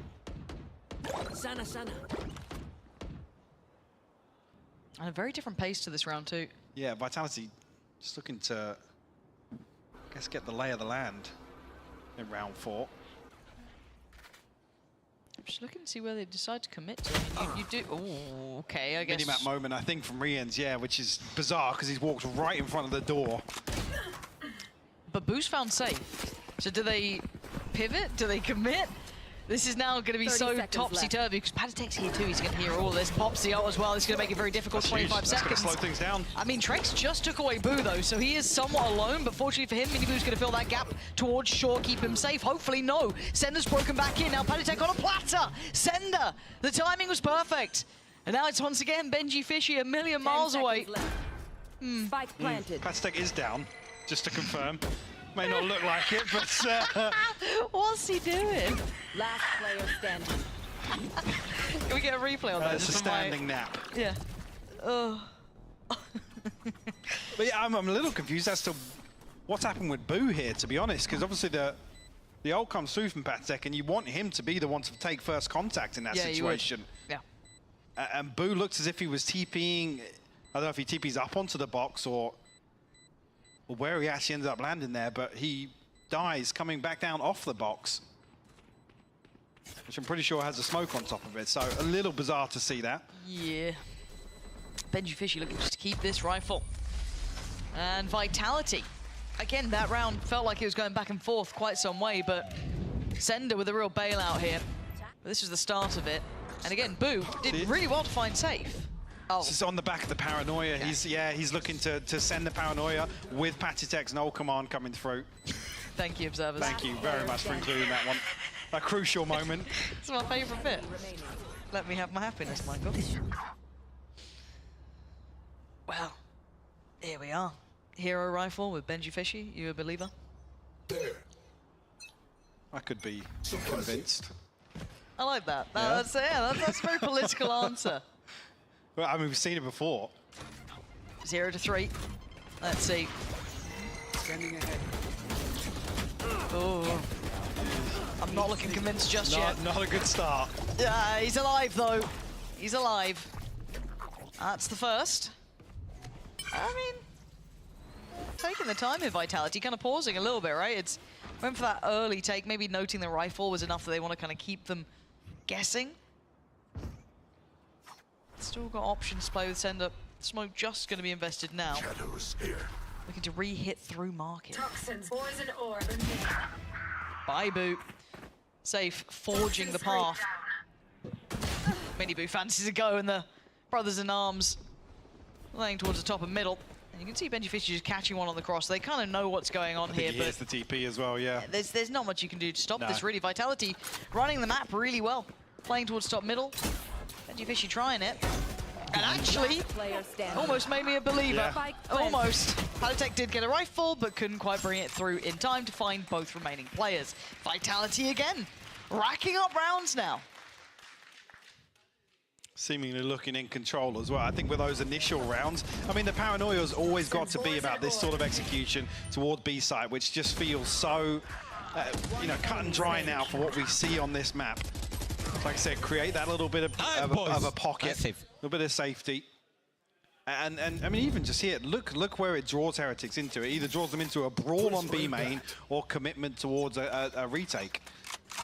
And if Vitality don't really have to burn up too much util on the way in, that becomes very uncomfortable when you have 4 players sat in main with utility, ready to dump it on the spike. And look at the layers to this now. Heretics trying to maybe, I don't know, throw a spanner in the works because they're trying to get aggressive down middle. Yeah, burns a little bit of the kit, but not much. Kicks gets that back anyway in, what, 10 seconds? So no harm, no foul for Vitality here. In the meantime, Safe couldn't really deal with that knife, so has to kind of sit back and be noted. But again, this default start from Vitality is just burning down that utility just bit by bit. Again, though, it's not that big of an indicator that it's safe to be revealed by the knife. But it has drawn a rotation. I guess with a lack of presence towards market, which actually might change in just a moment between Sender and Boo. I guess as well on the back of that, Trex being noted. Going out. His utility investment. Oh, look at this pathing. They've got the green light. Oh, it's perfect as well. And he's going to find Miniboo on this one. And now they've got the perfect pinch on the site. There's a lot of bodies here, though, still. I don't know if they're going to be fully aware of this. Patitek is still here, and he gets the timing to perfection. Safe, the only one to get one back. It's out on Sender and Kicks. I mean, Rien's digging his heels into this. He's barely alive. Sender gets out of danger. Ooh, I say bold. that. I don't think he wanted to TP up there, no. No, but getting Patitek out of that position is difficult. Rien's just trying to still be relevant to this, and Patitek made a meal out of that. Rien's is saving this round for Heretics so far, but his Kicks in a 1v2. With Wingman getting the plant, there's chances again, Mike. Benji's got his ult, so I think they want to try and reposition back here. Kicks seemingly aware initially. You see the ping here for the body, yeah. Neural Theft will come out. It's an aim fight he wants. Second ping's going to be telling. Oh, but he's isolated one. The 1v1 not going to get it in the end. Benji Fishy will deny him clutching that up, but still, heroics from Rienz in that round, it felt like, to even get that back on track. It wasn't comfy for Heretics. No, it wasn't. It comes down to one player. I think 900 credits total taken out of this round. And it's only a second on the board. Beautiful awareness, I guess, of how Heretics have adjusted on the defensive side here. But that gap was going to be available. Let's go, baby. Come on, boy. Come on. So yeah, 2 successful retakes now. And I actually do want to note something. Just pause for thought here. I want to keep track on this throughout the game, though. This has been the first real challenge we've seen from Miniboo, who's normally running, right? This guy is, I've rarely seen him have a quiet game. He is on the 0-6. He has one mode. So I want to see how well he does if he's now been challenged here. already dealt with, put down. Safe has had his number here. Gonna take away Miniboo and open up that man advantage right off the rip. You couldn't ask for a better beginning. But open up the map as well. That being your lurker, Safe over on a solo mission to take away Miniboo. Riens does find a response. The spy cam there as well, so can give up that space for the time being. Yeah, I guess after that initial adjustment though, Heretic's not really getting too much value in terms of Benji's utility here. Or at least Vitality not playing into it. Now exploring towards A couple of late round hits as well have left Heretics guessing. Boo needs to call in the cavalry now. Welcome to my world. Pit's going to come down, and it should cover just enough of the site, but Ooh, just a slither though, not much, yeah, which... Are they using this just to cross through? I mean, they've got 30 seconds, they kind of have to. It does give them a pocket, but yeah, Lil Bro's not going to get that. No, absolutely not. Spike's back in hand, but 20 seconds down. Patatek looking to see how he can play this, right? Like, if he goes on the side, Kicks reads it so easily, maybe a little unnecessary, not even a tap on the Spike if I'm not mistaken, but Boo with a big shot takes away Trex. It's down to a 2v2, even. Spike is in, they've got time on their side. Sender and Kicks need to secure the site. Oh, Benji Fishy. There's the time for him to swing in. Nicely done. As Heretics start clawing the game back, but it's not pretty, Mike, but they're getting rounds on the board. No, this feels... Well, I'm not sure what it feels like, to be honest with you. If that's the initial plan, to have that sort of space to play with, and seemingly looking for the free plant on the back of the utility, with nothing in towards elbow here. Yep, don't know. If that is a set piece, or maybe there's some sort of variable here that we've not spotted. Because yeah, other than that, it looks like that's a play to get up in towards connector and really run through the back line, catch the rotation. That's what I was imagining, like maybe it is like not a fake really, but just used in a different manner, because that felt, I don't know, maybe just not quite what they wanted from it. But again, if you're Heretics, you're not exactly loving what you're doing either. You're getting back in the game, absolutely, but these rounds have been right down as close as they could get. And Miniboo's having a nightmare of a map, 0-7. Not one of the players you normally see not finding comfort, not finding a way into the game, and I think it's just been somewhat read by Heretics here. Expecting Vitality to pressure towards top middle. They've already got 3 players dedicated towards this. Maybe the lack of attention on the extremity. No fight this time from Safe, or whatever the indicator may be. Vitality taking a slower beginning here. Poison's off. Also, just to note that as well, maybe this is a reason we see Heretics slow things down, play a little more passively, because we're not seeing Heretics really put Miniboo in the danger zone, sent out hunting or exploring anywhere. Very much tailored towards retakes on both sides. There we go. This is the correct site Heretics have stacked. Vitality are committing to, oh, look at the spam. So difficult to cross. Benji Fishy the one to capitalize on that first player forward, which was Runner. Plant obviously not going to come through just yet. Ascender waiting on the side to try and maybe be that next layer. Flashed in and the swing. He's going to find Benji Fishy. Needs a bit more, can't get it. Riens is where it stops. Plant should come through. I think Wingman's got that one covered. But I'm looking at Safe here. How's he got into this position? Riens imposter mode is going to be gutted. Yeah, he absolutely is. No idea how the hell Safe just got to that position again. Maybe that gap in market being another issue here. Thrash coming through. This one almost puts the cherry on the top of the cake here. I don't know what Boo and Patatek want to do to try and disrupt this back line, to try and get them out of these positions. Still got a snakebite to work with as well. Not really gonna, not doing much for this one. Safe comfy with it. Patatek can't even really spam into this either with that Guardian. Yeah, dealt with. Kicks. Gets it. But where the hell did Safe come from? Safe has to have come through mid here.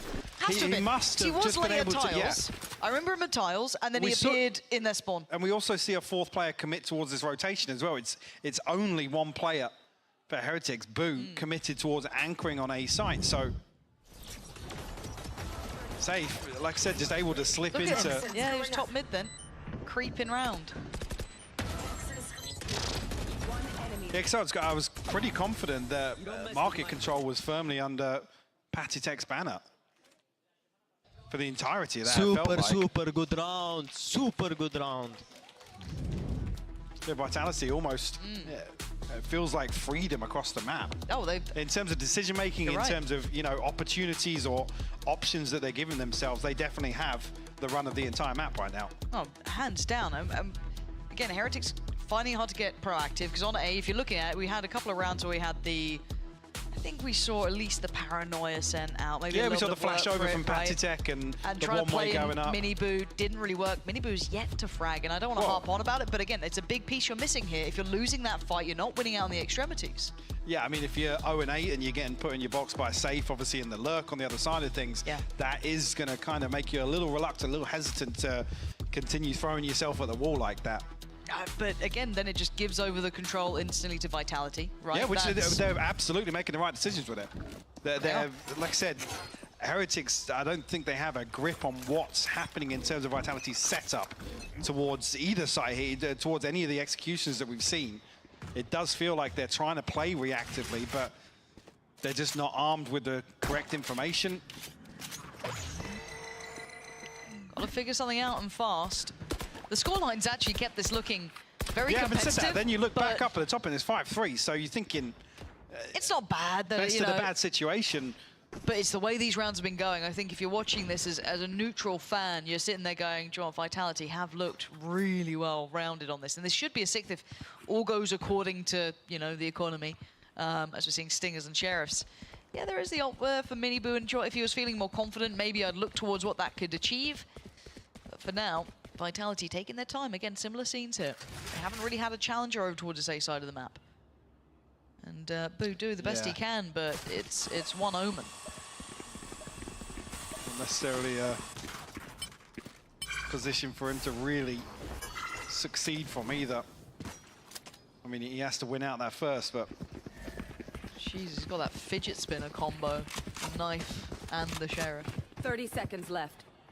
Hang on though, Vitality have completely flipped the script here. And hearing this should be quite telling, but there's a paranoia. That's Patitek now removed, so Benjyfishy needs to be played in. You can see the layers to this. The flashes are fantastic. Miniboo does commit to the ult. I was wondering if he was feeling it, and he feels it enough. But look at this space take. Look at what Vitality are fighting for. CT. They haven't gone back towards main. The owl drone will at least connect towards one. Oh, and Sender's been taken down. It's all on kicks here. Miniboo. The chips were down and out, but he needed a big round, and this might be it. But Kicks, can you do anything? Not this time. Miniboo on the board. On the board with a 4K as well, nonetheless. Beautiful. There it is. Now, Vitality not going to be happy with that one, but again, I love the layering they go for, right? You can see the intent behind this, but Miniboo had a round. Yeah, and just when I was crediting, Vitality's ability to really, I guess, succeed in terms of the freedom that they're getting around the map. This is one of those ones you watch back on the minimap and you're kicking yourself. Yeah. As it Boo's dead to rights almost. Maybe thinking that they've created enough pressure, some audio cues given away, the Viper Wall invested differently.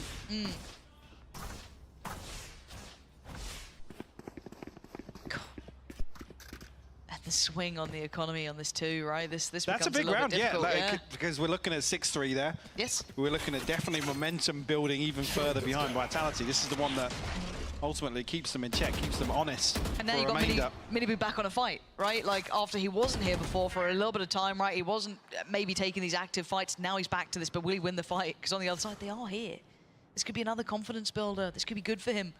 Boo on the other side too, but Vitality, if you're forgetting the first map, you shouldn't, because there's a reason they were dangerous here. The paranoia looks good, but Boo can't crest that corner. He'd have been spammed out. Miniboo the one to bail him out a little bit here, keep him safe, and dip away.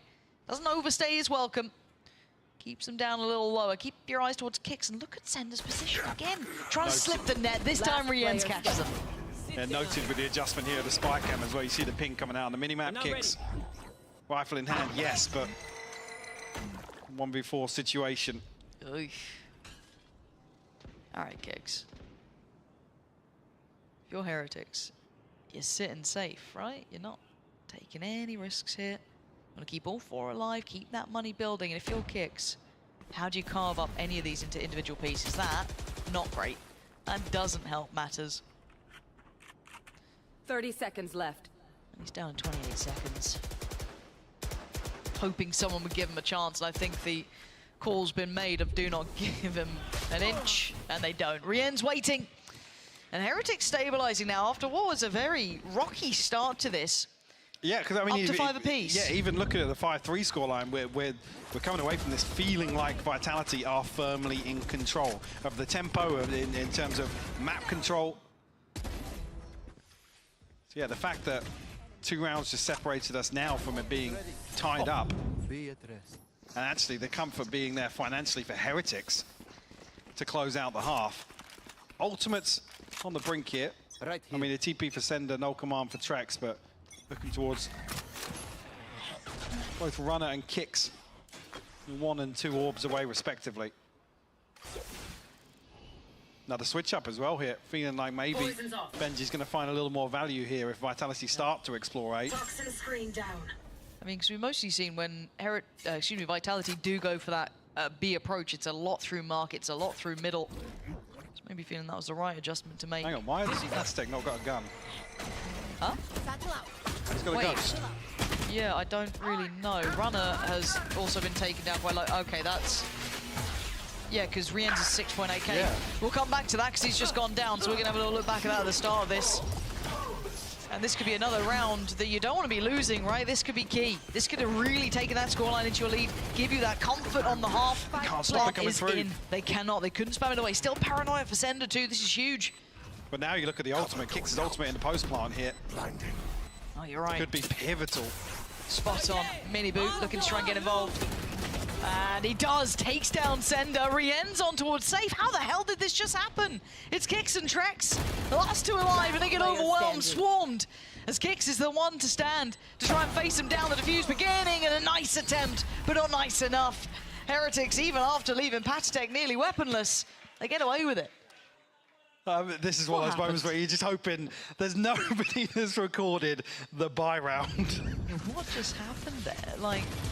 Who gets exposed after Patatech's frantically requesting a rifle? Yeah, they're just chatting They're still celebrating the previous round. Well, because I think like Benji Fishy was on like 6k, or at least a couple of players were towards 6k. I was just talking about how much money Heretics have. Yes. Sorry, Patatech, you're not worth it, actually. I'm just gonna keep that instead. He's got a gun this time. He's been blessed. Yeah, he's been blessed. Very safe for himself, to be honest. Oh, Mini Boo! He's been battered by Safe this whole game, and he just got given that. That's the way to respond. The gods started smiling on Heretics in the last couple of rounds as Vitality somehow falling out of favor, it seems, after having what was a blistering beginning. And now with these ults aplenty, 2 ults to play with, Runners is there, could be critical. They even get the chance to use this. Now seemingly getting a bit more value from adjusting Benji's utility as extra set of eyes, the spy cam towards mid allows them to maintain these heavy stacks. Run. Give it a shot, but doesn't find it. Does catch the back end of the showstopper, but still 46 HP. Okay. All good. Calm. Coming in.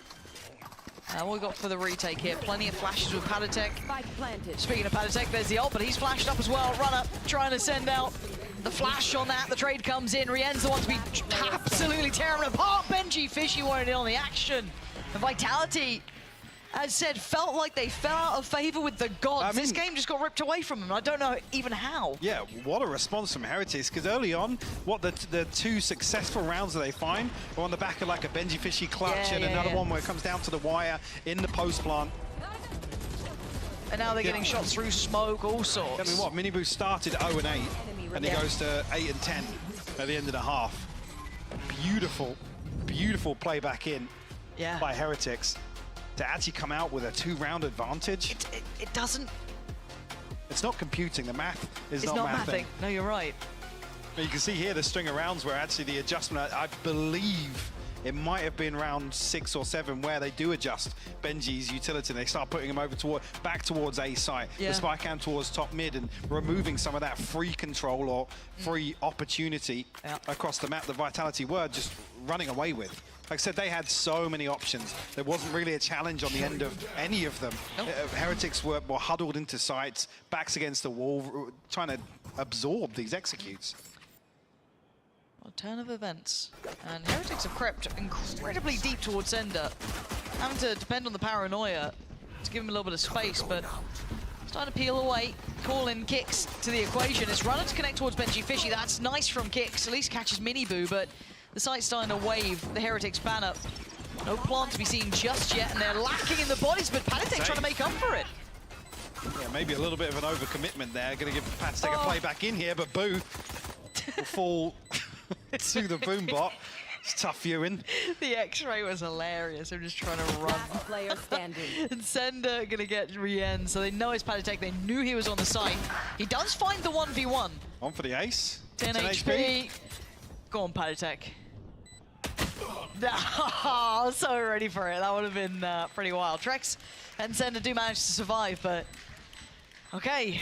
I just don't know where this game actually sits, right? Like, because generally you kind of get a feel of who's in the lead here, who's setting the tempo, setting the pace, and it's been very, very up and down this entire way. Again, I'll still commit towards, even though Heretics come out on top in the first half, it was Vitality.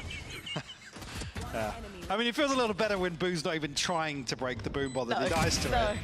Nice! So, well, do I sit in this corner and die, or do I try to move and give die? it to the boom bot, to be honest. Off a pop.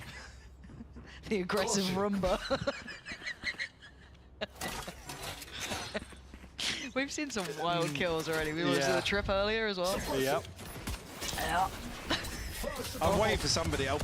Oh, there we go. Again, Miniboo can only kill safe when he can't see him. Nice. Nice shot. Beautiful Valorant on display. Look, I said it was Rienz who plays sexy Valorant. All right, not Miniboo, so you reel it in.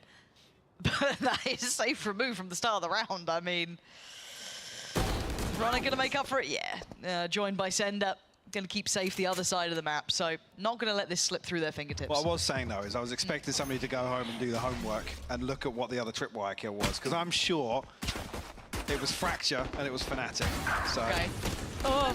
Okay. I'm getting nervous in this round. Why am I getting nervous? I feel weird about it. I feel weird about this round. And no rifle recovered just yet, but all good. Okay, all Kicks good. and Runner to... What was that, 4 Bulldogs brought into this though? I don't know. Trex will retrieve one of them, so the investment... Bit ropey. Yeah, and now it makes round 3 a little... Thanks for that beautiful replay, boys. Appreciate that one. On for the highlight reel. Oh, another potentially there. Just giving Rian's POV for the rest of Sunset now. Yeah, good damage. Honestly, they come into this now. There's obviously Trex, the one to bring a ghost in from the previous. I think he's donated across to safe, and so he got himself a rifle in hand now, which does make it a little better. Yeah. With the 3 casualties suffered in the previous round, but they come out of it with a showstopper, which could be difference maker potentially, right? They've got the early work done towards A, and I'm waiting to see the commitment. There it is. And towards the site here, just banking on that smoke to keep him safe. Boo considering when to go for this as well.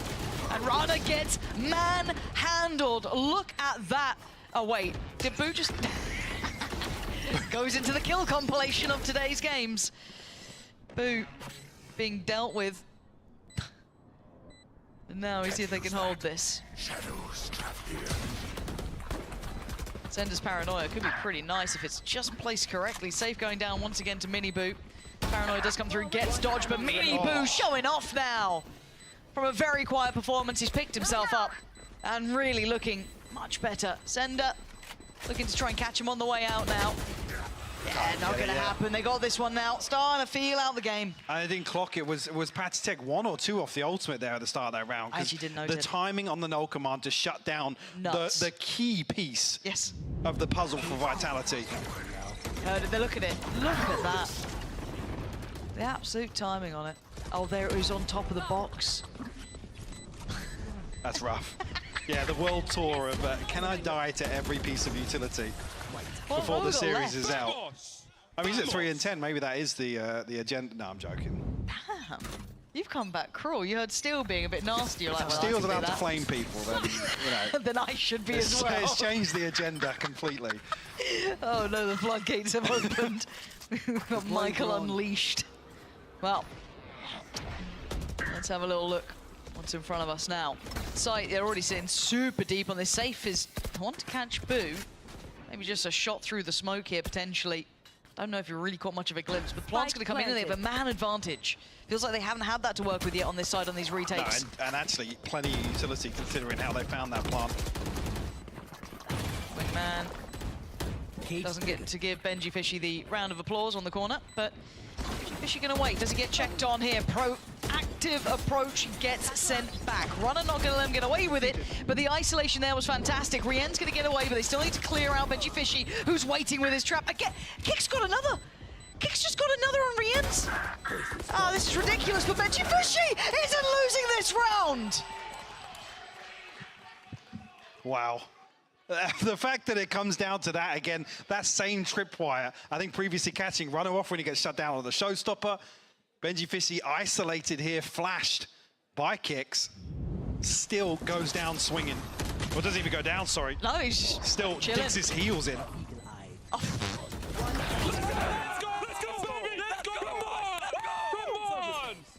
Benji Fishy getting pumped up now. Can hear it. They know what they're doing to him. These are some tilting rounds of Vitality too. Yeah.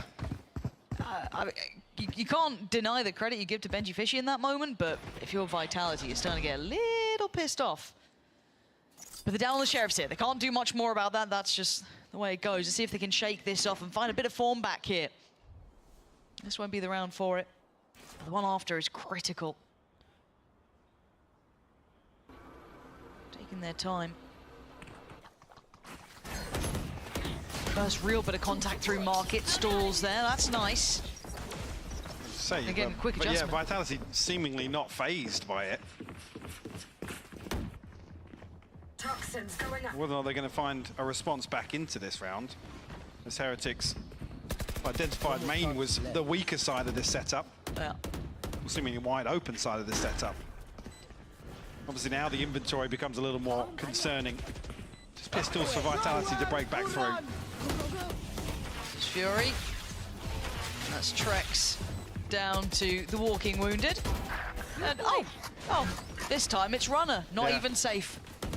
Just don't need to see him apparently, this man. Just spamming on through. Safe does get one back, but again, it's to try and get pressure on that spike. It's going to be very difficult. The Paranoia doesn't find what it wants. But Sender gets up close and personal. He's still going. He's got a gun as well. This man is doing everything he can. But Benji Fishy breaking their hearts once again. Can't blame a man for trying. Sender went down swinging. Almost lining up there with the rifle as well. That would have been one of the most ridiculous ways to win back that round. That would have been so nuts. But Heretics now, 3 on the bounce. Get themselves to double digits. A little bit of wiggle room as well. Vitality, yeah. Timeout. I think that's the right call. Need to get the boys back in that right mentality. I mean, to be fair, the way it went, it was a costly round 2 on the start of this, right? So the actual kind of coming into the bye round wasn't pretty. Flipped for Vitality and then back to back, right? This is the first time we're seeing them back with a really nice purchase, a couple of ults to play with as well. I mean, yeah, ultimately this is the round that plays them back into this half. I mean, you can see this, it's 11. Yeah. Then I don't want to say broke, but seemingly struggling in terms of the finances. Maybe some of these ultimates could bail them out from a round like that, with Kicks and Sender already having theirs and Runner Safe knocking on the door also. Yeah, this feels like one Heretics want to try and secure, and Vitality to really claw their way back into this now. Strip away. Well, even looking at Heretics the other side, they've maybe got a round in hand other than Boo down at the bottom of the scoreboard. Yeah. The only one really struggling financially here. There is a purchase behind a round loss here for Heretics. Especially then when you throw Mini Boo's ultimate in the mix. Well, let's see if it's road to recovery for Vitality. Timeout should have given them some ideas of what they want to do here. Dizzy back in hand, noting that early presence, allowing for the 2 to clear through. Get that orb. Now the knife did catch Benji outside B here. Safe has also found further confirmation here. We're speaking to mid. So Vitality well equipped, at least at the start of this round.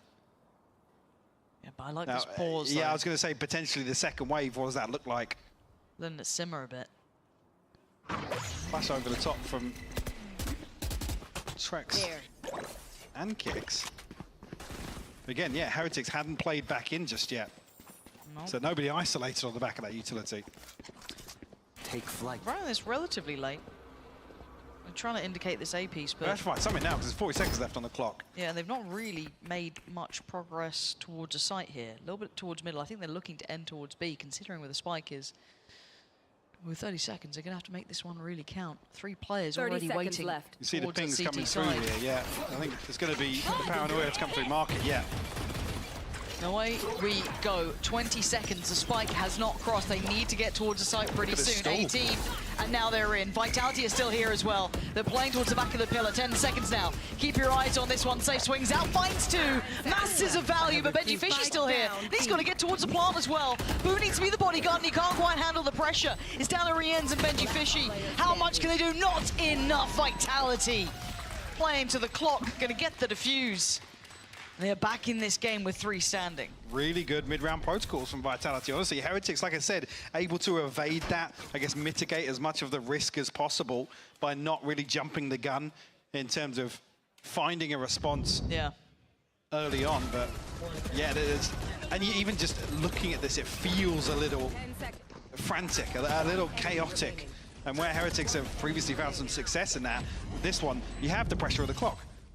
This is very different to some of, some of the faster hits we saw on Breeze, for example, where it's, first 20, 25 seconds, everybody committing towards the site here. Yeah. This one, the clock's the clock is the deciding factor. I'm not going to find what they want, but Kick's waiting. Trying to maybe play and runner off this. Dizzy, not going to get any info. Spotted. But yeah. And Sender actually takes a ton of damage behind damage runner there. Yeah. I don't know, maybe they were spamming onto runner's jump peak and Sender's the one to eat it up. It looks quite similar to last round to an extent, but I wonder what the change is now coming back through. Now actually looking as if the paranoia is going to be invested towards Sender, actually. Yeah, identifying that he's probably going to take this space after the early aggression. No confirmation off the owl drone, though, so not going to be able to catch him. And no ping, actually, on the minimap, so they don't even note his reposition. No, but re-smoking top middle, trying to maybe sell him. Still don't know what's happening, but this is quiet progress. The knife, I don't know how much I got. Just 2, probably I think. 2. Yeah, I think it's 2. Which is enough to call the rotation. Now they're walking into the site where actually runner has the showstopper, and he can post it into this smoke on the choke point. 30 seconds left. Going to go for the paint shell first. Sender is lower, and actually the flash was exceptional, but no Sender kill. alive? Huh? They're stood next to each other. They have no idea. How is Sender here? And now he dies.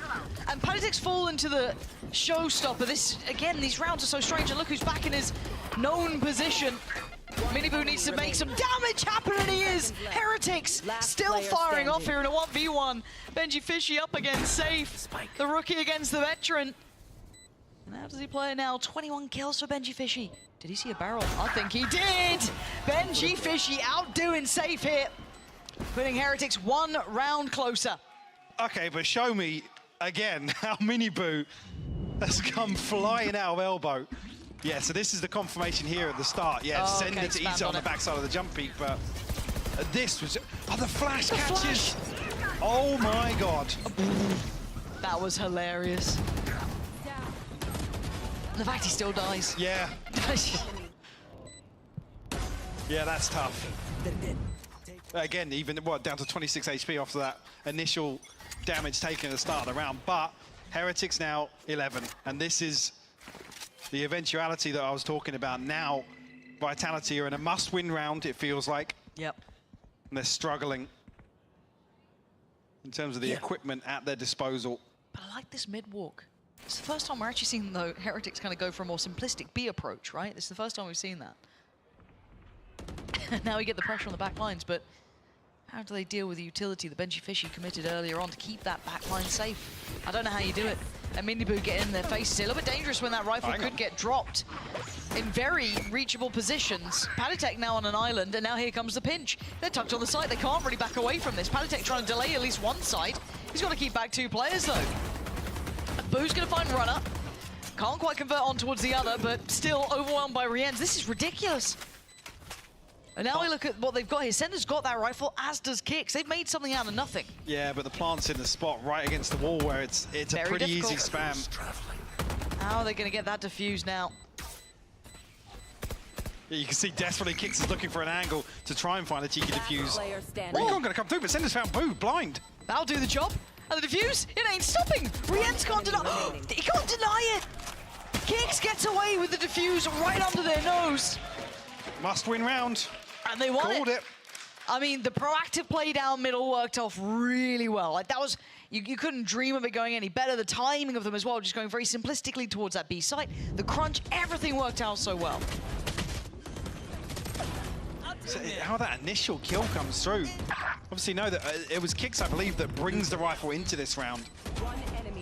One enemy remaining. Yeah, after that initial contact is taken, to come out of that situation in a 4v3 for Vitality, you're absolutely laughing.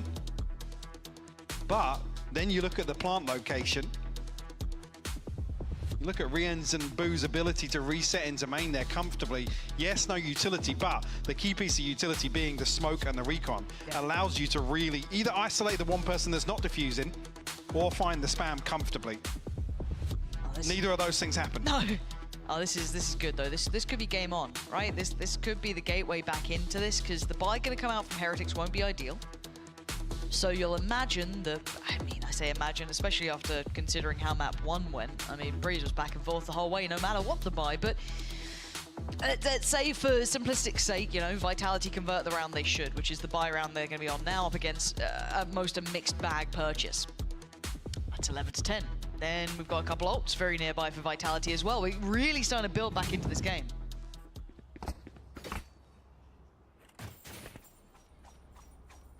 I mean, potentially we're on the brink of a snowball round as well for Heretics, so even with that gap, they can maybe play with it a little bit. You come into the next one with potentially an old command and a Hunter's Fury regardless. Mini boot, only 2 orbs away himself. Right here. I guess actually the key component on the other side of that is Track Sammy's ultimate. He's able to shut down as much of that as possible in the next round, because call round 20 a must win. Vitality have to follow through now. Trying to keep this alive and potentially push towards a 2-0.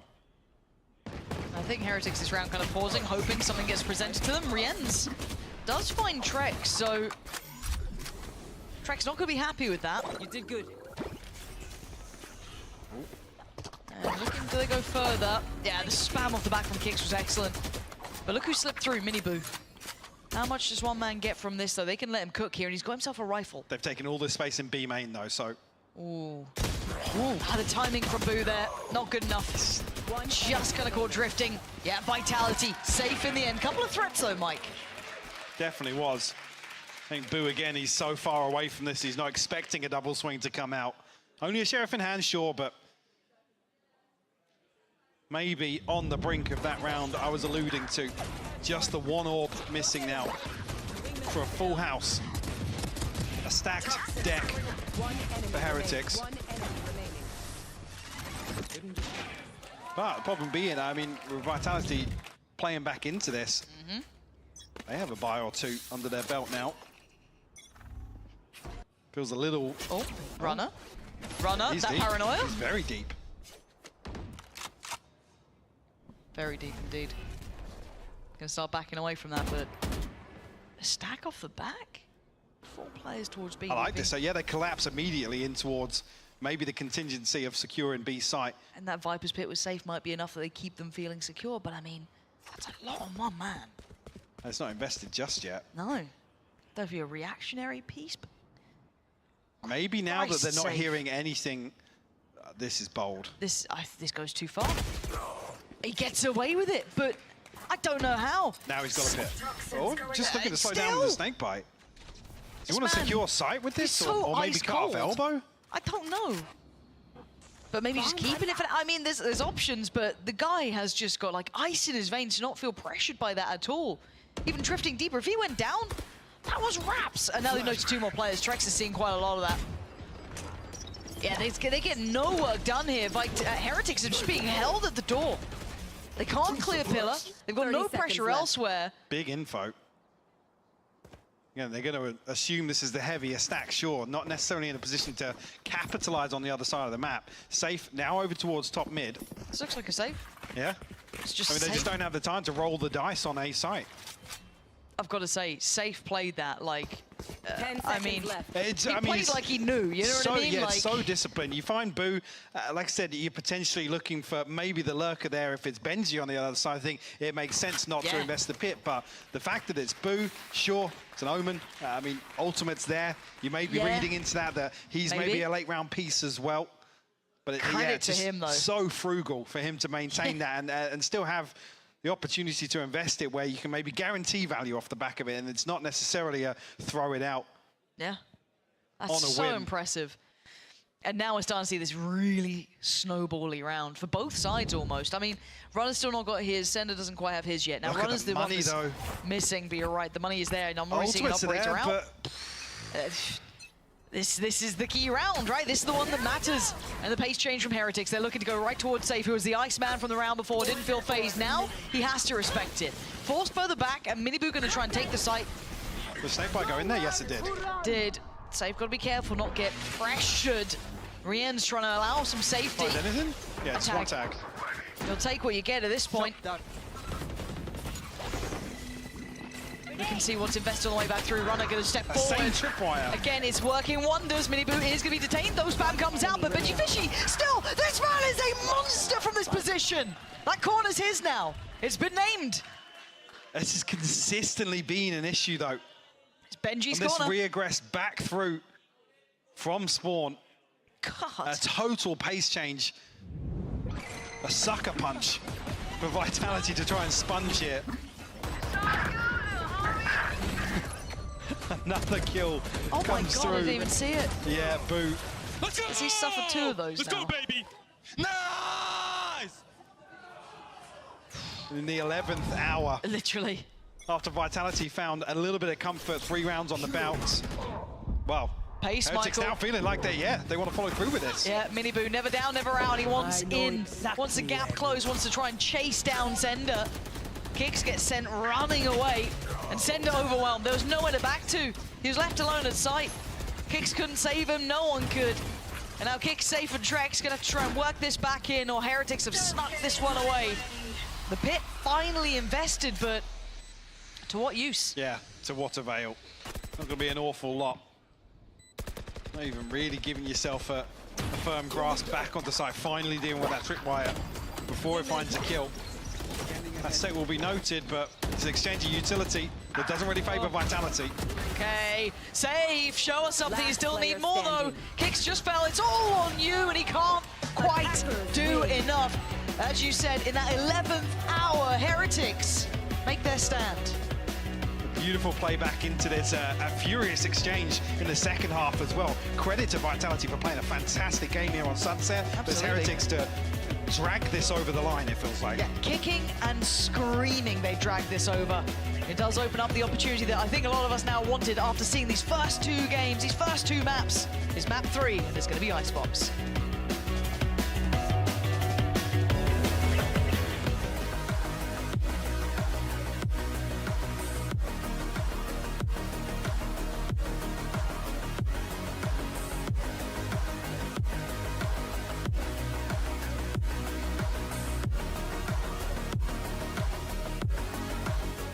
I know a place that will break you into 1,000 pieces.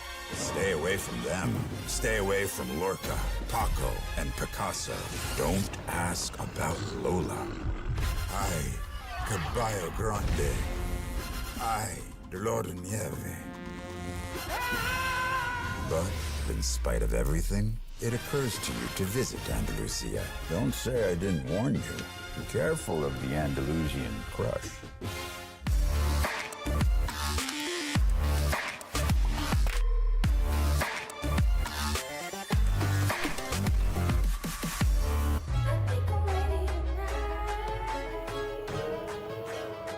Hey guys, it's Jimmy Lin, former professional Counter-Strike player and Valorant coach. Watch out for the stairs, clear this angle. You're going to be able to fight this.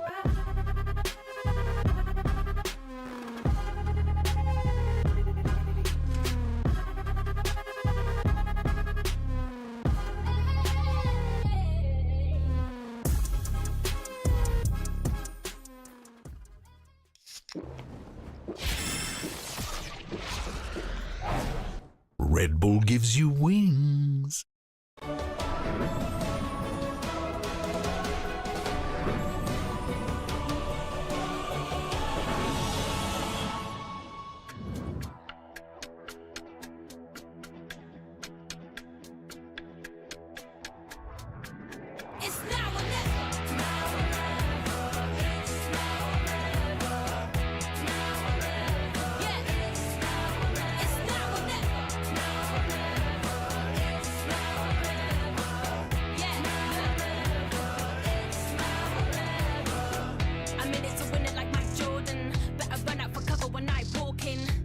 No limits to my calling. Going straight to the top like I've been boarding.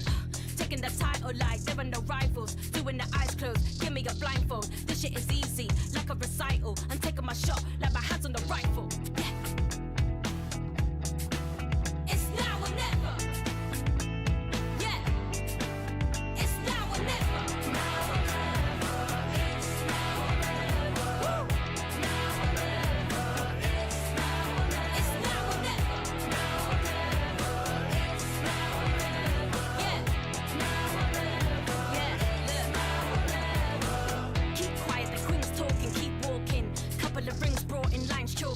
Couple of reporters reporting, firing line with the red dot, no recordings. Taking the title like there are no rivals. Doing the eyes closed, give me a blindfold. This shit is easy, like a recital. I'm taking my shot, like my hands on the rifle. Yeah. It's now or never. Woo. It's now or never.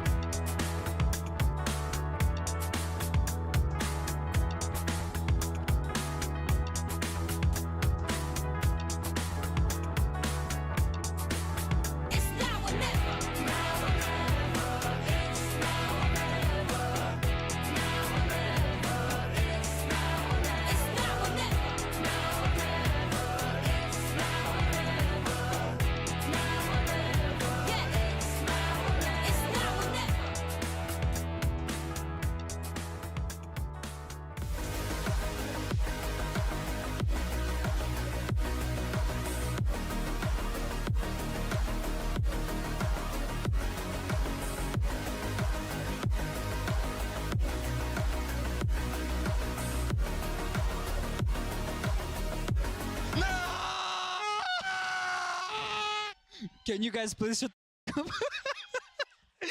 I'm gonna jump off the stage. にゃ123にゃありがとうにゃI feel like still you can relate to Rians there when you're spending too much time with me and Kakuka. But what a response that was from Heretics. They were down, but definitely not out. What did you guys make of their performance? And a bit of a comeback there too. Crazy singing from Patadeg, actually. He's bringing the vibes. You love the vibes. Yeah, sometimes, yeah, okay, we're doing the vibes thing again.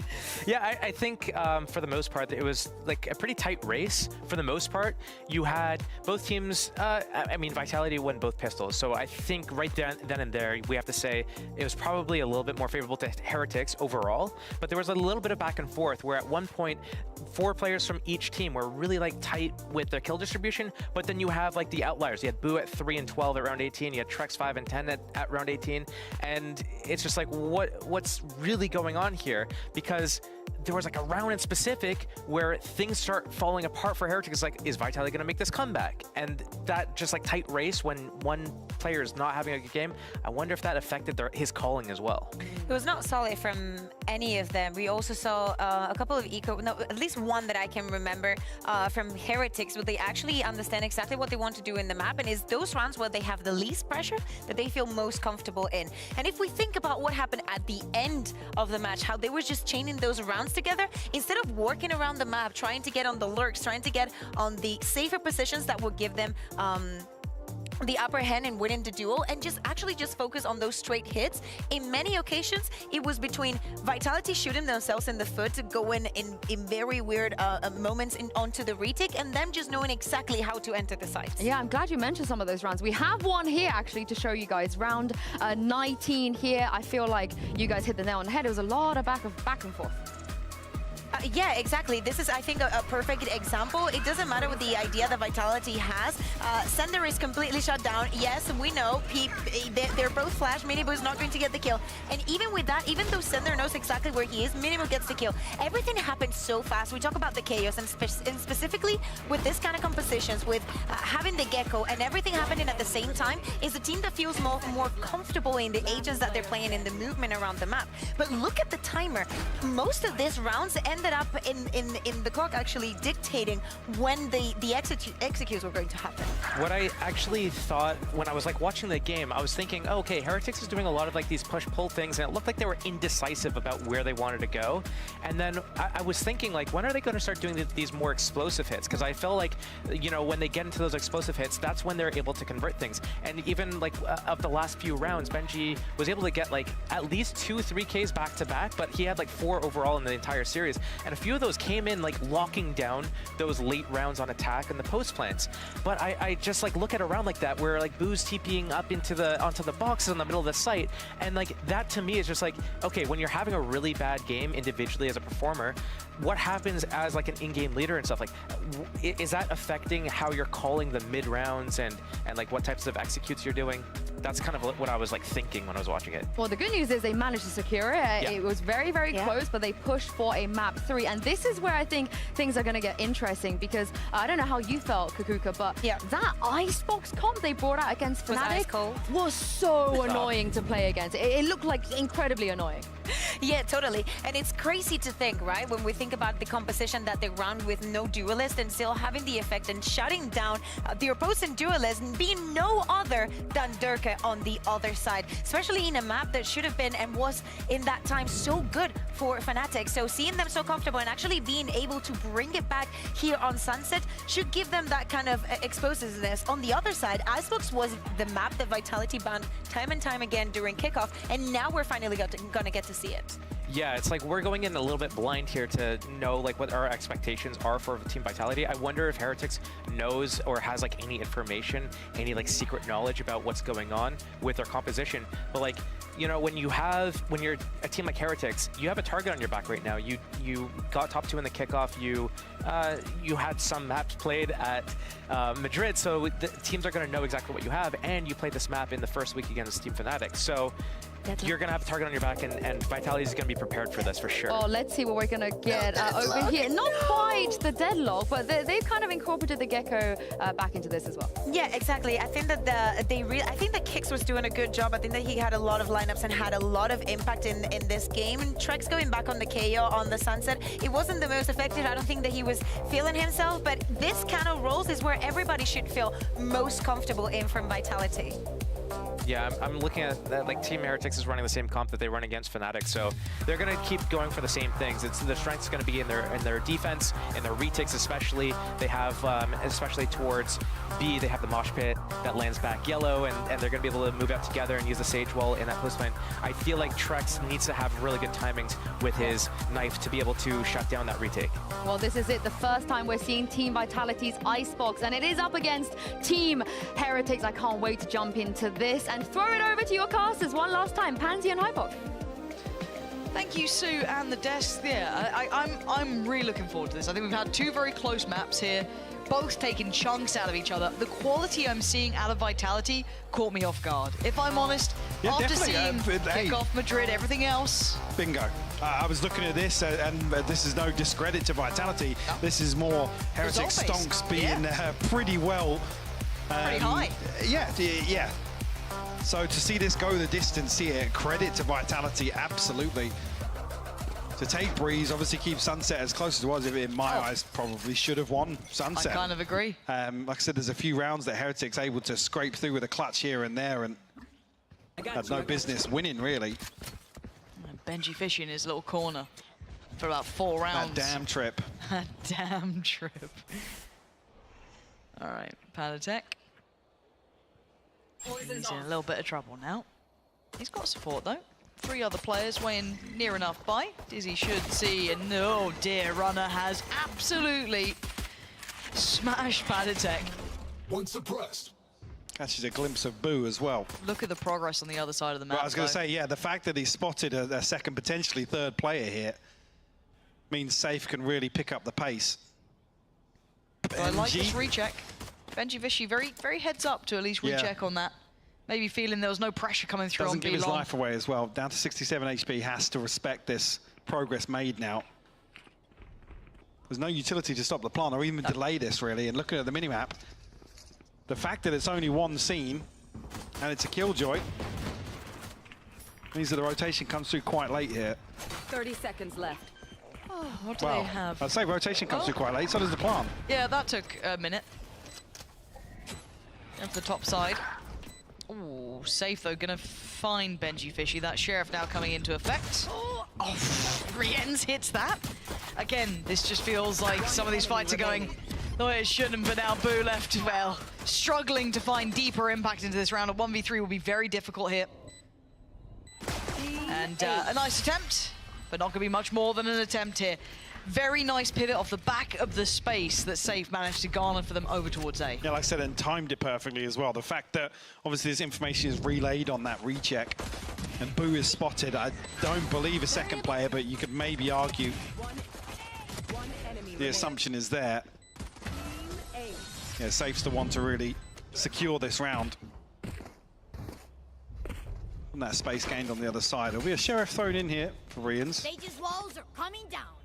Let's see a second now for Boo. Na'Vi-esque old buy here. 2 pistols here for Sender and Safe.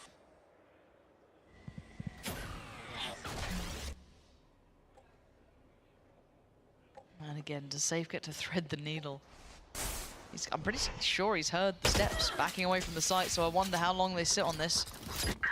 Or do they commit regardless? This time looks like a commitment, but denial on the first attempt of the plant. That's Wingman held back. And Safe didn't make the same level of progress here. Not a million miles away, but again, drawing all players over. What does Kicks have for us? Blow him up, Marsh. 2 players down on ground level here. Will be forced into the open potentially, but no wide swing coming through on the back of the mosh pit. No, looking to get Safe potentially in a better position. The timing of that. I think Benji Fishy might have considered it, but no, not early enough at all. Safe again, this lurk is filthy. Heretics were in the right place, but Safe is just continuing to unravel them with a ghost. 30 seconds. Oh, and he wants a bit more. Not going to get past Boo, but still, his job should be done. He's done everything you could possibly ask. Spike planted. Finding that much with the ghost. Around here where there's 3 rifles invested elsewhere. Finally, the plant comes through. Yeah, pretty difficult for Boo and Rians to find anything, but they are the 2 with Sheriffs. So if they can do some damage, potentially. Oh, Kicks. Just kicks him in the side of the head. Riens goes down. Boo now. Fidget spinners aren't going to get you too far. 4 players against you, and they are wanting to remove you from the server. That, however, is a denial. And these are the 3 remaining rifles, so you don't want to risk those too much. And no, Sender just sprays in. Gonna catch him. 3 stand. They're the 3 rifles they wanted to invest into as well, so they don't really lose much from this. If anything, gotta say, Safe just nasty in these last couple of rounds. Really, I mean, the first one finding all the space, right? He's the one who played that timing perfectly towards A, hitting that lurk. All the kills. And then round 2, finds everything they need kill-wise, with that mid-pressure coming out. You couldn't ask for a better start from him. And now they've got Kicks with his ult as well, so they can really space take, like, if they want something on the map, they can pretty much take it.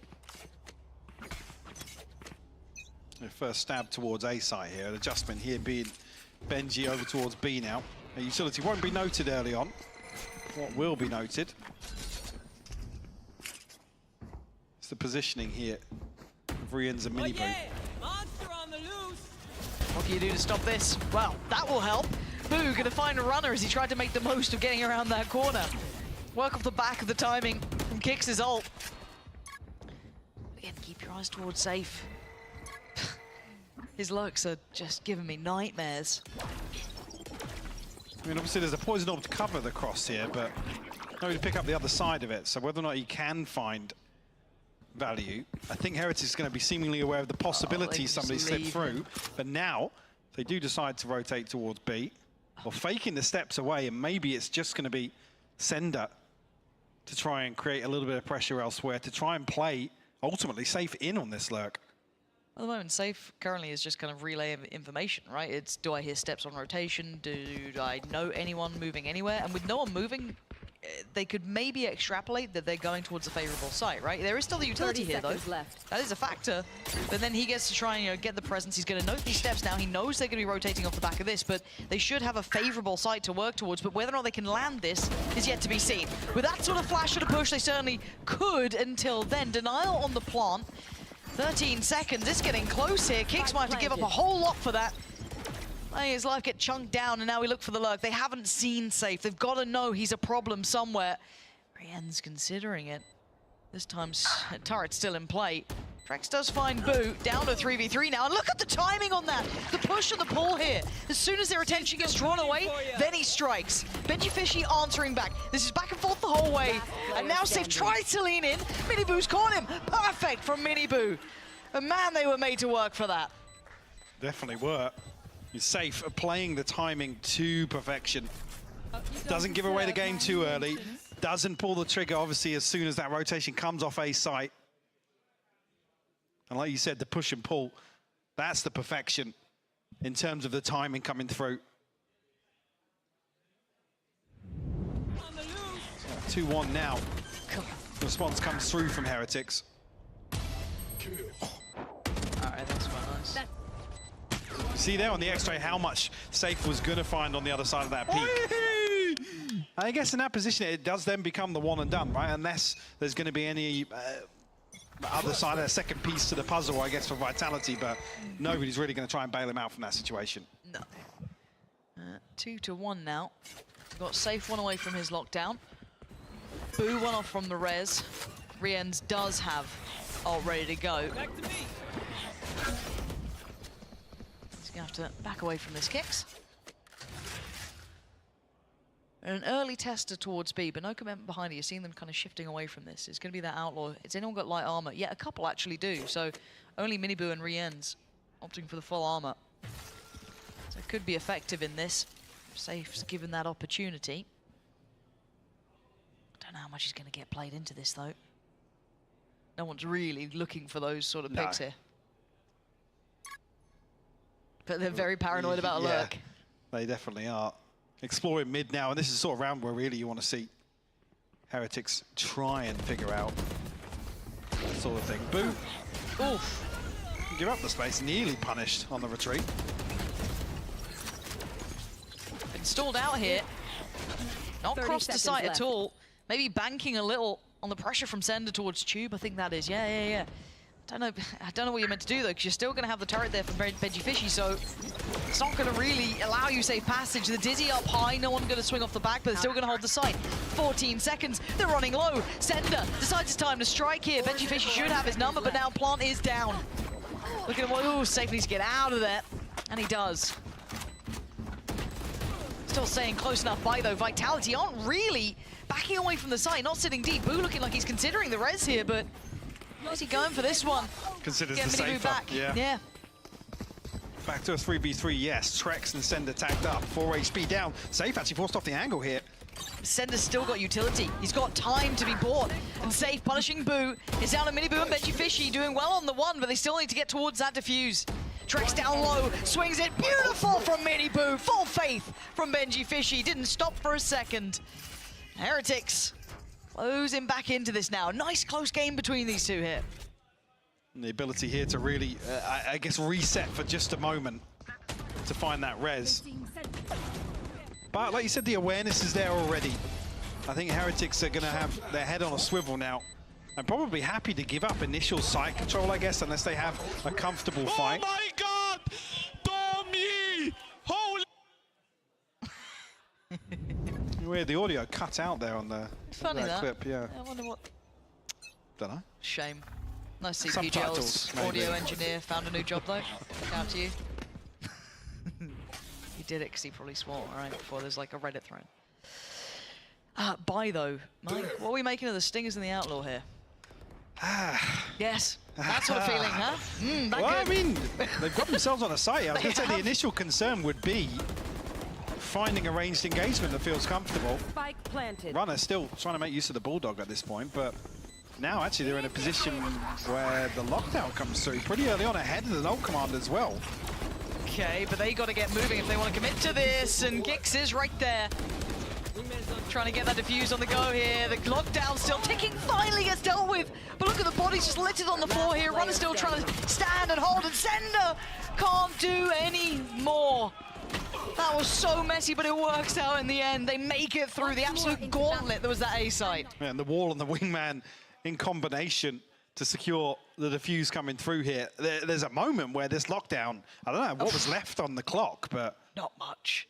It was very much down to the wire. Almost became really, really awkward. You had the situation where wingman was defusing the whole time. Yeah. So... yeah, that's when you don't really want to see the assumption coming through that the lockdown will prevent the defuse. Speaking of lockdowns, Benji Fishy now has his. Kick still with his ult here. I think he's had it for a little while, unless he's actually got it back from when I last noted it. Right there. At this point, though, Rien's going to be identified early with the knife, so staying propped up on this, maybe played in off the back of a flash, but let's see if that comes in. As it stands, just a test of the nerve over towards the B site. Rien still gets to linger around with Miniboo. They're getting curious here. That's enough of a tell. The flash and the dizzy. Gonna lose out on that. Won't be able to pick that one back up.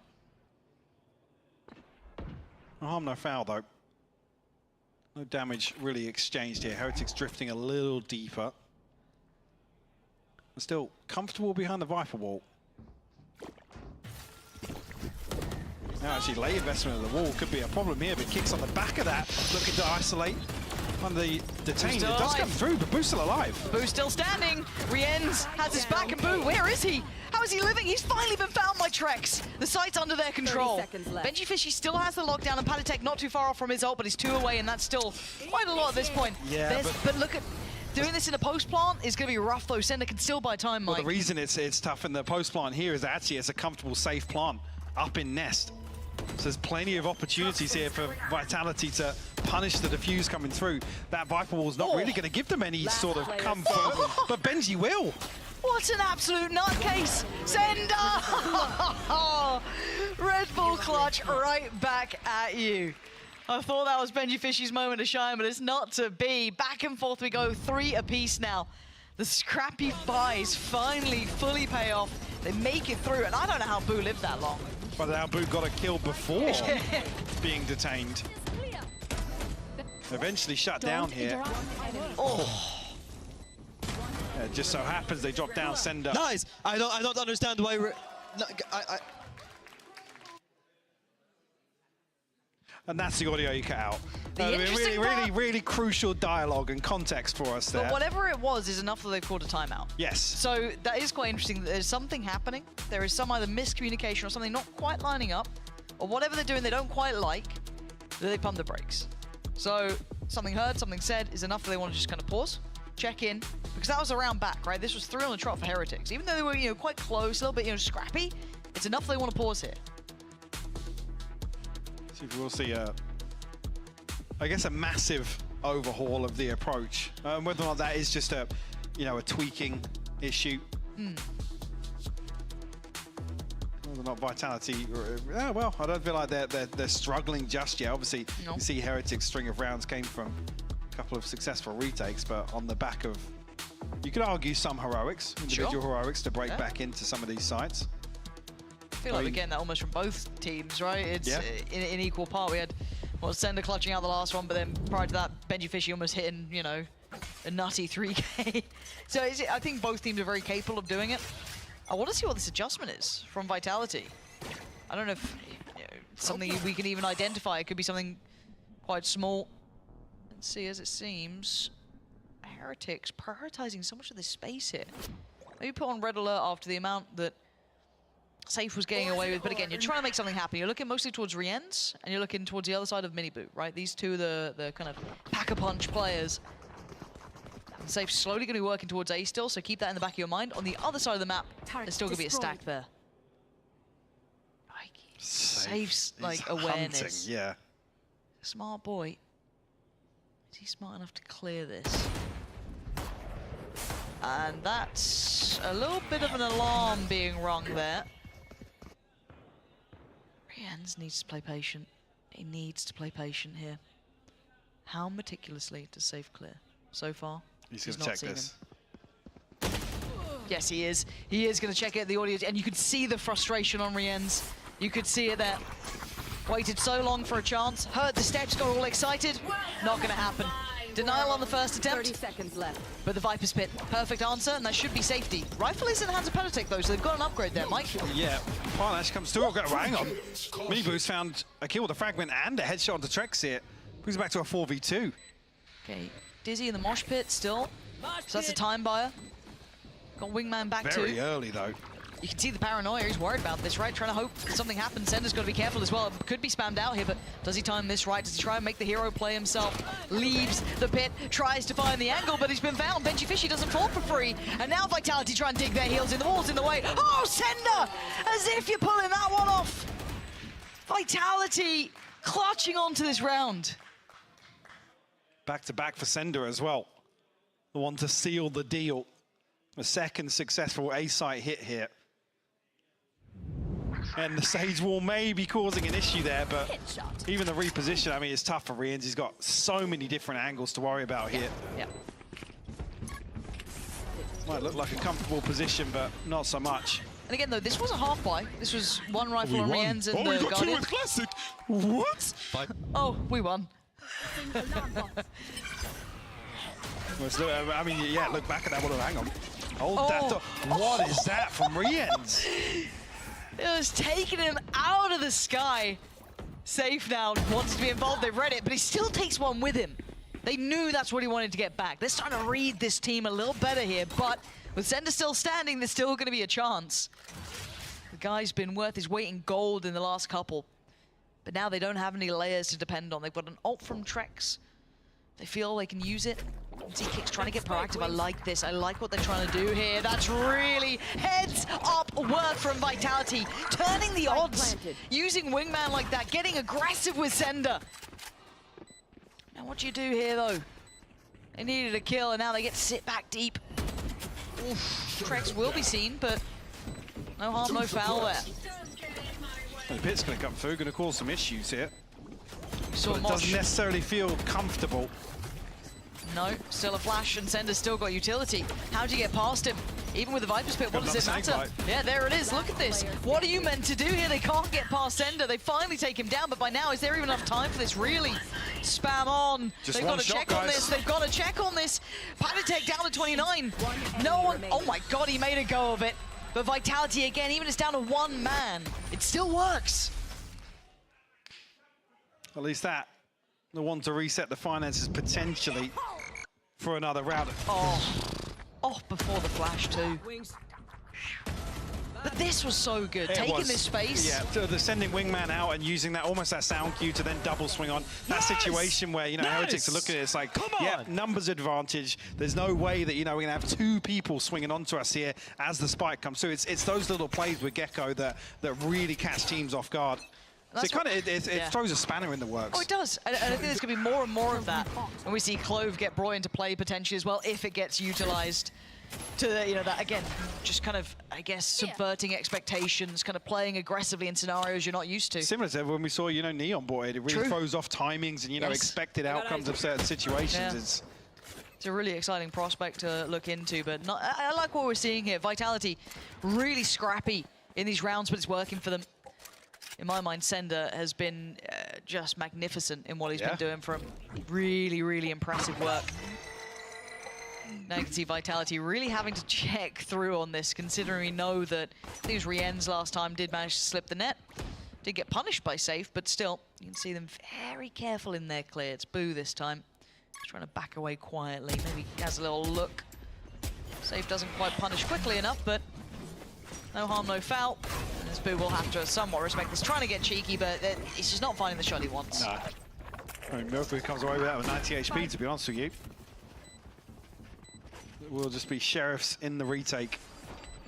Utility to make use of, but Vitality going to be able to set up a stranglehold here. Yeah, they've got site control building, but Runners, yeah, he's sticking around a little late there. Careful Didn't now. get anything from that, but the wall's removed now. Yeah, Boo going down. Removes one of the pieces of the puzzle. You can see all that time being purchased on the spike. Very little for them to be able to get that comfortably in hand, and Sender waiting. If it gets a bit dicey, if it gets a bit dangerous, Sender can creep a little bit closer. Miniboo, the only one to really draw blood, and Runner and Trex wants to do the damage here, and Heretics, I'm waiting for a timeout. I want to see if they can pump the brakes and maybe get a grip on this game again, because Vitality stringing 4 rounds together now. I think we've just seen the panic button pushed. Yep. Yeah, unfortunately, I mean, it looks as if maybe it's going to be that was good. That was good. A little bit threatening. With Heretics getting back onto site so comfortably, Runner unable to really pin down much damage or a kill before dipping out. But as soon as Boo's removed, that's then, you know, the window of opportunity to find a half defuse, you know, ahead of the curve, kind of a little off beat, I guess, off tempo. That then makes it very, very difficult for Heretics to recover anything.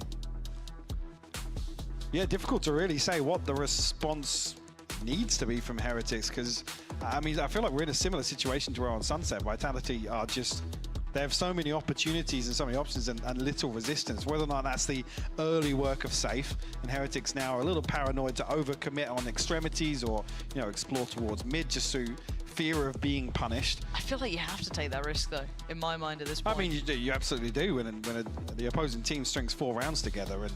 And I just feel like at this point, Heretics are just working in the dark a lot as well. Like, yes, they're starting to get the read on this A piece, but the amount of kind of like fakes that we saw pulled off early because of Safe's presence, I feel like they have to get dedicated map control somewhere. I mean, it sounds almost counterintuitive because there has been that lurk, but at this point, you got to try and do something to get, you know, players in the right place. Or you play fully for the retake. But again, then how are you disrupting the backline? There's something you have to identify. Yeah, it's the lesser of 2 evils, because at the minute they're kind of just sitting watching this half pass them by, to be honest. Not even slip through their fingers, pass them by altogether. And I'm looking at what I'm seeing as potentially a 2-man mid split. Wait and see if that comes in. Could have a fight there potentially with Benji Fishy and Sender. For now, Miniboo actively standing on this. It doesn't look like he can really back. He can actually, surprisingly, he can back away. Trex is going to find Rien's though. Oh, yeah. And there is that mid lurk. There is that ult coming in. Benji Fishy trying to control that mid presence, but they can't. Sender's already slipped the net. This is a disaster. Vitality are now just adding layers to this. They found the pain point and they're pushing it again and again. Be it through middle, be it through just, again, a good A take here, but Sender the one now to kind of supplement what Safe was doing. Yeah, investing twofold now because they've had freedom in terms of progress towards site. Now they can actually sacrifice another player towards this lurk, punishing the backlines, catching rotations of Heretics, and ultimately, hang on a second. I mean, yeah, Runner's close enough. No. Open sight line. No. Yeah, it's not happening. Oh. Oh. I don't think there's enough time, there isn't. sadly. It would have been quite fun. We haven't had a ninja defuse in, what feels like, years now. No, a long time.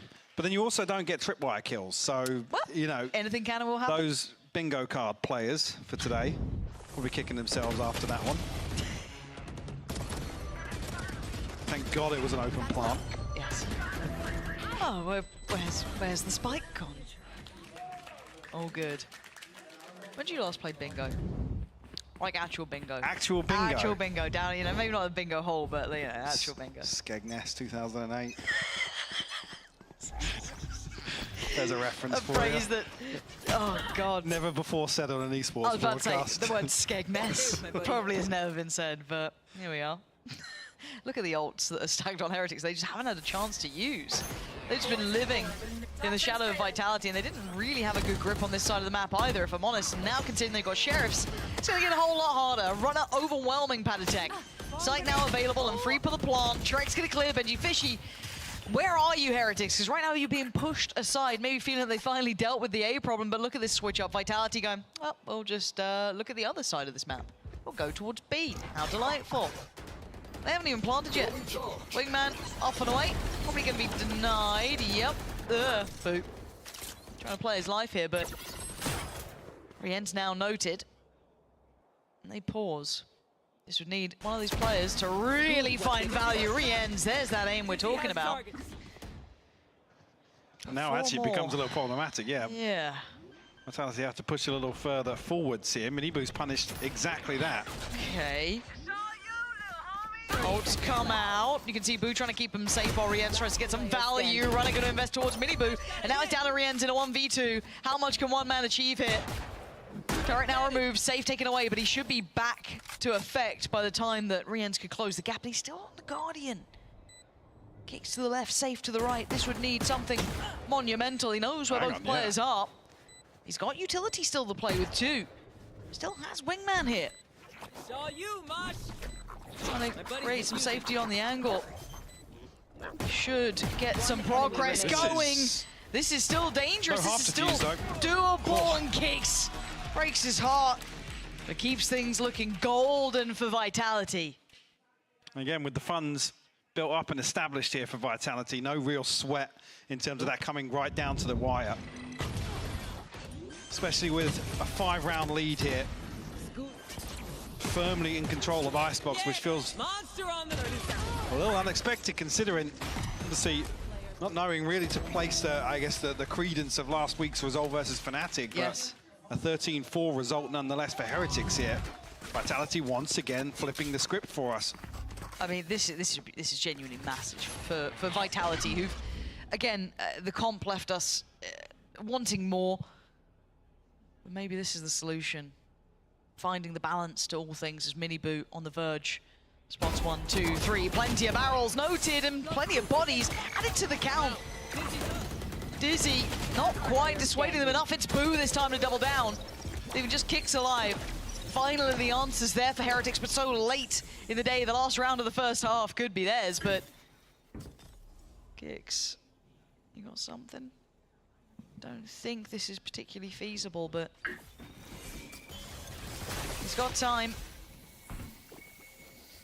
He's in between a rock and a hard place. And there it is, position noted and all that utility removed for a couple of seconds. Forced to show his hand as Wingman comes around the corner. And Heretics clutching onto the last round here in the first half. Yeah, we're now in what feels like a brute force really for Vitality, seemingly like they have the freedom to do so.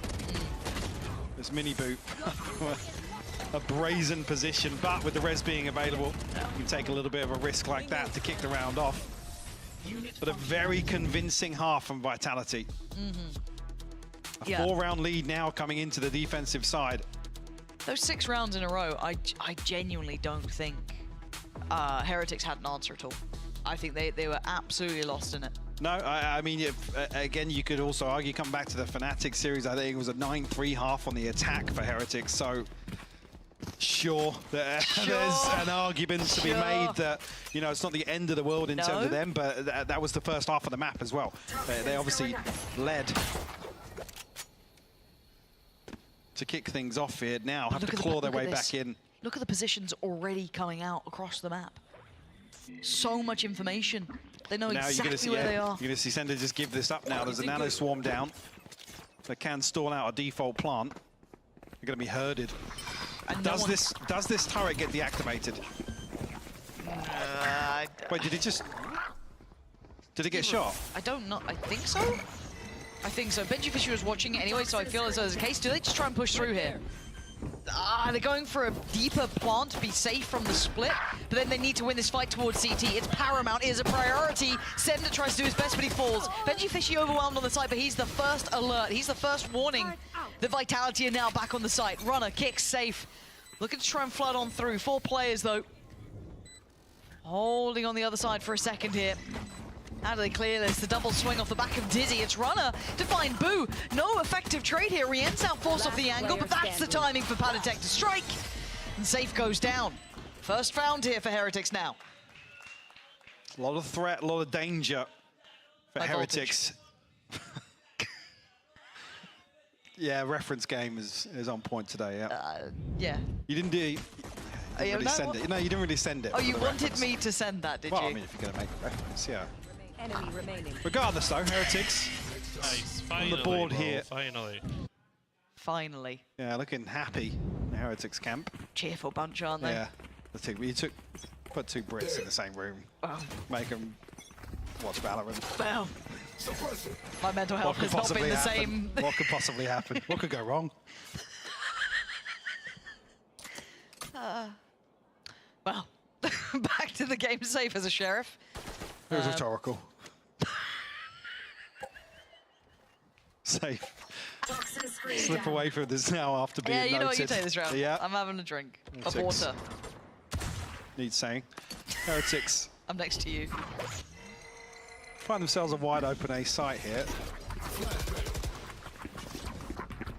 Obviously, we'll get the plant through. Actually, Wall invested on the back of that as well, so an obstacle for Vitality to overcome on the way back through. Look, exchange between Riens and Boo there.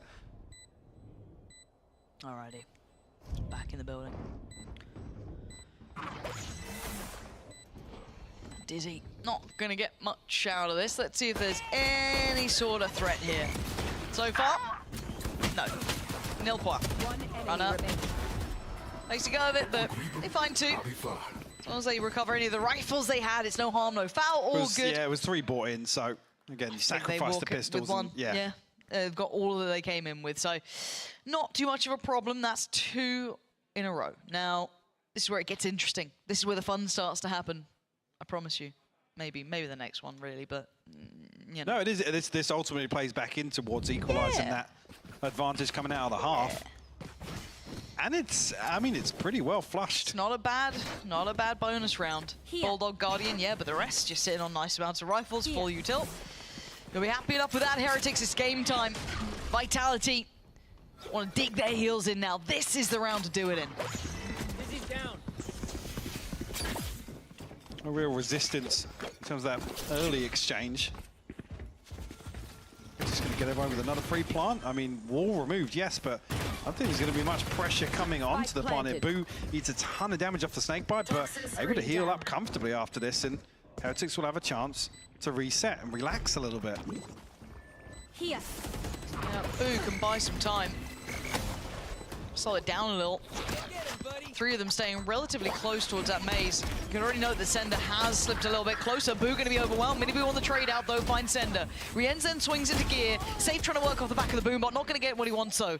It's kicks to draw blood. But now they've got to look towards that spike, and that's where the problems truly begin, because time can be bought here. So much post-plant cheese Look at being applied. So difficult, but not going to happen. And again, this is where it becomes horrifically dicey. I don't think there's going to be time for... Runner? Wait, Runner? hang on. Runner! Oh my word, that was close enough. It got me nervous, but the Red Bull clutch in the end. Heretics continue on closing the gap. It's a moment there where you think Runner's got the time, but again, the sideline's not actually perfect all the way to the top of belt here. You can see Heretics probably try and run this A-side execute time and time again behind the comfort of that Sage Wall. Vintage Icebox approach, obviously with the Gecko sprinkled on top as well. A dash of Gecko. The microwave. I've been watching a lot of weird cooking videos, Michael. It's been very dull without you. Sorry, Steel. Okay, well, that wasn't, you know... I mean, you said it. No, I meant in my private time. Right there. Relax. Well, that's a conversation for another time. Well, it's a very slow start to the round, Michael. So Heretics are on B site already. Oh, B site must have moved. Sender doesn't see any of these players. Yeah, no confirmation on the backside. Benji, I'm not even sure actually if when Runner had repositioned here. Right, Safe will catch the cross. That's a tag actually as well. Oh. Right there. All right. Yeah, and something we generally gave Heretics pretty high credit for was their usages of these ults, you know, making sure they find value. And even rounds like this that could have been a bit more dangerous, but you can see that danger now starting to really mount. It's Kicks and Runner to connect, and Miniboo going down. Ult on the other side. Gonna make it to Psych get the information, but no detains here. Rien's on guard duty. He's got to try and keep this safe. It's an absolute nightmare. It's an absolute minefield. Runner's absolutely popping up. So is Sender. It's on Benji Fishy with 13 seconds and 2 to find. What the hell does he do with this? 10 seconds left. This is all kinds of screwed up. Remaining. He's trying to go for the plant. He read the position initially. Kicks goes back for it. He's got the plant down. How does he do it? You've got Kicks on one side, Benji on the other. 5 bullets for Benji Fishy. Kicks trying to play the time. Drops down, it's been heard. Trying to toy with it. Go back up. Benji Fishy now looks back. Oh, Kicks! He got the headshot there. It must have clipped the edge of the wall. It had to have done. Kicks is on 3 HP. The Kicks have a shield. I mean, he brings a Sheriff into this, so maybe a light shield, yes, but the Thrifty comes off nonetheless for Vitality. But how? I'm not sure how this headshot doesn't fully connect. I'm desperately waiting for it, because was it through the... What the fuck? How that's... Nice try. How is they that? agree with us. Yeah, they didn't censor that clip. I don't blame them. Leave the audio in for that one. Same. Yeah, But yeah, honestly, I'd be heartbroken as well by Yeah. that, because that was...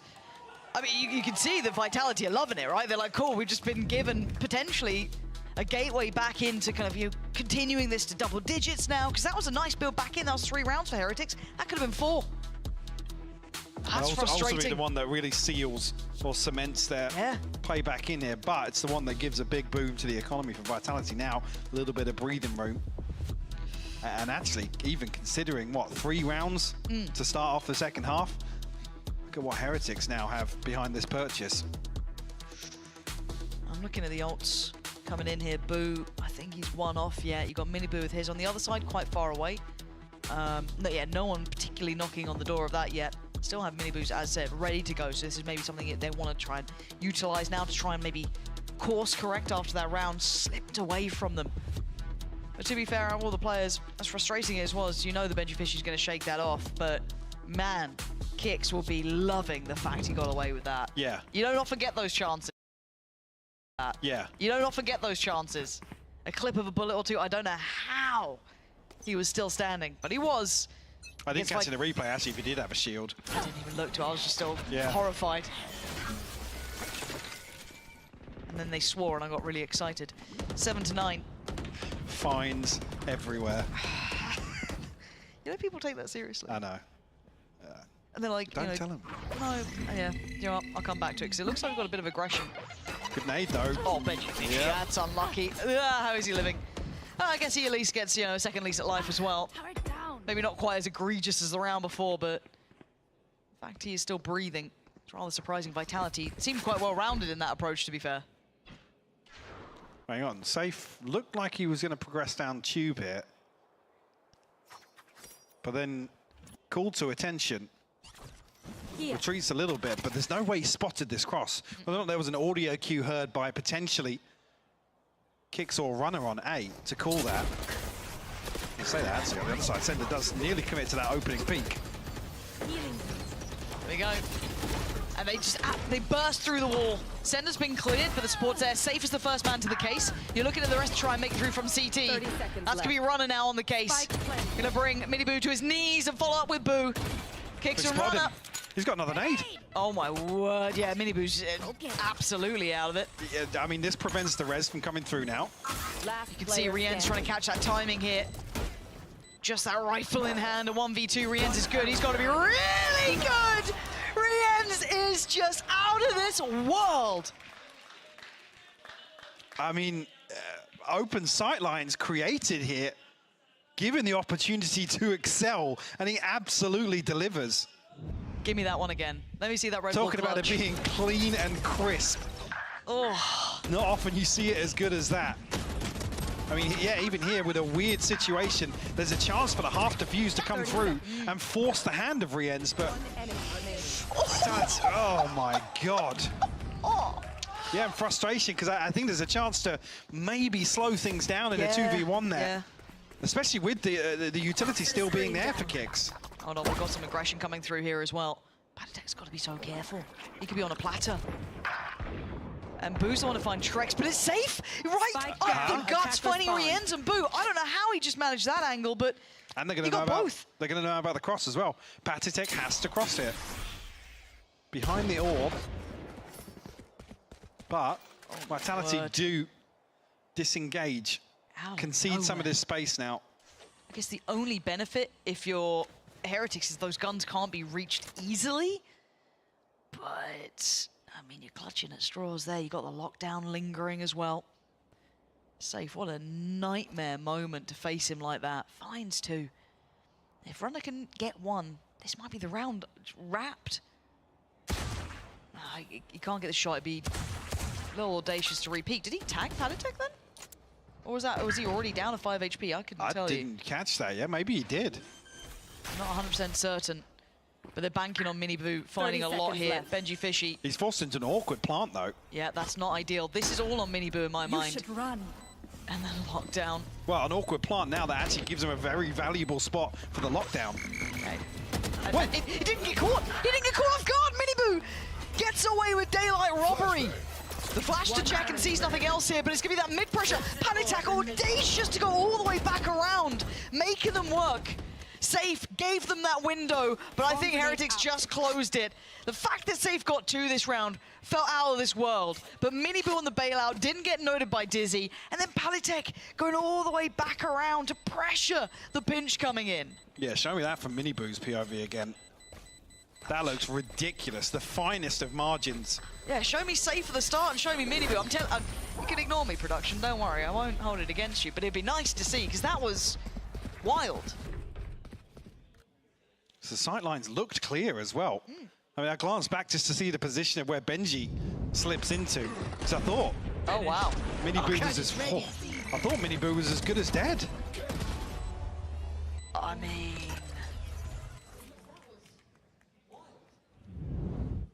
they just won a round. Yeah, they by just the won way. a round. I see that Mini has actually joined Heretics. It's a mini cosplay. Exactly. Well, we've got Miniboo, so they're just, you know, really bringing it all together. Operator is coming out. Runner opting to invest towards this. We haven't seen this yet, so look at this. It's aggro as well. Deep fact-finding here. Safe on guard duty in middle. Benji Fishy might have just been put to task to try and deal with this man who's been a problem. Rienzo going to take away Trex, but they still haven't noted the forward position from the two players we were talking about earlier. No, you can see on the minimap, that's the deeper sight anchor here on 8. Operator's still posted up. Is he close enough to hear that alarm bot, actually? I mean, it could be a bit of a red herring that, you know, maybe the rotation coming through, but forced off here, flash, and the mosh pit, and actually further utility to apply pressure to Runner. Yeah, that was well timed. The lockdown. That's good timing on the lockdown, actually. Yeah, wondering what they do with this. You got 4 seconds, and you're not going to get a plant, so the plant is now under a safety net. And you can already see that re-lean from Runner. Gets another chance at this. And as you said, the lockdown timing was exceptional. Bought them so much space here. 30 seconds left. Isn't done with you. But now, this is what they're going to depend on to try and get them back on this side. They've still not noted Runner. He's still a factor in this. The second that wall drops, there are problems. Oh, and they almost line up. He did chip damage too. You couldn't ask for a better response, as Miniboo can do no more. Sender clearing house here. Vitality make it to 10. Yeah, it felt fairly crucial to win that one. I think it's going to be Boo that struggles the most. Actually, yeah, Patatek in terms of the finances here. Rienz looks like he wants to throw Actually, looks as if Heretics are going to buy altogether here, force into this purchase. Yeah, Vitality. Oh, did the second tag come through there? I'm not sure if it was a second tag, but almost looked like Runner's able to line him up with the operator there. Nice, big round, well played, let's go. Yeah, it was a big round, because look at the buy. Yeah, it's not, well, I mean, with the rifles here, as full an investment as they could probably... Oh, they're still doing this again? Trex this time going to get the better of Minibu, so kill my allies. Minibu going to be brought back to life. Here. I just don't know if they've got the kit to clear this now. No, it's awkward here because they want to run at a site, get the pit down, and let Patitek kind of cause a nuisance with this judge. Looks like they might rethink their approach, or maybe even try and fake with the pit here, because we've seen the spike still lurk outside A. I got you. In the hands of Boot. And it depends on the... That causes a big issue, because they're not able to now comfortably fake. Safe just stepped. Did Benji not hear that? Well, he definitely hears Runner. But Safe's also heard... Oh, not again. He's got no clue about Benji. No, yeah, no. Benji seemingly had no clue where those shots were coming from which either. is also questionable at the best of times. But they have a pick and they have a chance. The one bonus was that Runner actually moved away from this site too. Late round hit though, showstopper here. It's really awkward, Lauren. 20 seconds. They've already had problems getting towards this. 15 now. Showstopper goes through. That's not the player with the spike. The spike is going down as we speak. They can still hold on to this. Maybe, maybe not. Trex is there towards Rienz. It's down to just two. Benji Fishy and Patitek. Okay, Benji Fishy wants to make a go of this one. Can't do any more that time as Patitek on 17 HP has no hope in this world as Vitality really kicking in now. And such a good usage of the null command. It splits Heretics away from being able to rely on that comfortable, that safe, guaranteed plant behind the wall, behind the wingman. But also that, Heretics are ahead of the rotation here. Not able to really find that window. Sorry, Vitality are ahead of the rotation here. Heretics not able to find the window of opportunity to even get themselves to a position. And that was so quick as well. I look back and I think, is somebody sitting in the pit still on B? Have they left a contingency in place? No. Everybody scrambles for this rotation. Someone just take it. You're all on even. Just a fuse, please. For now, though. A little concern. I mean, this feels like Vitality hitting 12. Yes. Unless a Guardian and a Stinger and a bit of a Shiko around the edges can find some value here around 21. Still got the pit to work with, so maybe they can find a plant, swing things in their favor. But it's not comfortable whatsoever. No, it's not. Benji Fishy already copping a boatload of damage. Luckily, we'll be able to get healed up here, but Safe not allowing him any play towards middle now. And you can really see the adjustment. There's going to be kicks patrolling towards Tube as well. Maybe feeling as though got away with too much in that last round, and actually, careful now. They've spotted a player here. Now, Rienz has fallen. And Runner's not feeling pressured, so he gets to go back for more. Boombot allows him some escape here too. Gets to slip away, doesn't have to outstay his welcome. And even with Benji Fishy finding space, he doesn't have the spike, so it really feels quite irrelevant to this. Hard to cross back over as well. I think Benji's really going to be given an inch in this lurk. No, it's not. Oy. A wallbang, yes, but damage down at least for Sender's going to humble Benji for the time being, keep him honest. Flash doesn't even connect it. Nope. Well, it doesn't matter. Okay. That looked disgusting. Oh, what? The second. Stop it! That just doesn't seem right. The spike went down before Minibu fell, but Safe is having none of it. He wants 12 rounds and he might just get him. Patitek. This is a lot. This is really quite a lot. Runners bounding in. Vitality potentially on the precipice of a big upset here. A lot of people putting a lot of faith in Heretics, and rightly so. Vitality not turning heads in that first game in all the right ways. But now, they seem to have everything going their way. Yeah, really, really impressed with them today. That first was disgusting. Second, Trex not giving a shot. But yeah, thoroughly impressed with Vitality today. Obviously some questions around the execution of week one in general. Yeah. But here, yeah, definitely for me, an upset for Heretics, who very quickly established themselves as maybe one of the top dogs here in EMEA. I love seeing this, the potential. Taking the distance, yeah, absolutely. This is what you wanted from Vitality, right? Is seeing what they can actually achieve. You saw all that potential and none of the results for it, but now we're starting to see that real glimpse of it. Now Heretics tested. 2 away for Rien's on the ult here. Sender drifting back through, and the timing might be real good for him. Mini Boo and Rien's lineup and put to bed. Sender sending him out of this game as Benji Fishy, the last one alive, to try and put up a stand. And it doesn't matter. Brought to the knees as Vitality tear down Heretics. Hats off to them today. What a performance across this series. Yeah. Individuals stepping up. Heretics, I don't even want to say this was a bad game from Heretics, to be honest with you.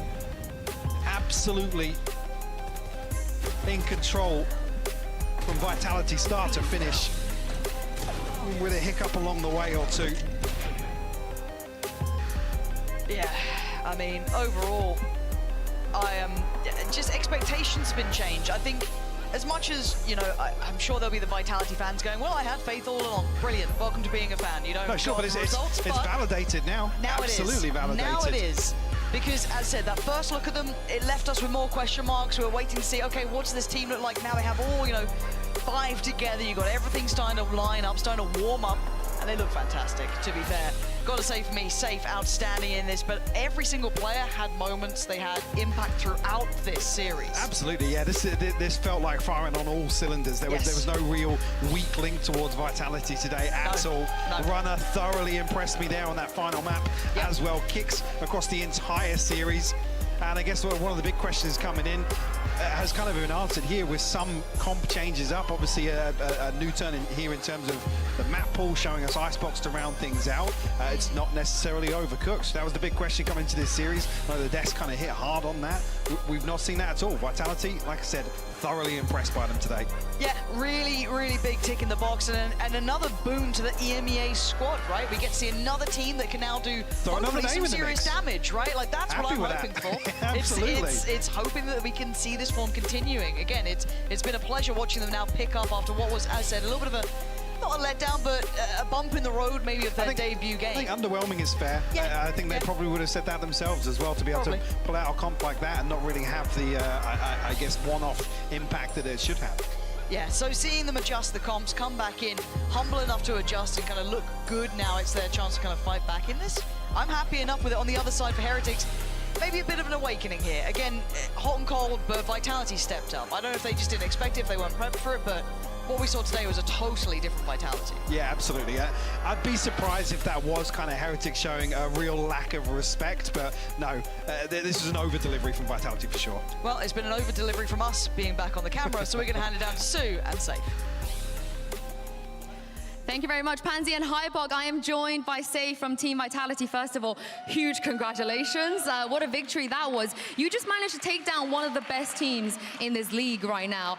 Tell me, how did you guys manage to turn things around so fast after last week? I think in terms of what problems we had last week, it's very minuscule things. It's not like something very major. It's like we know we are good enough to do something. It's just there are very small things we can change on official because people get stressed. And we have a lot of new people in the league. They've never played it before, just like them actually. So I mean, yeah, there's a lot of things to learn. And I think we fixed some small stuff. We still saw some glimpses of it today, of the small stuff. But overall, it was pretty fun. What happened on that second map? Because I felt like you had so much momentum being able to come back into it, maybe even just secure the series 2-0. So talk me through those last couple of rounds. We trolled some retakes, I think, and that's completely fine. I mean, one Cypher Wire should not stop 3 people, but I mean, God bless the Cypher Wire. So yeah, I mean, that's the only thing. I think the retakes were like just very poor from us. Otherwise, it would have looked different, probably. Now, you mentioned, you know, some of the new blood we have here, but for you, I don't know if you know this, but you are officially the most seasoned player we have in VCT EMEA. You have overtaken Nuclear for the record, 224 games, by the way. But not just that, you're also the first player ever to surpass 3,000 career kills in VCT EMEA. No one else is close to you right now. So how does that that feel to be doing this for so long and doing this at Tier 1 for so long as well? I mean, it's a pleasure to be here, obviously. No, not a lot of people get the chance to be in Tier 1. Not a lot of people get to pursue what they really like. And obviously, you know, I have my fair share of doubters. I have my fair share of supporters as well. But I'm just happy to be here, and I'm happy to try to show the best Valorant there is, even though maybe I'm trolling half of the time. Only a quarter of the time. Only the quarter of the time. Do you feel like your experience, you know, is an advantage right now in a league where there are so many younger players? Yeah, definitely. I mean, if it's something that I can give to them, then it's definitely an advantage, because some people won't have that, like a guy that knows and like can tell you, hey, this is how you react in certain situations, this is how you're supposed to feel, or like calm you down, be your dad kind of vibe. But, you know, I mean, it's pretty, yeah, you need that guy, and I'm that guy. And I'm just going to put you on the spot, you know, looking back at your long career, you got a particular highlight, you know, in a moment that maybe you feel like is your favorite moment so far? Yeah, it was 11-11 against Team Vitality. on Ascent, and I got my ace against them, and then we won that to go ahead and win the playoffs. I think that was a sick moment, no? Oh, that was the guild days. No, right? that was Liquid. Oh, Liquid. Oh, last year. Liquid versus Vitality. Oh, wow. And speaking of guild, you're reunited with Trex. Yeah. So what's that been like? It's been good and bad, I'll be honest. And people don't like honesty nowadays, but I'll be really honest. It's been good and bad. There's a lot of things that have changed about me, and it's like seeing your best friend after like two years of not seeing your best friend. It's like, oh my God, you've changed so much, but I've also changed. And it's like, oh wow, let's work together. And then, you know, it's kind of a good vibe, but there are some bad things that we both work together on, and I think we're making it work so far. So what would you say is the best thing about this reunion? Best thing is that guy is probably one of the smartest players I've ever played with, apart from Leo. And I'm just super happy to have him with me, because he, like, in terms of, you know, we talk about developing other players, but I need to develop myself as well. And when I have someone that contests me and challenges what I think as well, it's kind of like, okay, wow, I can take a lot from you as well. And that's what I feel with him. It's like, okay, we can work together. You push each other, each other. You just spoke a little about how you've changed too. How, in what areas do you feel like you've changed as a player?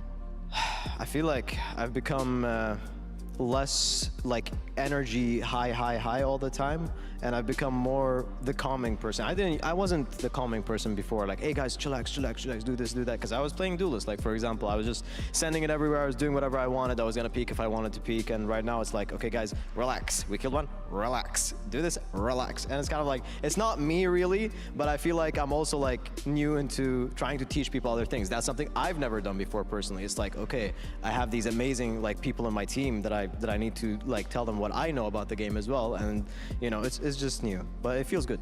Yeah, was this a conscious effort, you think, or is this just naturally I think conscious effort, yeah? Because I really want to like do these new things for me, so I can be better myself. Like as a human, as a whatever, I just want them, you know, just be a better human, basically. I mean, I'd love to see this development from you. Oh, shout out to the fans that stayed here. It's 11 p.m. here. And lastly, before I let you go, the rest of your fixtures, it's looking, you know, there's some pretty good teams in there. I feel like still strong contenders. I think we got Gentlemates coming up. You got Foot, and I think you have Koi and one more. I can't remember who it is. Oh, Giant X as well. How do you think you guys are going to fare against them after being able to take down Heretics? I think it's like taking down Heretics won't make a big difference in terms of how we're going to play against other teams, I'm going to be honest, but I think that we're going to fare pretty well, because honestly, we have some scrim bugs, yes, but the way we're practicing and the way we're doing things right now are very convincing to me, and as long as we can bring that to official, it's going to look amazing. Well, it's a fantastic showing from you, and thank you so much for your time, Safe. I always appreciate chatting to you.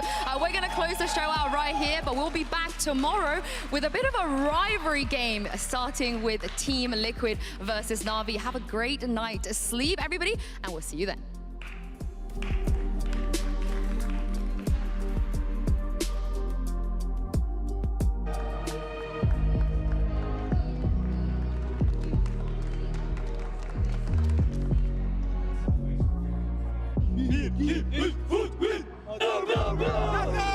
Alright guys, let's have a fun scrim right now, boys.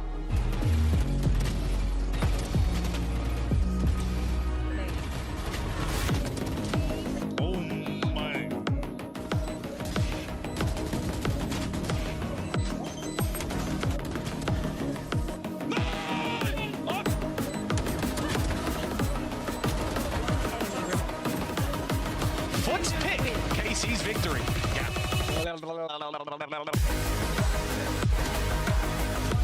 It's only a matter of time. There's the peak. Foot thinking on levels we can't comprehend.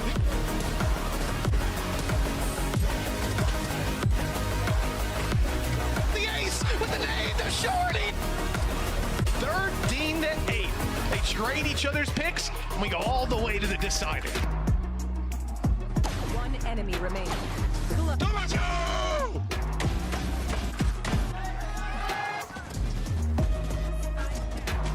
KC took him down last time, and now they step on that regional stage to show it ain't happening twice. There could be another upset on the card here.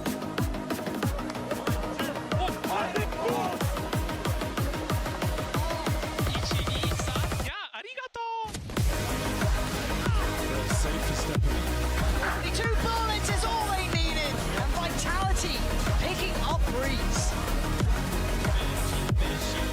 But Heretics make their stand.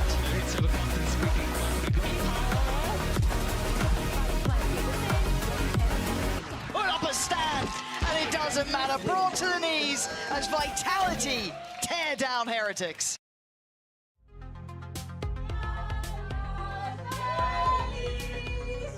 Cumpleaños feliz. Ay, que se me va. Te deseamos todos. Cumpleaños feliz.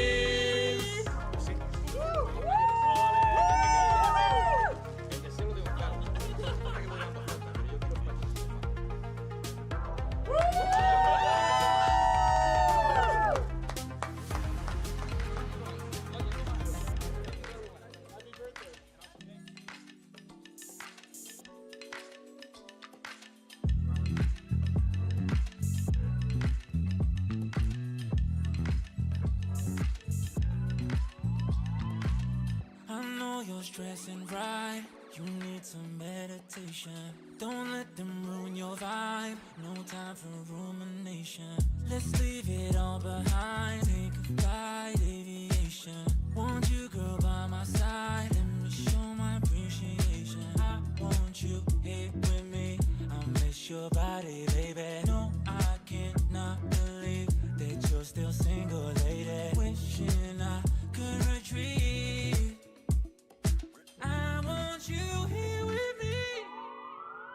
Be my lover, be my, be my, be my, be my Jovi, be my, be my, be my, be my woman, be my lover, be my Jovi, be my, be my, be my, the only one I want. Be my preliminary.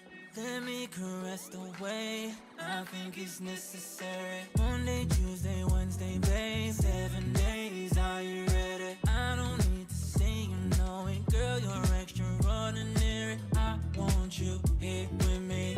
I miss your body, baby. No, I cannot believe that you're still single, lady. Wishing I could retreat. I want you here with me. Be my lover, be my, be my,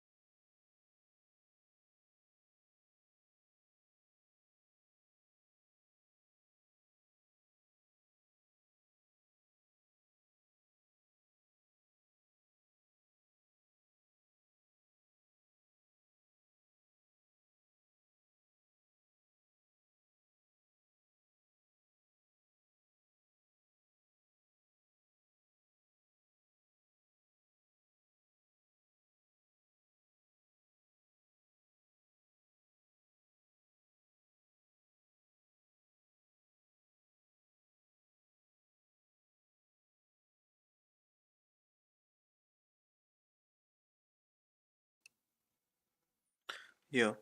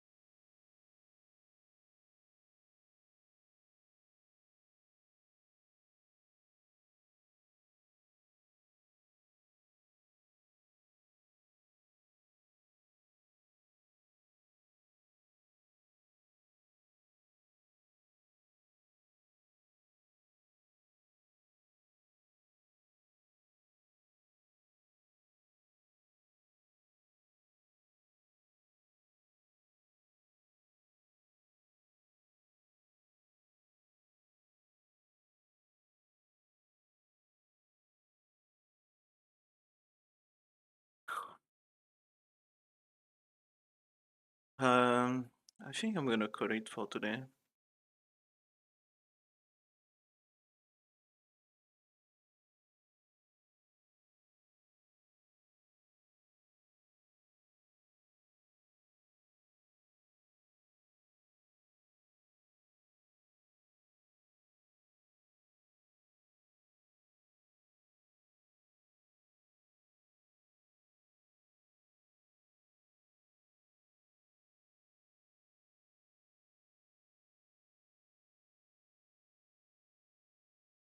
Yeah, I think that's it. I'll see you tomorrow. Tomorrow we have like Liquid BBL, I think. No, Liquid Navi and BBL Coin. So see you tomorrow for the 2 EMEA series.